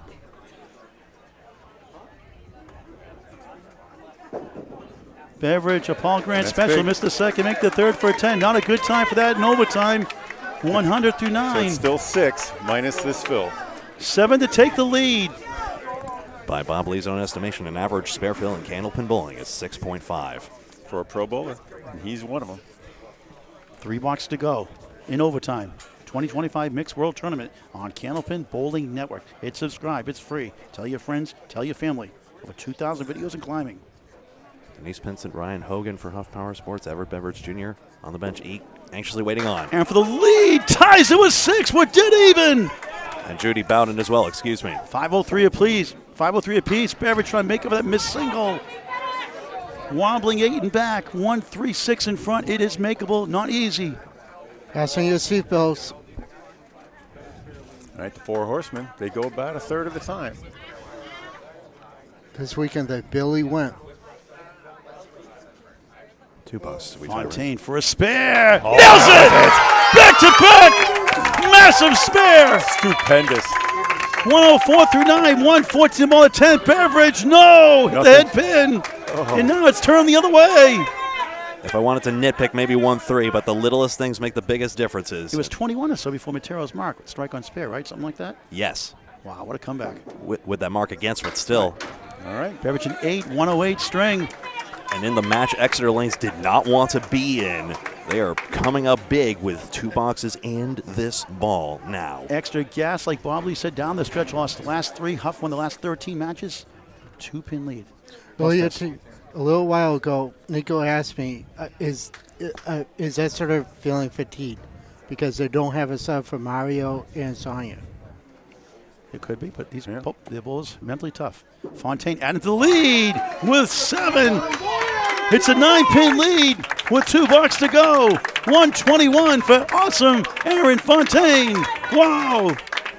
I keep fumbling the scoreboard in my excitement. 9-pin advantage now for Exeter Lanes. Tim Matero, 62 through 7 goes to 105. Aaron from 88 to 8 to 121. Jeff Surratt, 82 through 8. Jason Kayla, 97 through 8. Here we go. Surratt, right side, 3-9. Hate that shot. Just missed by 5 inches, but that's all he gets. Kayla must mark at least once, maybe twice. Jason on the nose. Not a good time for a 3-3 split. Unbelievable. Oh, and this wood's coming forward. Gruesome. 1 in 5 chance for Surratt. He almost got a tricky dribble. Stopped short of the 7. All the bowlers jumping up and down. Thought he had it. If he plays this on the right cap, he might have a shot at this. Kerrigan, he's doing your shirt well. Kayla trying to pull a miracle shot. Ah! He did it! Oh, so close again. Wow, Weebles wobble, but they don't fall down. Everybody in the place is shot at that 7-pin. Right, a Big 10, 92 through 9. What a try by exactly Kayla. exactly what Kaler was aiming for. He hit nothing wrong with that shot at all. 9, it's a 10-pin lead, 1 box to go. 5:30, 5:20. Exeter comes back for the lead. 1 box left in overtime. Come on, Jeffrey! He threw everything at that 7-pin and it still stayed up. That's amazing. They both did. Surratt! Bang! Whoa! Kaler now needs to match and double it. Bombs away, baby! Kaler trying to match it. No! And Exeter's going to take it. Well, with Phil balls, there's something, but Very unlikely. I think that was the championship shot. Yep. Show us one anyway, Jason. They're hugging. Oh, no, that boy. does it. Just will right. do it. Is the triple strike pool still on? I think it is. Congratulations. 10, what a way to win. overtime strength for Jason Kaler. What a match. Gotta love Candlepin Bowling. Their magic number was 1 all afternoon, and they finally got the one from Jeff Surratt, thanks to Tim Matero's setup. On a strike, 8. And Aaron Fontaine's brilliant play. Wow, real team victory for Exeter. Exeter Lanes and Montalvo MP. Surratt 9 the strike. You're What good. a finish, 111. You're good, Sonia. Mario did well, didn't she? Final score, Exeter Lanes, Montalvo, VP, MP of Rutland Electrical. 549, 530 of a Huff Power Sports. Wow, wow, wow. $12,000 for them. 8,000 for Huff Power Sports. Bob Lee, Greg Gouillart with the update. We'll talk to the winning team when we get a chance. Well, there were 4 lead changes in that one, but it was really tight all the way down the middle as Huff came roaring back after an early deficit. Matt Huff started with a 5, and Mario started with a 10 and a spare. It looked like it was going to be a walk away for Exeter, but Huff came roaring back behind the strong bowling of Jason Kaler. He went out spare, strike, spare, strike, 8. And he got kind of schnickled down toward the end, ended up with a 116. But behind him, Huff took a small lead, got up to 21 on Vanessa Huff's big 3-1 split conversion. But Tim Matero came back with a strike in the 9th. Just filled it with 6. Then Aaron Fontaine put on a pair of spares in his final trip. Jeff Surratt sealed it with a strike 9. What a year for Aaron Fontaine. He won the Friday Night Pro League. He won the Pro Series this year, and now he wins the Miss Worlds. He may be in the running. Bowler of the year. He might be. Look at that team picture. There are really only 6 of them. If you look down the spreadsheet on them, Mike McIntosh only bowled in 12 games. Everyone else was in 22. 22 or 23. But Mac did come in a few times as a sub. Yeah. So he's very much a part of this. And Paul Grant connecting up the microphone. Greg Gouillart is going to set him up. And these guys are. I think they're a little happier than they would have been if they'd clinched it 3 games ago. I think they would have been happy if they clinched it when we had him earlier. Jeff Surratt, come on, buddy. Not your best string, but if bombs away, baby, strike to clinch it. Yeah, it was a really good team effort. We fought very hard all week. We struggled at the end. You had 3 matches left. All you needed was 1 point, a magic number, and you couldn't get it done then. How did you come back? And you came back with down 21 minus the fill. First off, thanks for rubbing that in, Paul. I didn't mean it that way. No, you just when you get a second chance, you got to just grind it out. And these guys are phenomenal. It's a great team effort. Was fatigue a factor down the stretch earlier, and how mentally tough is your team? Well, I think we proved it right there. We grinded it out, and we got some breaks, and it was nice. How about a 3-letter word winning another title? Yes. Okay, wow. Okay, thanks. Okay, wow. Tim Matero, I officially say you're unretired. No, I'm back into retirement. Right back in. So you're like Tiger Woods, you go for the majors, then you don't play, right? Go for the majors and call it good.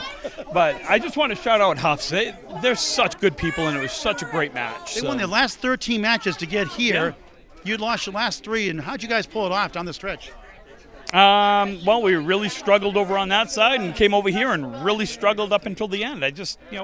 It's a team effort regardless of which way it goes. You're down 21 or so. You want to spear, you got a thunderous strike. That turns it right around. Yeah, kind of. That felt good. I'm not going to lie. That felt good.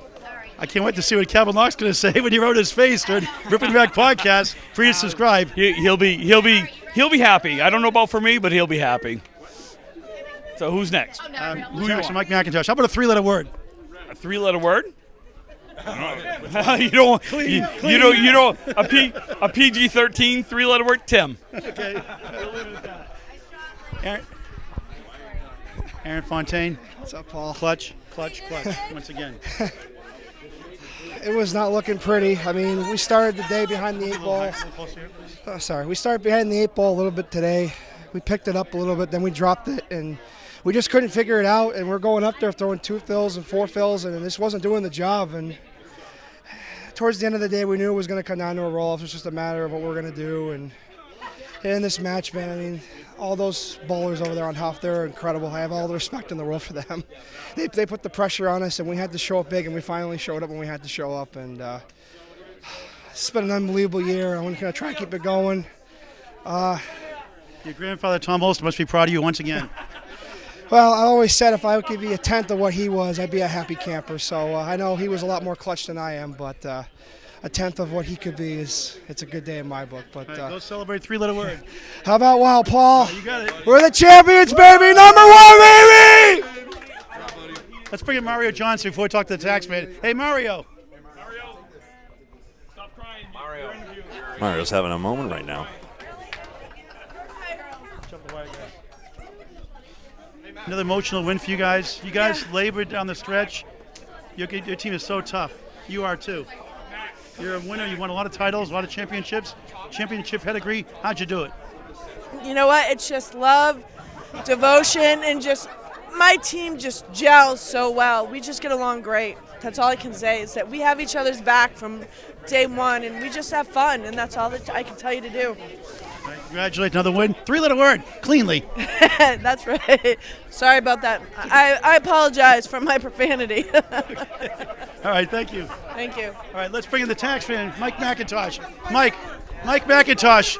Come on down. Hold it up high. Hold it up high. Woo! Hey, what's going on? It's the biggest trophy I think I've ever held on you, Paul. Good to see you, buddy. Good to see you. You were in the start and they took you out of the lineup. Is that why you won? That's why we won.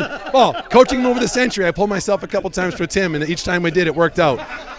So blessed to be part of this team. I was sitting at home a few months back. I got a call from Surratt. He said, "Do you want to jump on this team?" And it took me all of about a second and a half to say yes to that.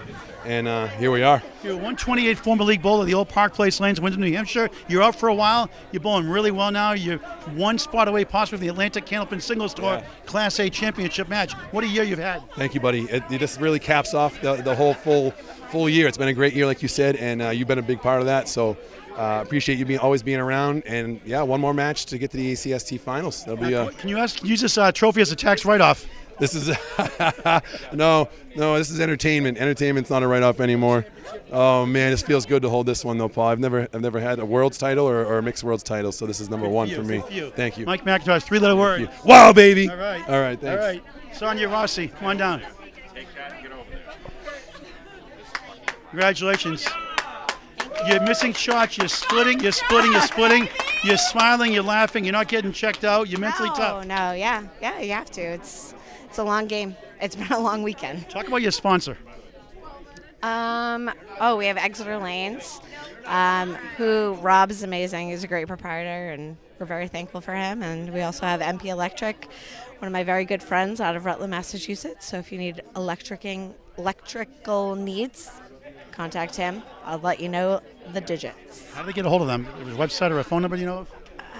I'm sure they have a phone number. Google? I don't know. 867-5309. That's a great song. That is a great You want to sing it? No, I don't. I have no voice anymore. Okay. How about a 3-letter word? Wow. Anybody on your team that want to talk? I'm going to guess no. Okay. I think you've probably interviewed everybody already, so we're good. But thank you so much for all your hard work this weekend. Thank you very much. And all your coverage. Now you can afford to pay all your past, present, and future lemon drops. Okay, I didn't have any this weekend, Paul, and I paid them at the 568. I know. Just missed you. Congratulations. Thank you so much. Thank you. Greg, to wrap it up, thank you. Thank you very much. Let's flip on. Make sure I think that should be all our headsets right now. Just wanted to go over some statistics in the match right now. 16 marks to 10 for Exeter Lanes, but the average fill was 7.4 for Huff Power Sports and 5.8 for Exeter Lanes. Yeah, interesting. So get those 6 marks eventually they power through, pinning exactly even. Both left 44 pins on the plate. Head pins were 29 to 28, just about that even in favor of Exeter slightly. And splits were 19 for Exeter and 14 for Huff Power Sports. So more than half of the head pin hits were splits. That seemed about right for the pin action we were seeing.